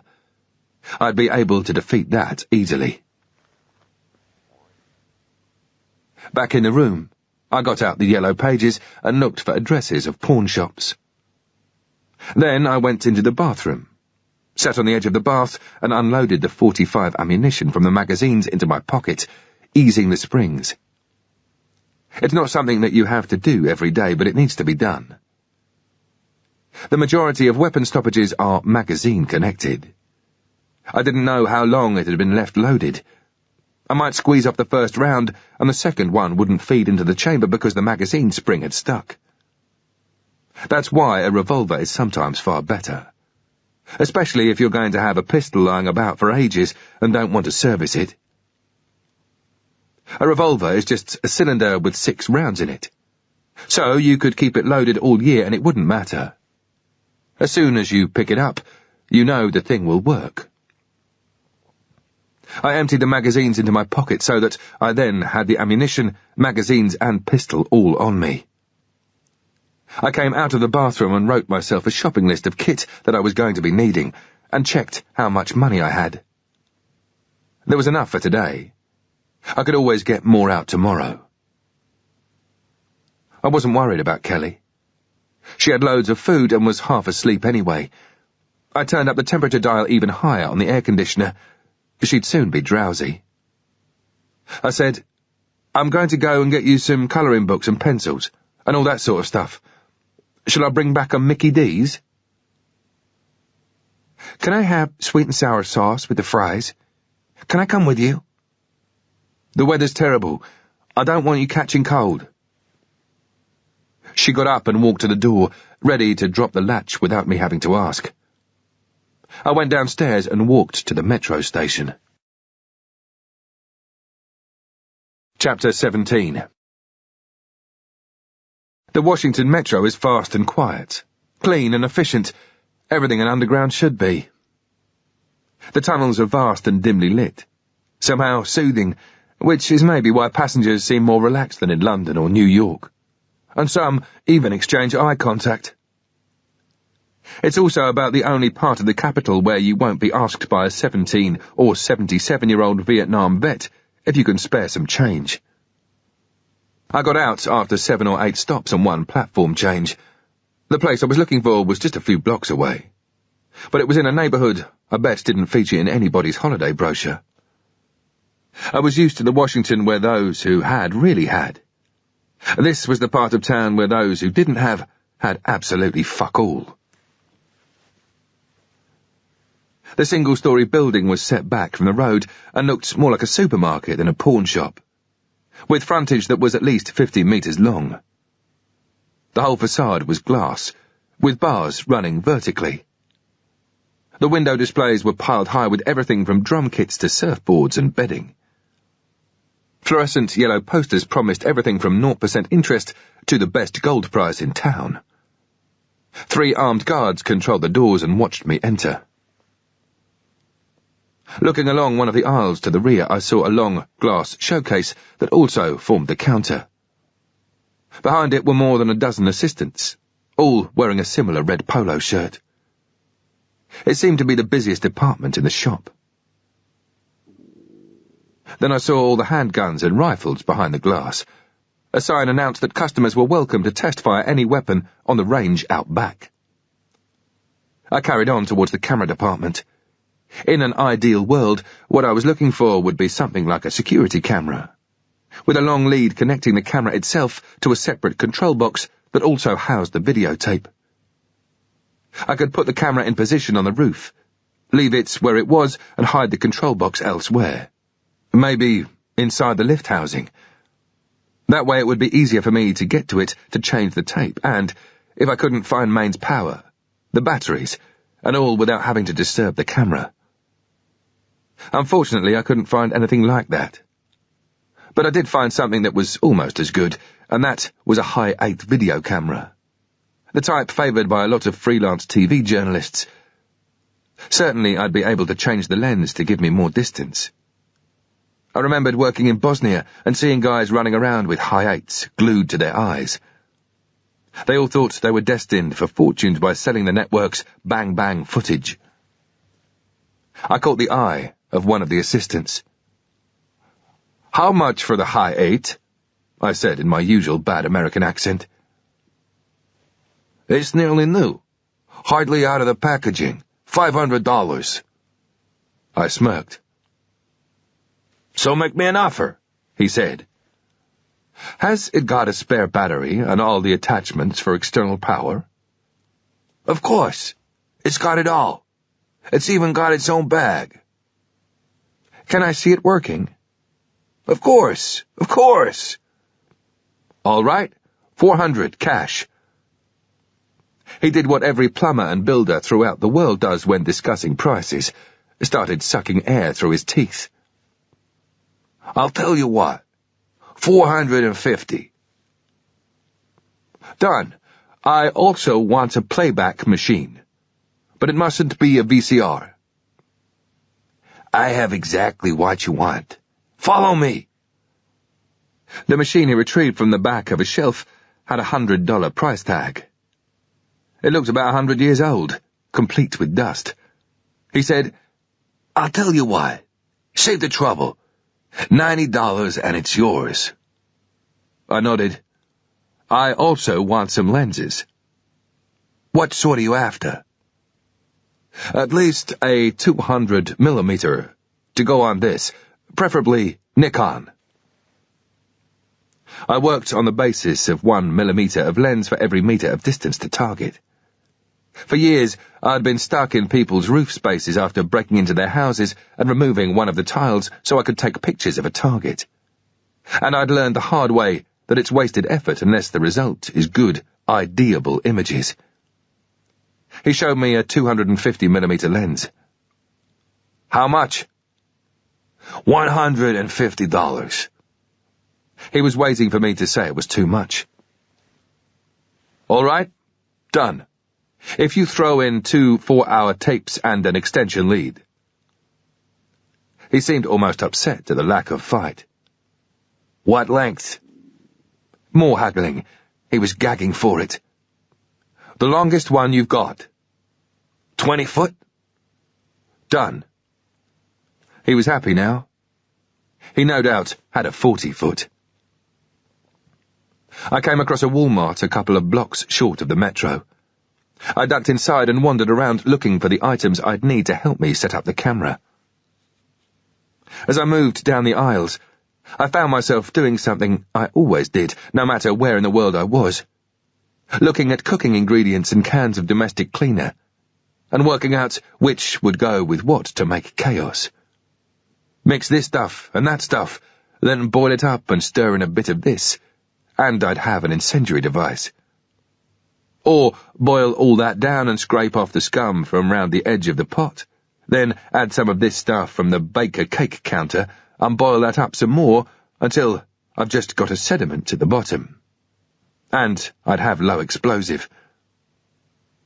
20 minutes in Sainsbury's would be enough to buy all the ingredients for a bomb powerful enough to blow a car in half. And you'd still have change from a tenner. I didn't need any of that today, however.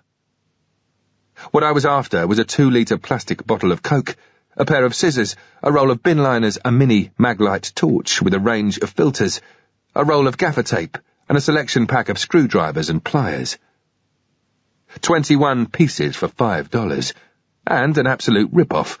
They'd last about 5 minutes. But that was all I'd need. That done, I grabbed a book of adventure stories for Kelly, some colouring books, pencils and other bits and pieces to keep her entertained. I also put a few more dollars in Mr. Oreo's pocket. I entered the metro and found a bench. Lights at the edge of the platform flash when a train's approaching. Until then, most locals sit chatting or reading. There was nothing else to do, so I opened a Coke, had a biscuit, started a dot-to-dot picture in one of the colouring books, and waited for the lights. The rain had stopped at Pentagon City, though it was still overcast and the ground was wet. I decided to do a quick walk past the target while I didn't have Kelly. Cutting across the supermarket car park, I headed for the highway tunnel and Ball Street. I was soon on the same side of the road and level with the building. A small concrete staircase surrounded by dense shrubbery led up to the glass doors at the front. They opened into a reception area and then another set of doors that probably led into the office complex itself. A security camera was trained on the front doors. The windows were sealed, double-glazed units. Inside, the building on both floors seemed full of PCs and notice boards, the normal office environment. I couldn't see any external alarm signs, nor any signs saying that the property was guarded. Maybe the alarm was at the rear. If not, whatever detectors existed were probably connected to a telephone line linked directly to the police or a security firm. I got to the end of the road, turned right, and headed back to the hotel. The room was like a sauna. Kelly's hair was sticking up all over the place, and she had sleep in her eyes. Her face was creased and had some crumbs stuck on it. By the looks of things, she'd been halfway through a biscuit and fallen asleep. As I dumped all the kit on the side, she said, "Where have you been?" "I bought loads of stuff." I started diving into the bags and dragging things out. "I've got you some books, some colouring books, some crayons."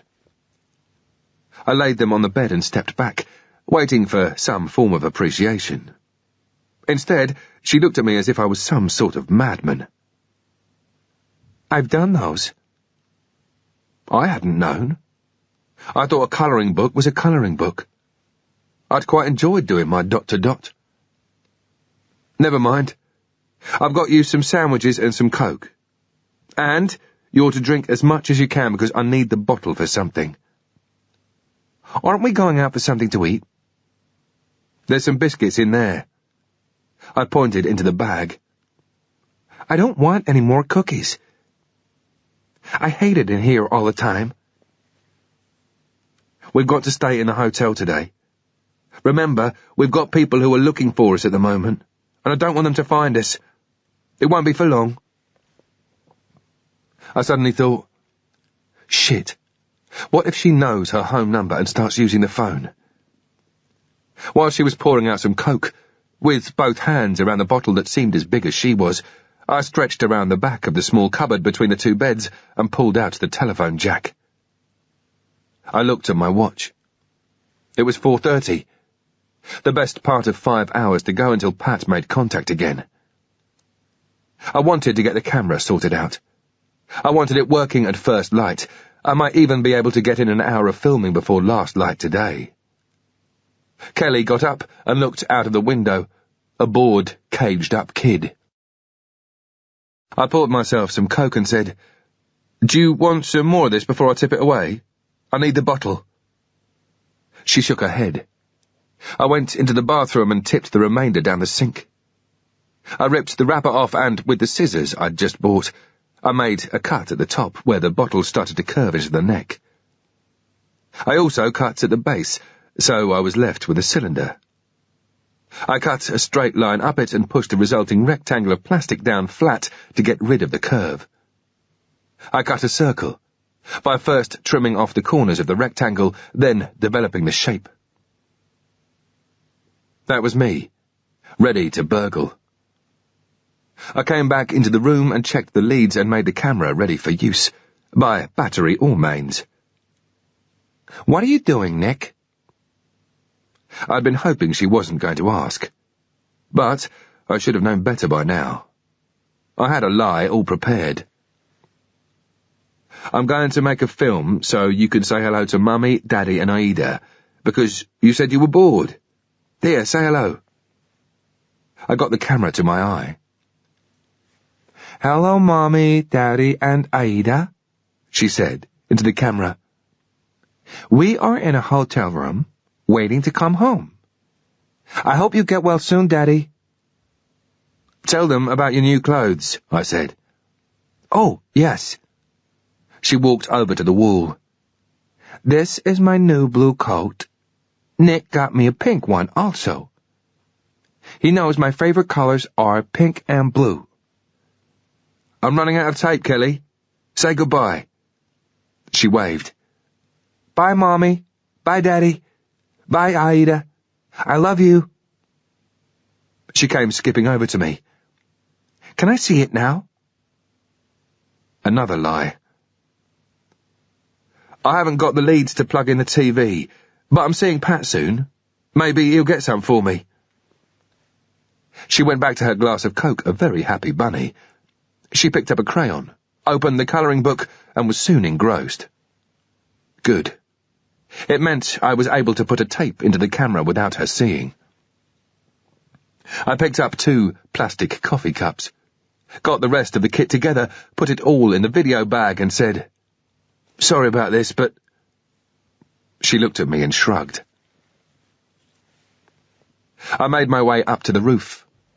The rain was holding off. The aircraft and traffic noise wasn't. The first thing I wanted to do was get into the lift housing. I needed to know whether or not I could get mains power. I got out my circle of plastic and put it in a crease of the green door. I pushed and turned it, making it work its way through the twists and turns of the door frame until it hit against the lock itself. The door was there to keep people out for safety reasons, not to protect something of value. So it was a simple lock to defeat. Once inside, I turned on my mini maglite torch, and the first thing I saw was a bank of 4 power points. I looked up at the ceiling. The shed was made up of panels of 1/4-inch mild steel bolted onto a frame. I got the pliers and undid 2 of the bolts, just enough to lift up a bit of the roof. Then I got the power lead from the camera, pushed it through the gap and ran it down against the wall. It didn't look out of place amongst all the other shit. I plugged the lead into one of the power points. I kept the door open to give me some light while I prepared the camera.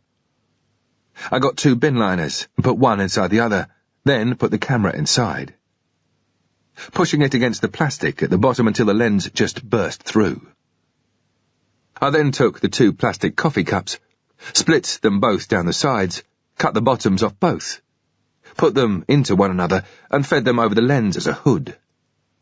That was going to keep off the rain, but at the same time let enough light into the lens so the thing could work. I used gaffer tape to keep everything in position. I got on the roof with the camera and plugged it in. I lay flat and looked through the viewfinder, waiting for it to spark up and show me what the lens could see. I wanted a reasonable close-up of the staircase leading up to the main door. Once it had jumped into life, I focused the lens, got it bang on target, and pressed play. I tested stop and rewind, then play again. It worked. I tucked in the plastic, making sure not to dislodge the camera, pressed record, and walked away. Chapter 18. I went and bought a dustbin-sized pizza, which we sat down and ate in front of the television, with the telephone plugged in and on charge. Then it was just a matter of hanging around with indigestion, waiting for Pat to call and the 4-hour tape to finish. It was dark now, but I wanted it to run the full 4 hours. 1, to check that the system worked, and 2, to see what the quality was like at night. Both of us were bored. Kelly had endured death by TV, death by pizza, death by Mountain Dew and Coke. She wearily picked up the adventure book and said, "Can you read me some of this?" I thought, all right. It's just a collection of stories. It won't take that long to read a couple. I soon discovered it was one continuous adventure, with optional endings to each chapter. I was reading to her about 3 kids in a museum. One had gone missing, no one knew where, when the story just stopped. At the bottom of the page it said, "Do you want to go to page 16 and follow him through the magic tunnel? Or do you want to go and see Madame Edie on page 56, who might tell you where he is? It's your choice." "Where do you want to go?" I said. "Through the tunnel." Off we went. After about 3/4 of an hour, and changing tack about 8 times, I thought we must be getting to the end soon. It took nearly 2 hours to get through it. At least she had fun. The room was warm and I still had all my kit on, ready to go. I kept dozing off, waking up every half hour or so to the sound of The Simpsons or Looney Tunes. One time I woke up and looked down at my jacket. It had come undone and my pistol was exposed. I looked across at Kelly, but she didn't even give it a second glance. Maybe she was used to her dad wearing one. I opened up a can of Mountain Dew and looked at my watch. It was only 8:15. I'd go and get the first video in about 1/4 of an hour's time, put in a new tape, and then wait for Pat's call. When the time came, I said, "I'm just popping out for 5 minutes to get some drink. Do you want some?" She looked quizzical and said, "We've got loads here." "Yeah, but they're warm. I'll bring some cold ones." I went up to the roof. It was damp and drizzling now. I opened up the back of the plastic bag, pressed the eject button, and quickly exchanged tapes ready for the morning. I came downstairs, past our room, and got another couple of cans of drink. Coca-Cola shares had probably rocketed over the last few days. Clueless came on, the TV series she'd told me she loved. I was amazed as I listened to her reciting all the catchphrases off Pat. Loser, double loser, moron, whatever. Now I knew where a lot of her sayings came from. At last, it was just 3 minutes to go before Pat was due to check in. I went into the bathroom, closed the door and listened for Clueless. Nothing. Dead on time, the phone rang. "Hello?" "All right, mate. Thanks for the sub." We both had a quiet laugh. "Do you know what floor they're occupying?" There was a short pause, then, "Second floor." "Okay. Any chance of more money? I need a big wad, mate." "I could get you about 10 grand, but not until tomorrow, or possibly the day after. You're welcome to it until you're sorted. And I take it you've got a way out?" "Yeah," I lied. It was for the best. If he got lifted, he could only give false information, and they'd start looking at airports and docks instead of mincing around Washington. Then I said, "I need more contact in case I manage to find out anything about the building, and things start changing rapidly. What about 1200, 1800, and 2300? Is that okay?" "All right, mate. Your little friend and her family have been in the media a lot lately. Is there anything else?" "No, mate. Be careful." "And you. See ya." I turned off the telephone, went back into the bedroom and put it back on the charger. I didn't know if Kelly had heard anything or not, but she was quiet and seemed uneasy. I got the video player set up, pushed in the tape, and tuned in the television. Kelly was watching intently. "Do you fancy playing a game?" I said. "If not, I'll just do it on my own." "Okay." It beat counting cars on the highway. "But you said you didn't have any leads to put into the TV." She'd got me on that one. "I bought some when I went out." "So why can't we see the video for my mommy?" "Because I've already posted it. Sorry." She looked at me a little confused. "We're going to watch this tape of a building." I went on. "It's got people going in and out of it. Now, there's going to be some famous people going in there, and people that you know, like friends of Daddy's and Mummy's, and people that I know. We've got to see how many people we can each recognise. Whoever sees the most is the winner.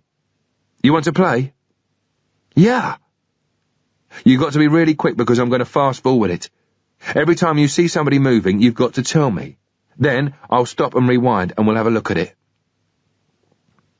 I took some of the hotel stationery and a pencil and off we went. I had to use the button on the machine to fast forward because there was no remote. I sat on the floor under the player by the TV. Kelly's eyes didn't leave the screen. I was quite pleased with the tape. The quality wasn't bad at all. You could tell the difference between this and a home video. And I managed to get full-length pictures of the people covering about 2/3 of the screen. "Stop! Stop! Stop!" she shrieked. I rewound and had a look. Kelly had made me stop at the first hint of movement. There were a few people entering. I didn't recognise any of them. Kelly was sure that man number 3 was from a pop group called Backstreet Boys. She got into the game more and more. Everyone seemed to be famous. I logged them all using the counter. 298. 2 men, 1 with a long light coat, 1 with a blue coat.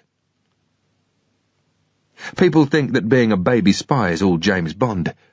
Sports cars and casinos. I'd always wished the fuck it was. The reality is sheer hard graft to get information, then sitting down and working out what it is you've gathered. The fact that two people walk up a set of stairs means fuck all. It's interpreting what's going on that's important. Identifying them, their body language, what happened before, what you think is going to happen later on. So you have to log everything, just in case at a later date it might be important. Give me a sports car any day. The screen was slowly getting darker. The ambient streetlight was helping, but it was quite hard to see faces and we were losing colour. I could tell the difference between a man and a woman and their ages, but only just. It came to the end of the working day and everything began to close down. People going home were throwing switches and the light dwindled. In the end, there were lights only in the hallway, reception area and corridors.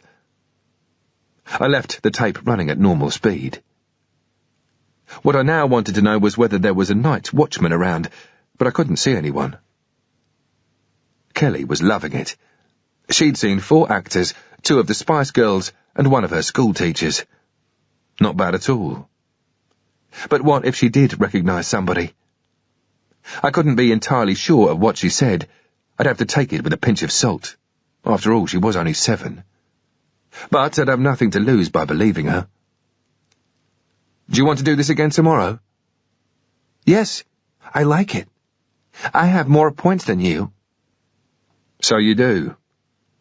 I'll tell you what, after all that winning, I think you should lie down on the bed and have a rest. If Kelly or I recognised anybody on the tape tomorrow, it would be a bonus for me to take to Simmons and prove a link. It would also mean that I'd definitely have to CTR the building and find out why they were there. I decided to go and have a closer look at the outside, and then I could plan how to make entry. By 11 p.m, Kelly was sound asleep, still fully clothed. I put the eiderdown over her, picked up the keycard and left. To avoid the office, I came out of the hotel via the emergency stairs. I got on the road by the highway, turned right and walked past the playhouse towards the target. The traffic was quieter now, just groups of noise instead of a constant roar. I turned right, then right again. I was on Bald Street. Chapter 19. It was the back I really needed to take a look at. But first I wanted to recce the front again. I wanted to see if there was a night watchman in there and get a better mental picture of what it looked like inside. I moved into a doorway opposite. If I was pinged, I'd pretend I was drunk and having a piss. I was in deep shadow as I looked over at the target. I could see through the 2 sets of doors into the reception area. The lights were still on, giving a sheen to the wet concrete steps and the leaves of the bushes. I looked upstairs and saw light shining through the windows directly above the main entrance. That meant the corridor lights were on upstairs as well. I waited around for a quarter of an hour, watching for signs of movement. Was there security sitting downstairs watching the telly? Was he upstairs doing his rounds? I didn't see anything. Time to look at the rear. I went back the way I'd come, but instead of turning left, went right towards the river. It was just a single-track road with muddy slush on the sides and potholes filled with oily water that glistened in the ambient light. Using the shadows, I passed the scrap metal merchants and crossed over the railway tracks that led to the old cement depot. My footsteps made more noise than the highway now. Fences divided all the plots, secured with old chains and padlocks. I followed the road further, looking for a point to turn and get behind the target. The highway lights weren't strong enough to have any effect at this distance, but I could make out the mist coming from the river. I'd reached a dead end. A fence blocked the old road and a large, muddy turning circle had been made by cars looking for a parking space and discovering what I just had. I could also see lights from the airport, beyond the woods that sloped down to the Potomac. There was no alternative but to walk back to the disused railway tracks, which, years ago, would have been a branch of the main line. I looked left. Following the tracks, they ran about 200 metres to the rear of the target, and to their left were some old, rusted, corrugated iron buildings. I started climbing over the wire gates, where the trains would have gone through to the depot. The padlocked chains rattled under the strain. I got into some shadow and waited. There were no dogs barking, and the airport was probably closed down this late at night because it was so close to the city. All I could hear was a distant siren. I carried on along the tracks, and soon the only noises were of my feet and breath. To my right was the scrapyard, enclosed by a fence with old cars piled on top of each other 7 or 8 high. After about 100 metres, the ground started to open up, and I could see buildings. Fences made it clear what belonged to whom. The area had been cleared and flattened, ready for developers. One of those buildings beyond it was the rear of my target. On the other side, I could see streetlights on Ball Street and the highway. The drizzle gave them a misty, faded look. I slowed down, had a quick look at the target, then started to walk across the 150 metres of newly levelled ground to a fence that was about 50 metres short of the target building. Near the fence, I found some bushes, stopped and squatted down. The things that always give you away are shape, shine, shadow, silhouette, spacing and movement. Forget about them, and they'll get you killed. Still on my haunches, I did nothing but sit and watch for the next few minutes. You have to give your senses a chance to adjust to a new environment. After a while, my eyes began to adapt to the light, and I could start to make things out. I could see that there were no windows in the back of the building, just a solid brick wall. There was, however, a 4-flight steel staircase. The fire escape route for both the ground and first floors. To the right of it, at ground level, were the junction boxes for the building's utilities. I looked at the fire exits. If I had to make entry at some stage to find out what Pyra were up to, that was probably the way I'd go in. It depended whether or not they had external locks, and there was only one way to find out. I scanned along the line of the 6-foot chain-link fence, looking for a break. I couldn't see one. Grabbing the top edge of the wire, I pulled myself up, got a foot on the top and clambered over. I crouched down again and stayed still, watching and listening for any reaction. There was no need to rush.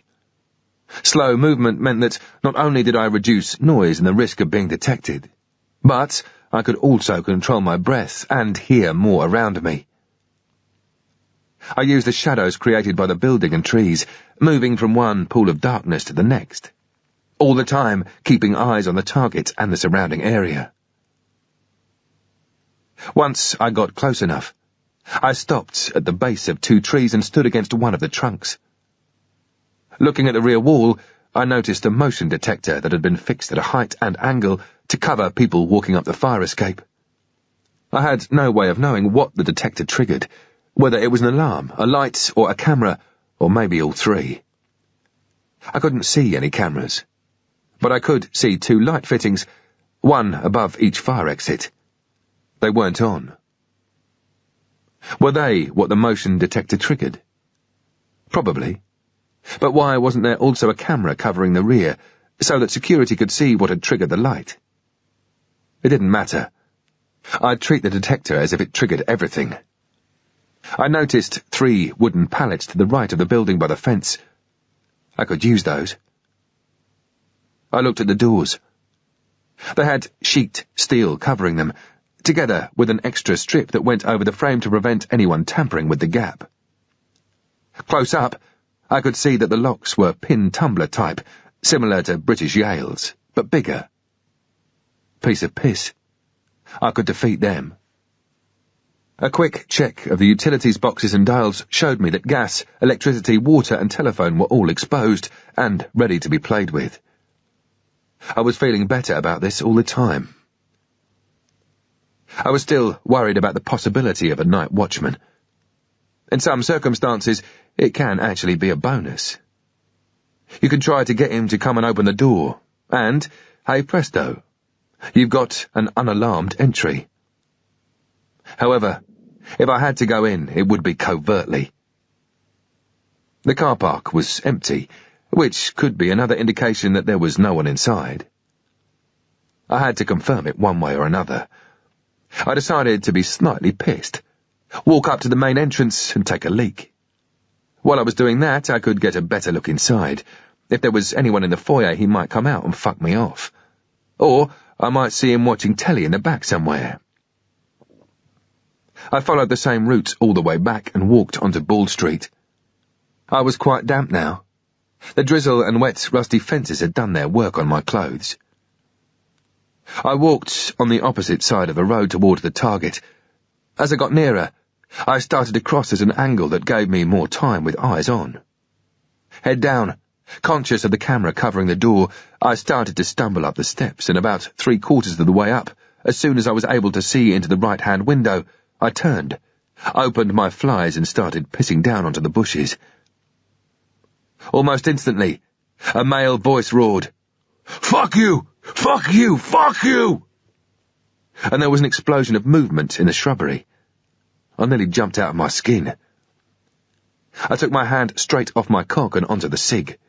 I tried to stop pissing, but I was in full flow. My jeans took the brunt. I went for the pistol, then realised that maybe I didn't need to pull it yet. He might be security. Maybe I could talk my way out of this. "Fuck you! Who do you think you are? You fucker!" I could hear him, but still couldn't see anything. There was rustling and all sorts going on, then more, "Fuck you! Fuck you!" And I saw him appearing through the bushes. "Fucking asshole! Piss on me, you fuck! I'll show you! Look at me! You've pissed on me!" He was in his early 20s, wearing old army boots without laces and dirty, greasy black jeans. He had a hooded Parker-type jacket that was in shit state, grimed with muck and with the elbows hanging out. When he was about 10 metres away, I could also see he had a bum-fluff beard, a big earring in one ear and long, greasy dreadlocks. He was soaked.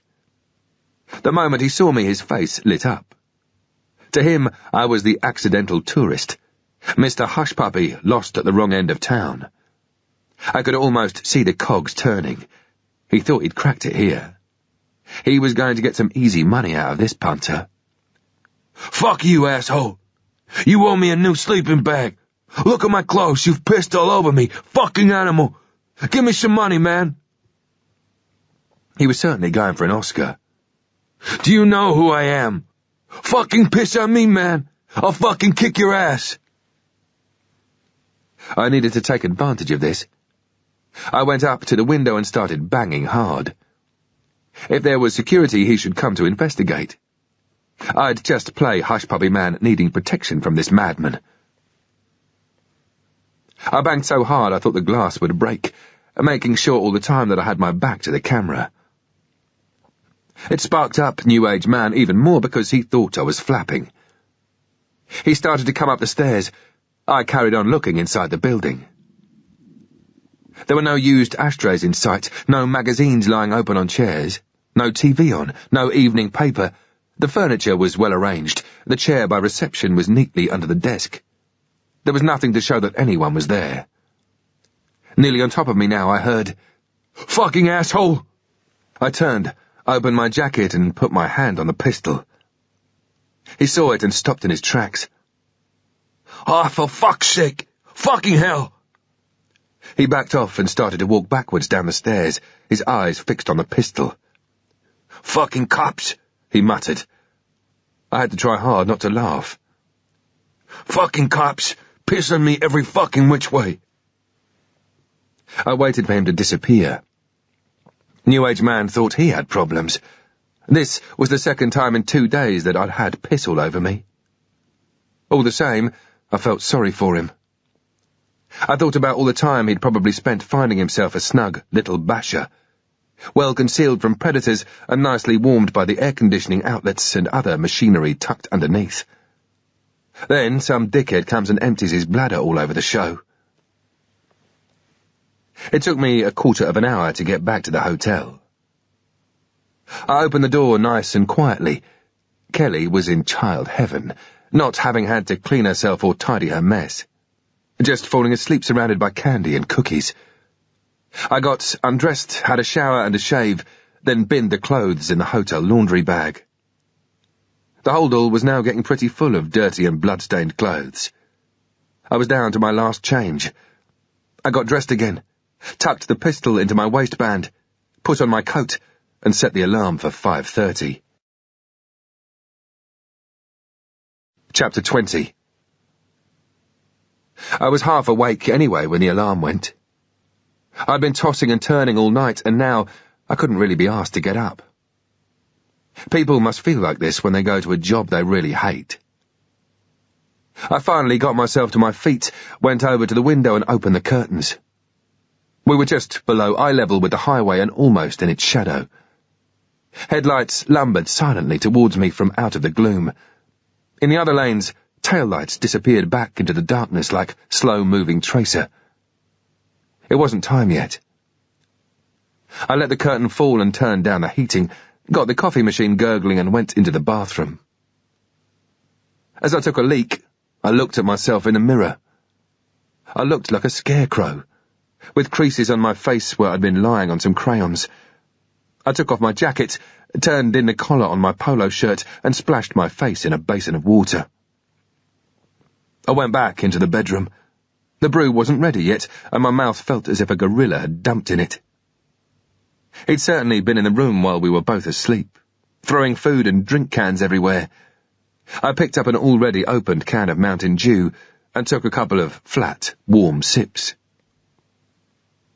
Until first light, there wasn't that much to do. I was used to this. So much of my life had been hurry up and wait. I pulled up the chair by the window and opened the curtains. Looking at the highway, I couldn't make out whether it was still raining or if it was just vehicle spray in the headlights that made it look that way.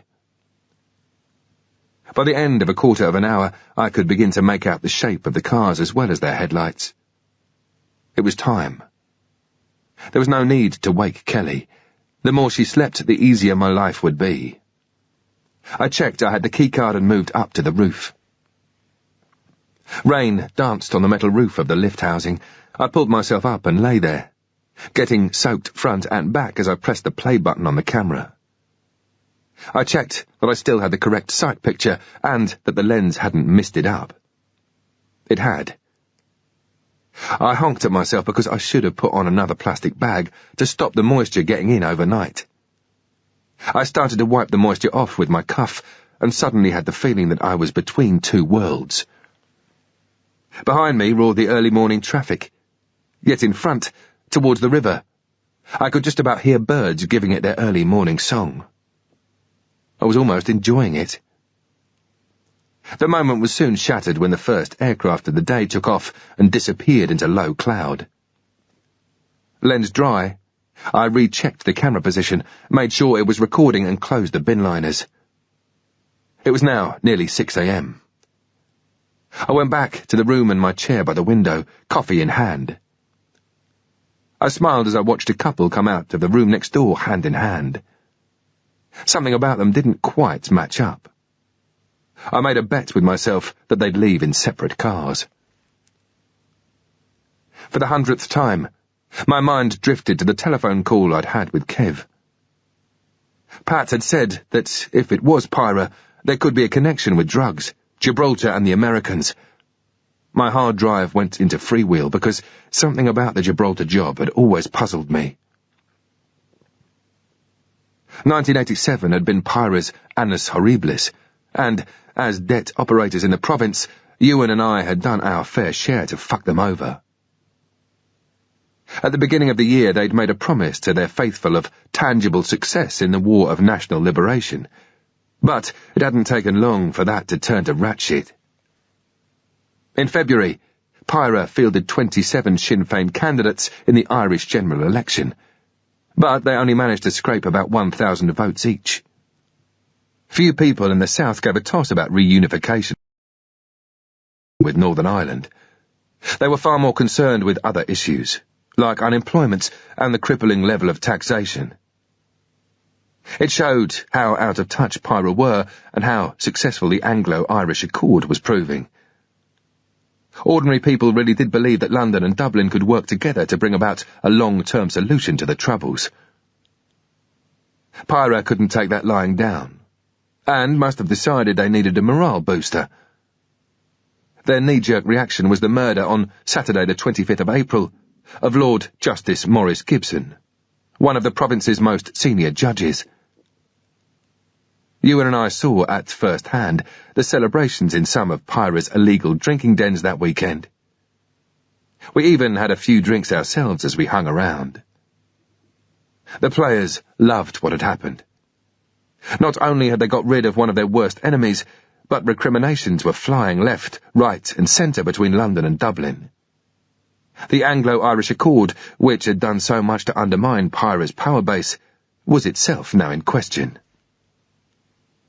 However, barely had the hangovers gone away when Pyra had another disaster. 2 weeks later, at Loch Hall in County Armagh, blokes from the regiment ambushed Pyra's East Tyrone Brigade while they were attempting to bomb a police station. From a force of 1,000 hardcore players in 1980, Pyra's strength had already dwindled to less than 250, of which maybe 50 were members of active service units. Our successes had further cut this to 40, which meant that the operation at Loch Hall wiped out 1/5 of Pyra's hardliners at a stroke. It was the IRA's biggest loss in a single action since 1921. If this carried on, all of Pyra would soon be riding around in the same taxi. The massive defeat of Loch Hall was followed soon afterwards by a disastrous showing by Gerry Adams in the British general election. Sinn Féin's vote plummeted, with the Catholic vote switching to the moderate SDLP. Then, on the 31st of October, during Sinn Féin's annual conference in Dublin, French customs seized a small freighter called the Exund off the coast of Brittany. On board was an early Christmas present to Pyra from Colonel Gaddafi. Hundreds of AK-47s, tons of Semtex, several ground-to-air missiles, and so much ammunition it was a miracle that the ship stayed afloat. The humiliation was complete.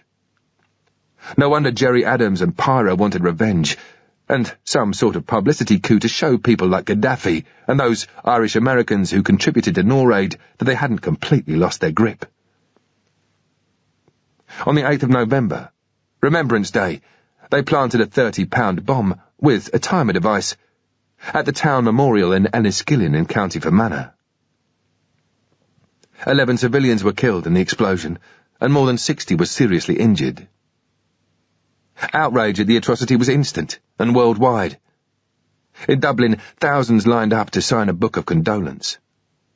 In Moscow, not a place well known for its community care, the TASS news agency denounced what it called barbaric murders. But, worst of all for Pyra, even the Irish Americans appeared to have had enough. Pyra had fucked up big time. They'd thought the bombing would be hailed as a victory in their struggle against an occupying power. But all it had done was to show them up for what they really were. It might be one thing to kill legitimate targets, like judges, policemen, and members of the security forces, but murdering innocent civilians while they were honouring their dead at a Remembrance Day service. That was why Gibraltar had been such a puzzle to me. I could see why Adams and Co. would be desperate to show their diminishing group of sympathisers that they were still in business. But why risk a repeat of the international backlash they'd suffered after Enniskillen? If they bombed Gibraltar, it wouldn't be only British civilians who might end up killed. At that time of the year, hundreds of foreign tourists packed the squares and streets of the colony, many from the cruise liners that regularly dock in the harbour. And many of those, Pyra would have known full well, are American. I'd never been able to see a method in their madness. It suddenly hit me that maybe I'd been looking down the wrong end of the telescope. Pyra were terrorists, but their presence here in Washington proved that they were also businessmen. There was no sectarian divide when it came to money, just normal competition and greed. I knew that they got together with Protestant paramilitaries on a regular basis, to talk about their drug, prostitution and extortion rackets, even to discuss demarcation lines for different taxi firms and sites for gaming machines back in the province. They had the infrastructure, the knowledge, and the weapons to be major players in the world of crime. With cooperation from other terror organizations throughout the world, the possibilities were endless. If so, this was serious shit. Down in the car park, the couple were having a long, lingering embrace. What was going on there was serious shit too. Then one final kiss and, yep, separate cars. I wasn't expecting a phone call from Pat until midday, and there was still about 3 hours to wait for the tape to finish recording, so there wasn't much to do apart from watch invaders from Mars and talking shoes who lived in dustbins. I felt uneasy. I needed to do something. I shook Kelly. She moaned and pulled the covers back over her. I spoke gently in her ear. "I'm going downstairs to buy some stuff, okay?" I got a very weak, "Yes." She couldn't have cared less. I was beginning to realize she wasn't a morning person. I used the emergency stairs again and crossed under the highway to the 7-Eleven. Inside it looked like Fort Knox. There was a grating in the wall with a cubbyhole behind, and a Korean face glaring out and then turning back to watch a portable TV. The shop was too hot, and it stank of cigarettes and overbrewed coffee. Every inch of wall space was plastered with signs informing the local villains, "Cash register holds only $50. Everything else deposited." I didn't really need to buy anything. We had more stuff in the room than we could shake a stick at. Certainly more biscuits than Mr. Oreo. But I wanted some time to myself, away from Kelly. I found it tiring just being around her. There was always something that needed doing, checking or washing, and, in any time that was left over, I seemed to be nagging her to hurry up and get dressed. At the magazine rack, another friendly sign said, "No spitting or reading the merchandise." I picked up a Washington Post and a handful of magazines, some for me and some for Kelly. I didn't even bother looking at what they were. I went and put my money through the small hole in the grill.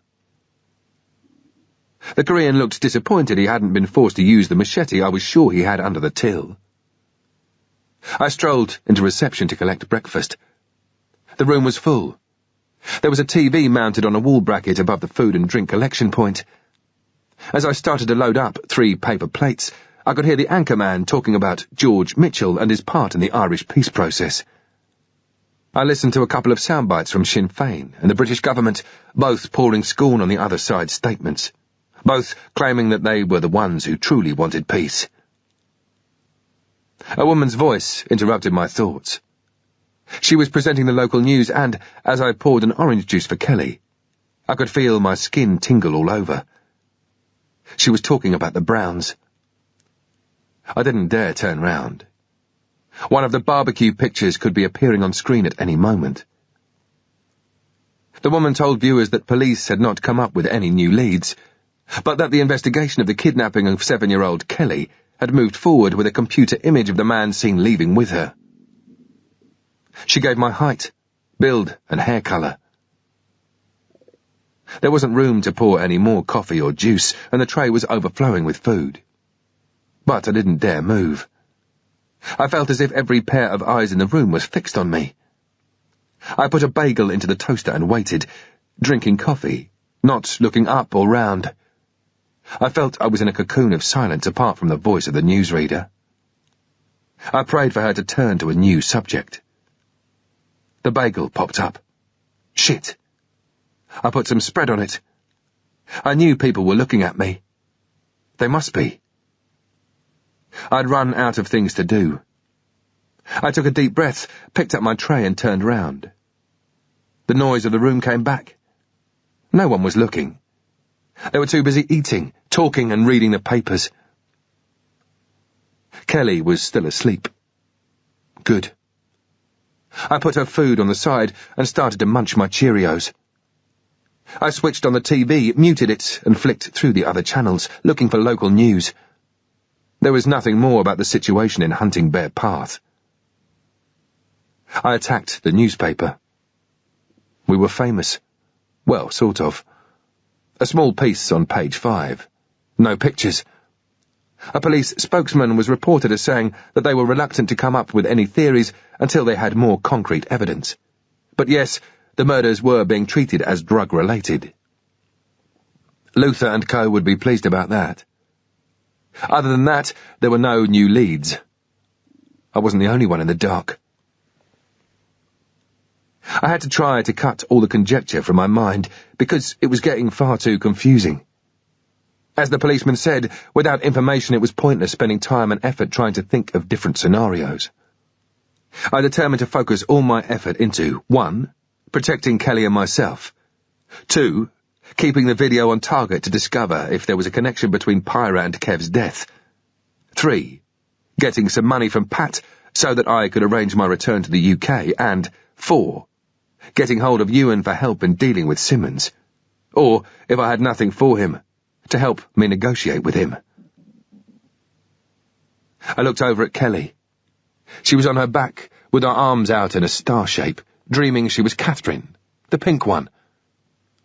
I felt sorry for her. She hadn't a clue what had happened to her family. Some poor bastard was going to have to tell her one day, and, after that, someone would have to look after her. I just hoped it was someone nice. Maybe her grandparents, wherever they might be.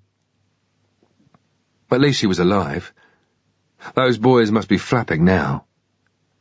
They'd have to assume that Kelly had given me their descriptions and that she'd overheard what all the shouting was about. They must be desperate to get their hands on us. I started to wonder how I could get more information out of her, but gave up on that one. I was no psychologist. If anything, I was a candidate for seeing one. I picked up a bike mag and, by the end, had changed loyalties from Ducati to BMW.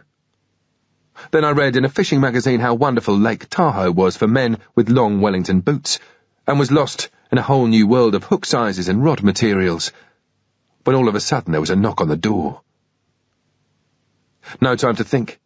I pulled the cig, checked chamber and looked at Kelly. I thought, we both might be dead soon. I put my hand over her mouth and gave her a shake. She woke up scared. I put my fingers to my mouth.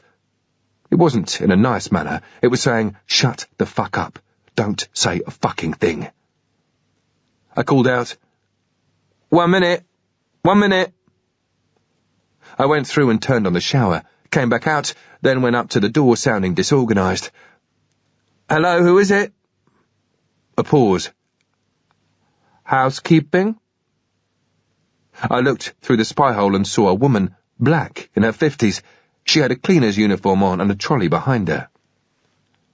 I couldn't see anything else, but then, if she had the police or Luther's boys either side of her, they weren't going to be showing their faces. I looked at her and tried to interpret from her eyes what was going on.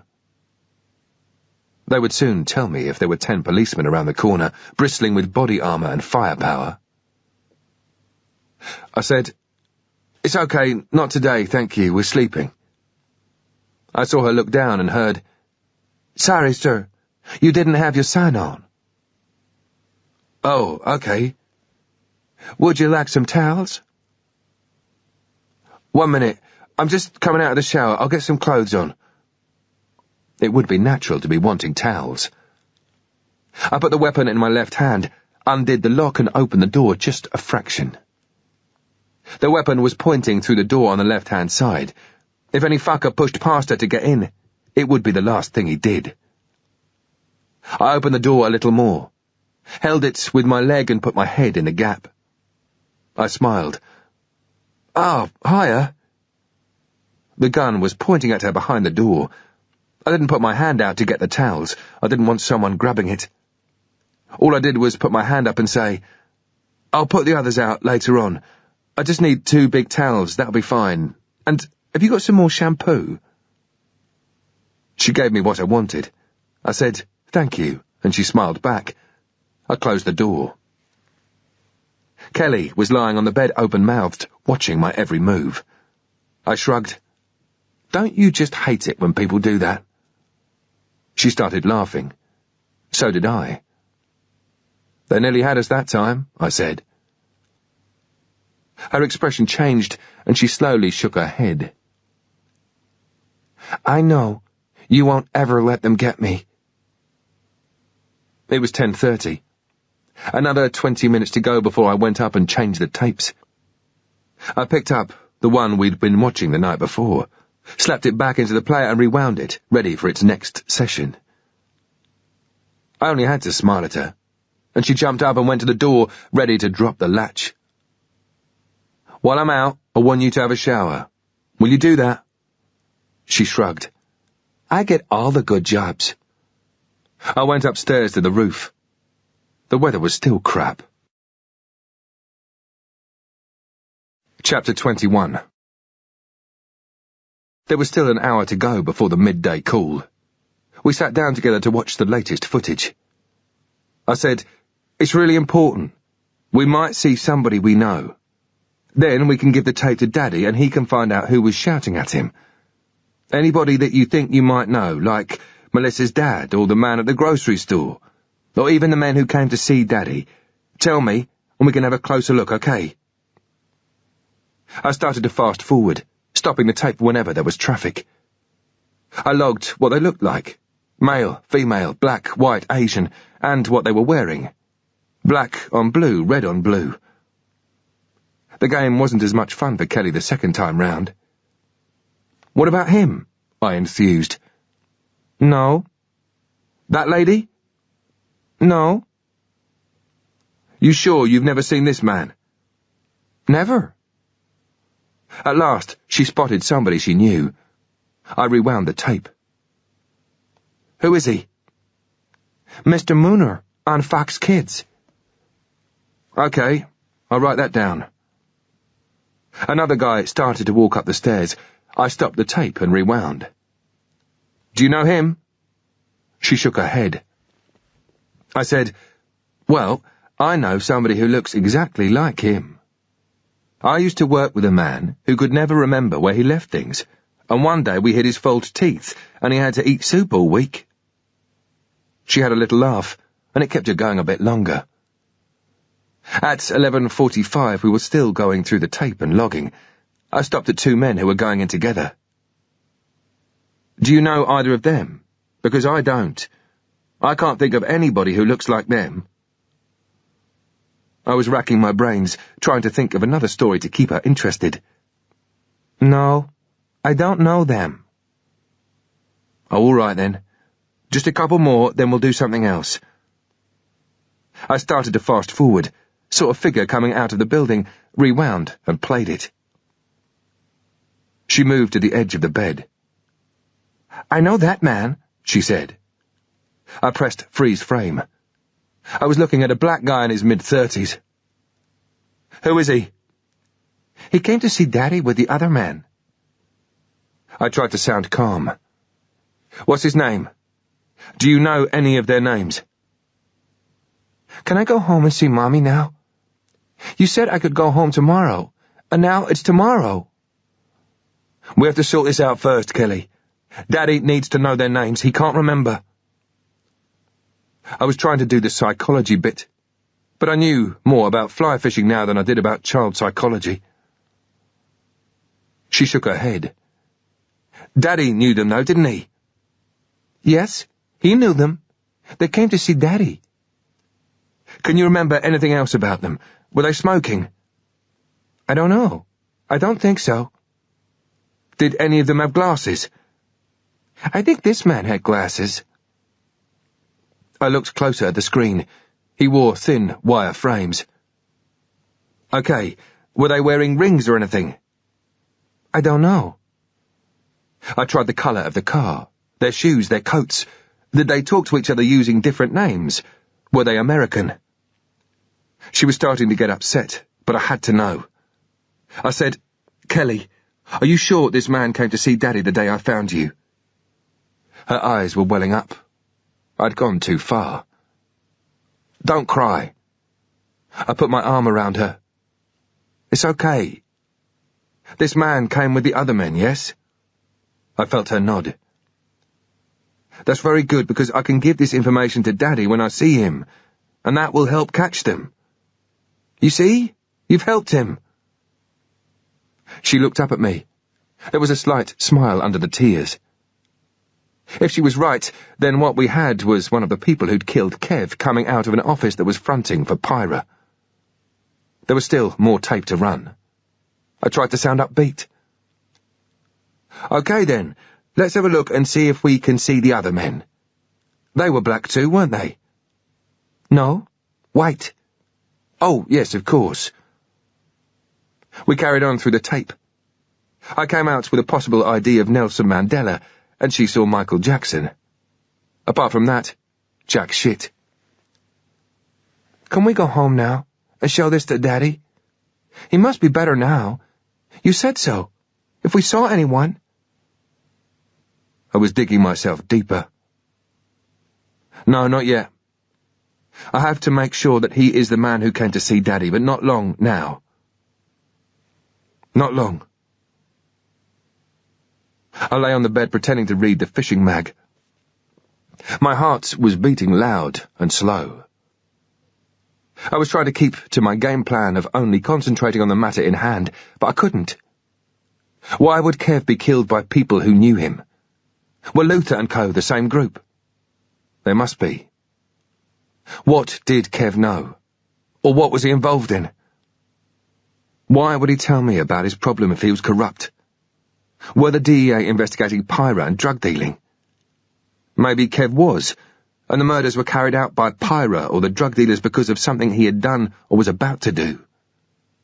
But why did they know him? Conjecture would get me nowhere. It was just a waste of time and effort. Kelly was stretched out beside me and was looking at the magazine. It was a strange feeling having her head on my chest. I moved my arm around her to look at my watch. She thought I was going to cuddle her. It was nearly time for Pat to call. I got up and switched on the mobile phone, then stood by the window pulling a gap in the curtain, looking at the highway through the rain, deciding my next phase. I tried to think of a good RV. It wouldn't be secure to meet again at the shopping mall. Dead on time, the phone rang. Hello? Hello, mate. I could hear the traffic going past the call box. Things are happening, I said. I need an RV. In 2 hours. Is that okay? 2 hours. Union Station. All right for you? Union. Yep. No problems. He sounded spaced out. I'd travelled through the terminus a few times before and could remember its layout. Come in through the main entrance, I said. Go up to the top floor to the coffee bar facing the stairs. Buy a cup of coffee, sit down and wait. I'll pick you up there, okay? There was a long, worrying pause. Is that okay, Pat? I'll be there. See ya. The line went dead. Union Station is the main Amtrak station in Washington, D.C.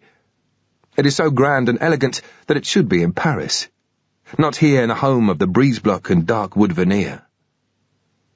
At most major railway stations in the world you expect to find the seedier side of life, but not so at Union.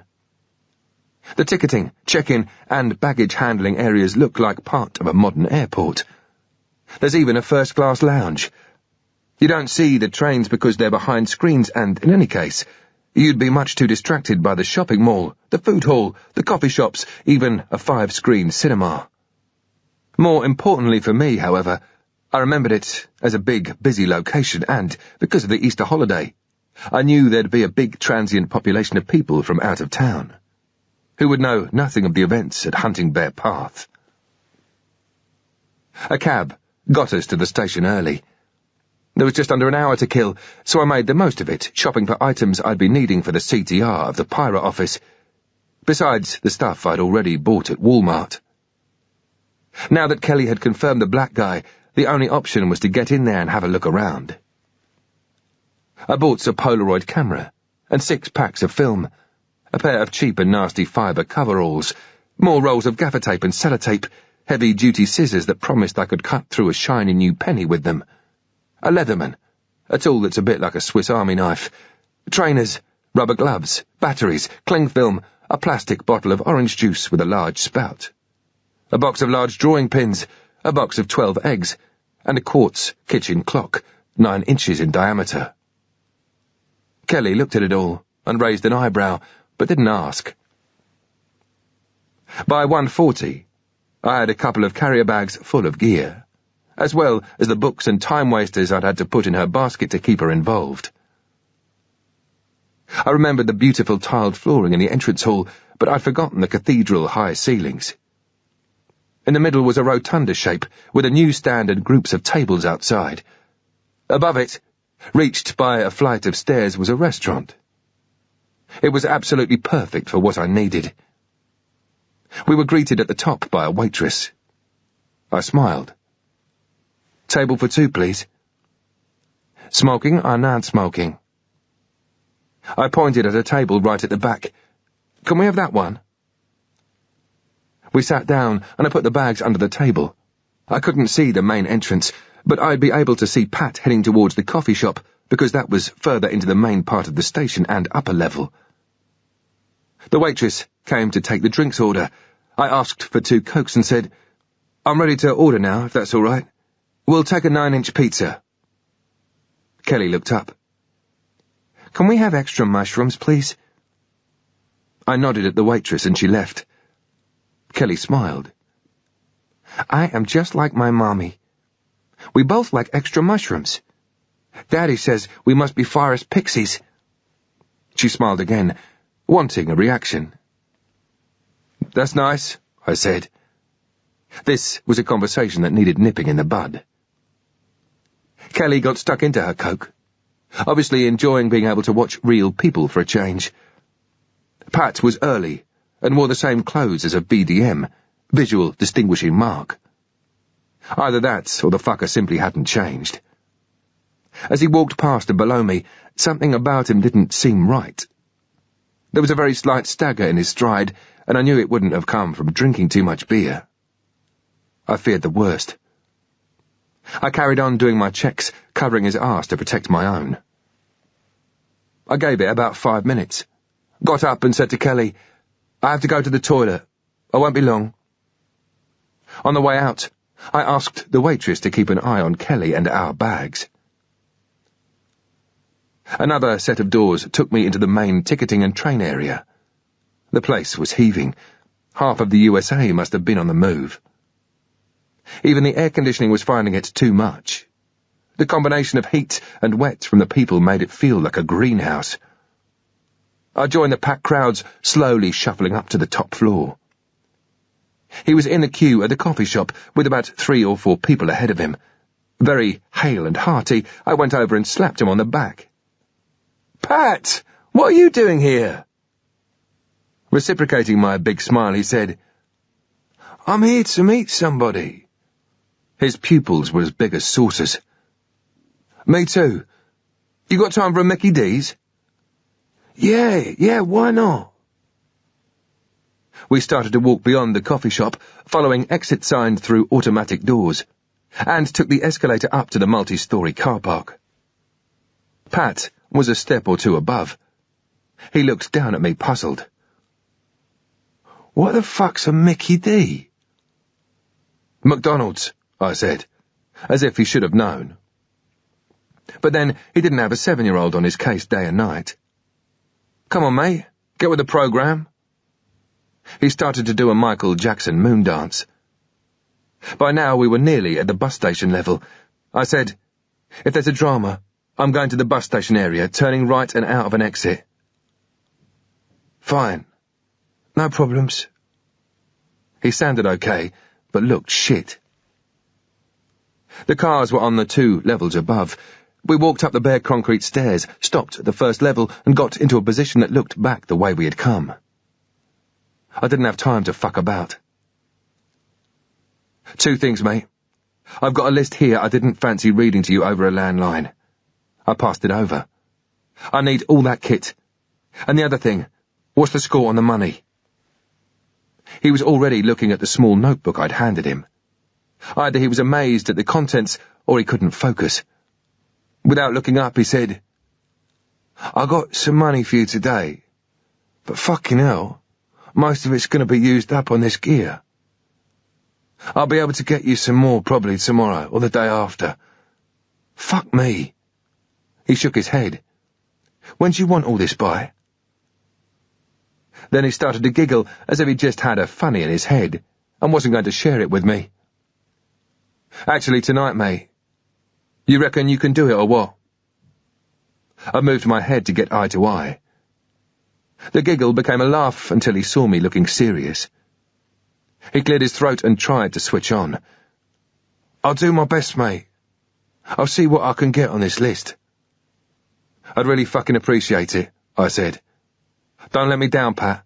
I really need your help." I hoped the urgency was going to register with him. I was still checking down the stairs. Also at the back there. I opened the page for him to make sure he saw it. I've put a casual pickup. I need that to happen at 2300 tonight. Pat was looking at the RV notes. I bent my knees to lower myself and moved his face over so I could get eye to eye again. 11 o'clock tonight, mate. 11 o'clock, okay. I knew Pat well enough to tell he knew it was serious. He knew he was fucked up, and was trying hard to understand everything I said. I was glad now that I'd put the details down on paper for him. He looked as if he needed all the help he could get. "What car do you drive?" I asked. "A red Mustang." He pushed his face closer to mine. "Redder than Satan's bollocks." He enjoyed the joke so much he couldn't help laughing. "Leave via H Street." I pointed away from the rear of the station. "See you tonight, then." He smiled, moving off. From behind I could see a slight veer to the left as he walked. I waited and checked he wasn't being followed, then carried on up towards the car park level, making it look as if I was off to my car. From there, I took the lift back down to the coffee shop level. I went back towards the restaurant, stood off and watched. Kelly was still fighting with the pizza. "You were ages," she said through a mouthful of mushrooms. "Yes, they ran out of toilet paper," I laughed as I rejoined her. She thought about it for a moment, and did the same. Chapter 22. As soon as we got back, I put the TV on for Kelly and tipped out the carrier bags on my bed. She asked me what I was doing. "I'm just helping Pat. He's asked me to do some stuff. You can watch the TV if you want. You hungry?" "No." She was right. After a pizza the size of a tank mine, it was a stupid question. I picked up the big red and white framed quartz kitchen clock and went and sat on the chair by the window. I broke off the frame until I was left with just the hands and clock face, with the quartz mechanics behind it. By bending it very gently, I now started to break off the plastic face. When there was just about an inch of jagged remains around the centre of the hands, I finally snapped off the hour and second hands. Only the minute hand was left. I put in a new battery. Kelly was watching. "Now what are you doing, Nick?" "It's a trick. Once I've finished, I'll show you, okay?" "Okay." She turned back to the TV, but with one eye on me. I took the egg box over to the bin and tipped out its contents. I ripped off the top and half of the bottom, so that there were just 6 compartments left. With sellotape, I fashioned a small sleeve running all the way up the side of the egg box, and just big enough to accommodate the minute hand. I called over to Kelly, who was mouthing the signature tune to a soap. "Do you want to see what this does?" She looked intrigued as I slotted the egg box onto the minute hand. The bedside cabinet was about 4 inches below the level of the TV's controls. I positioned the clock on it, so that it was directly below the infrared sensor on the set, and secured it in place with gaffer tape. Kelly was taking even more interest. "What are you doing?" "See the remote control? Use it to turn the sound up." She did. "Now turn it down." "Okay. I bet you that in about 15 minutes' time, you can't turn the sound up." I went and joined her on the bed. "Both of us must sit here and not move, okay?" "Okay." She thought I was going to do something to the remote control, and smiled as she hid it under the pillow. It was quite nice, really, watching TV during some downtime, apart from every minute hearing, "Is it 15 minutes yet?" "No, only 7. By now, the egg box, attached to the minute hand, was working its way up towards the base of the TV. When the egg box was upright and obscuring the sensor, I said, "Go on then. Try to turn the sound up." She did, and nothing happened. "Maybe it's the battery," I teased. We put a fresh battery into the remote control. Still nothing. She couldn't work it out, and I wasn't going to explain my trick. "Magic," I grinned. I got out the rest of the stuff, drank some of the orange juice and rinsed out the container, then made sure that all the electrical kit had fresh batteries and prepared everything ready to be packed. It was about 10:20 and Kelly was asleep. I'd have to wake her up and tell her I was going out because I didn't want her to wake on her own and start flapping. At times, I thought she was just a pain in the arse, but I wanted to protect her. She looked so innocent, playing starfish again. What would happen to her after all this, I wondered, presuming she lived. I checked and tested everything again, unplugged the mobile and put it in my pocket, and finally checked my weapon, and that I had some cash. I picked up a half-empty packet of biscuits to eat on the way. Close to her ear, I whispered, "Kelly." I got no response. I shook her a bit. She stirred and I said, "I've put the TV on low, so you can watch it if you want. I've just got to go out for a little while." "Yeah." I didn't know if she understood or not. I preferred telling her this when she was half asleep. "Don't put the lock on this time, because I'll take the key. I don't want to wake you when I come in, okay?"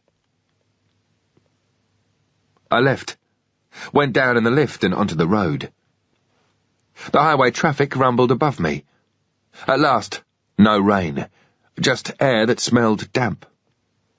It was just cold enough for me to see my breath. I turned left and walked in the opposite direction to normal, just for one last check. I munched the biscuits as I walked past the target. All the same lights were on. Nothing had changed. I wondered if the homeless bloke was underneath, waiting with a machete for somebody else to have a piss on him. I quickened my pace to meet Pat on time. I got to the highway and turned right, following the road with the roar of traffic above me. The road swung right, and I started to leave the highway behind. Soon there was waste ground on both sides, and the sound of traffic receded. I could hear my footsteps again. To my right were more car pounds. How could Washington be in such a financial mess when the city must be making a fortune on towed-away vehicles? To my left were the new jerry-built office-cum-workshops. I got to the first one, moved off the road into its shadow, and waited. It was bizarre to be only hundreds of meters away from the Pentagon, and possibly right under the nose of the very people who'd like to see me dead. It was also quite a thrill. It always had been. Pat had a term for it. He called it the juice. I heard an engine coming towards me. I looked round the corner of the building. Just one vehicle. It must be him. I pulled my pistol. The red Mustang drew up. I was in a semi-crouch fire position, aiming at the driver with my cig until it stopped. It was Pat. I could see his Roman nose silhouetted in the ambient light from the airport. Pistol still in hand, I walked over to the passenger door, opened it, and the interior light didn't come on. I got in and closed the door gently, onto its first click only. Pat had his hand on the handbrake and slowly released it to move off. From a distance, it's very difficult to tell whether a car is stopping if you can't see brake lights, and that was why Pat was using the handbrake. And with no interior light coming on and no noise of a car door shutting, the pickup would have been very hard to detect. Checking the road behind us, I said, "Turn right at the next junction." There was no time to fuck about. He knew it and I knew it. Pat said, "Everything's in the bag, in that holdall." He'd come down from whatever high he'd been on and sounded quite embarrassed. I leaned over and lifted out the laptop. I said, "Is the sound turned off?" When Windows 95 came up, I didn't want the Microsoft sound playing. He made a face that let me know I was a dickhead for even asking. We both laughed, and it broke the ice. We came up to the concrete wall, and, as we passed the hotel, I was careful not to turn my head. We turned right under the highway and stopped at traffic lights on the other side. I said, "Go straight and turn right on Kent." "No problem." The area was urban and now well lit. He kept checking in his rearview mirror that we weren't being followed. My eyes were fixed on the wing mirror. I didn't turn and look now. Neither of us wanted to look aware. There were a few cars behind us, but they had come from other directions. That wasn't to say they weren't following us. I looked at Pat. His 9mm semi was snug under his right thigh, and in the footwell under his legs he had a 9mm MP5K. An excellent in-car weapon because of its compact size and rate of fire, but a bit over the top for this job. He'd clipped on double 30-round magazines. "What the fuck did you bring that thing along for?" "I didn't like the sound of your new best mate, Luther. I didn't want him and his buddies dragging me in for a little chat." We approached another set of lights. "Do a right to left switch here, mate. Let's see if we have any groupies." There were one or two cars behind us. The shape of a vehicle's headlights, once it is up close, helps a lot to ID it. If the same shape is up your arse on 3 turns in the same direction, it's time to get out the worry beads. Pat indicated and started to move to the right. All the other cars seemed to want to go straight ahead or to turn right with us. Nobody was in the left turn lane. At the last moment, Pat indicated left and moved over. Nothing that was aggressive or would provoke a bout of road rage, just a change of mind. We were all held at the lights. I looked at each car in turn, just couples or kids cruising, or so it appeared. I'd soon know if I saw them again. We turned on green and nothing followed. It was now time to talk. Pat started it off. "Your instructions were shit. You said 3 buildings, there were 4. It's a good job I'm switched on." He was waiting for praise. "The fact is, I couldn't remember how many. The taxi was driving too fast. I can't count anyway." We were now just cruising. Pat said, "I've been thinking. Do you want me to go in as your number 2? That would be good. It would get the job done quicker and would mean better security and firepower if we were in the shit. But I decided against. Pat was my only link with the outside world, and I didn't want to compromise that. "No fucking way. I remember what happened last time." We both started to laugh. "That device swap?" Pyra had concealed a car bomb in a hide, ready to be used 2 days after. It consisted of 4 pounds of shaped high explosive on a parkway timer device, a 60-minute reminder on a key ring that told you when your parking meter had run out. They were Pyra's toy of the month. We drove into the Chantallo estate, a nationalist stronghold in Derry. parked up and made entry into a council house. The hide was a hole dug out of the concrete foundations in the kitchen, with a plug over it and a gas cooker on top of that. We stole the bomb, Pat carrying it in an old canvas holdall. We'd parked up by the small shopping and social club area. All we had to do now was get back to the car, then go and put the bomb under the vehicle of an INLA major player on the other side of town near the Cregan estate. They would find it. We'd make sure of that. Identify it as a pirate device, and then there would be shit on. Great. They could then direct their time and resources into killing each other instead of the security forces and the local population. I looked at Pat. He, too, was lost in his thoughts. Did the car ever get recovered? Don't know. Don't care. We'd turned the corner to walk across the car park, only to find that our car was missing. Some fucker had nicked it. Yet we had to get this device in place that night. The whole INLA leadership had been lifted for questioning by the police to guarantee that the target vehicle would be there. But there was a limit to how long they could be held. There was only one thing for it. We ran. I checked the wing mirror again, then looked at Pat, his shoulders rolling as he laughed inside.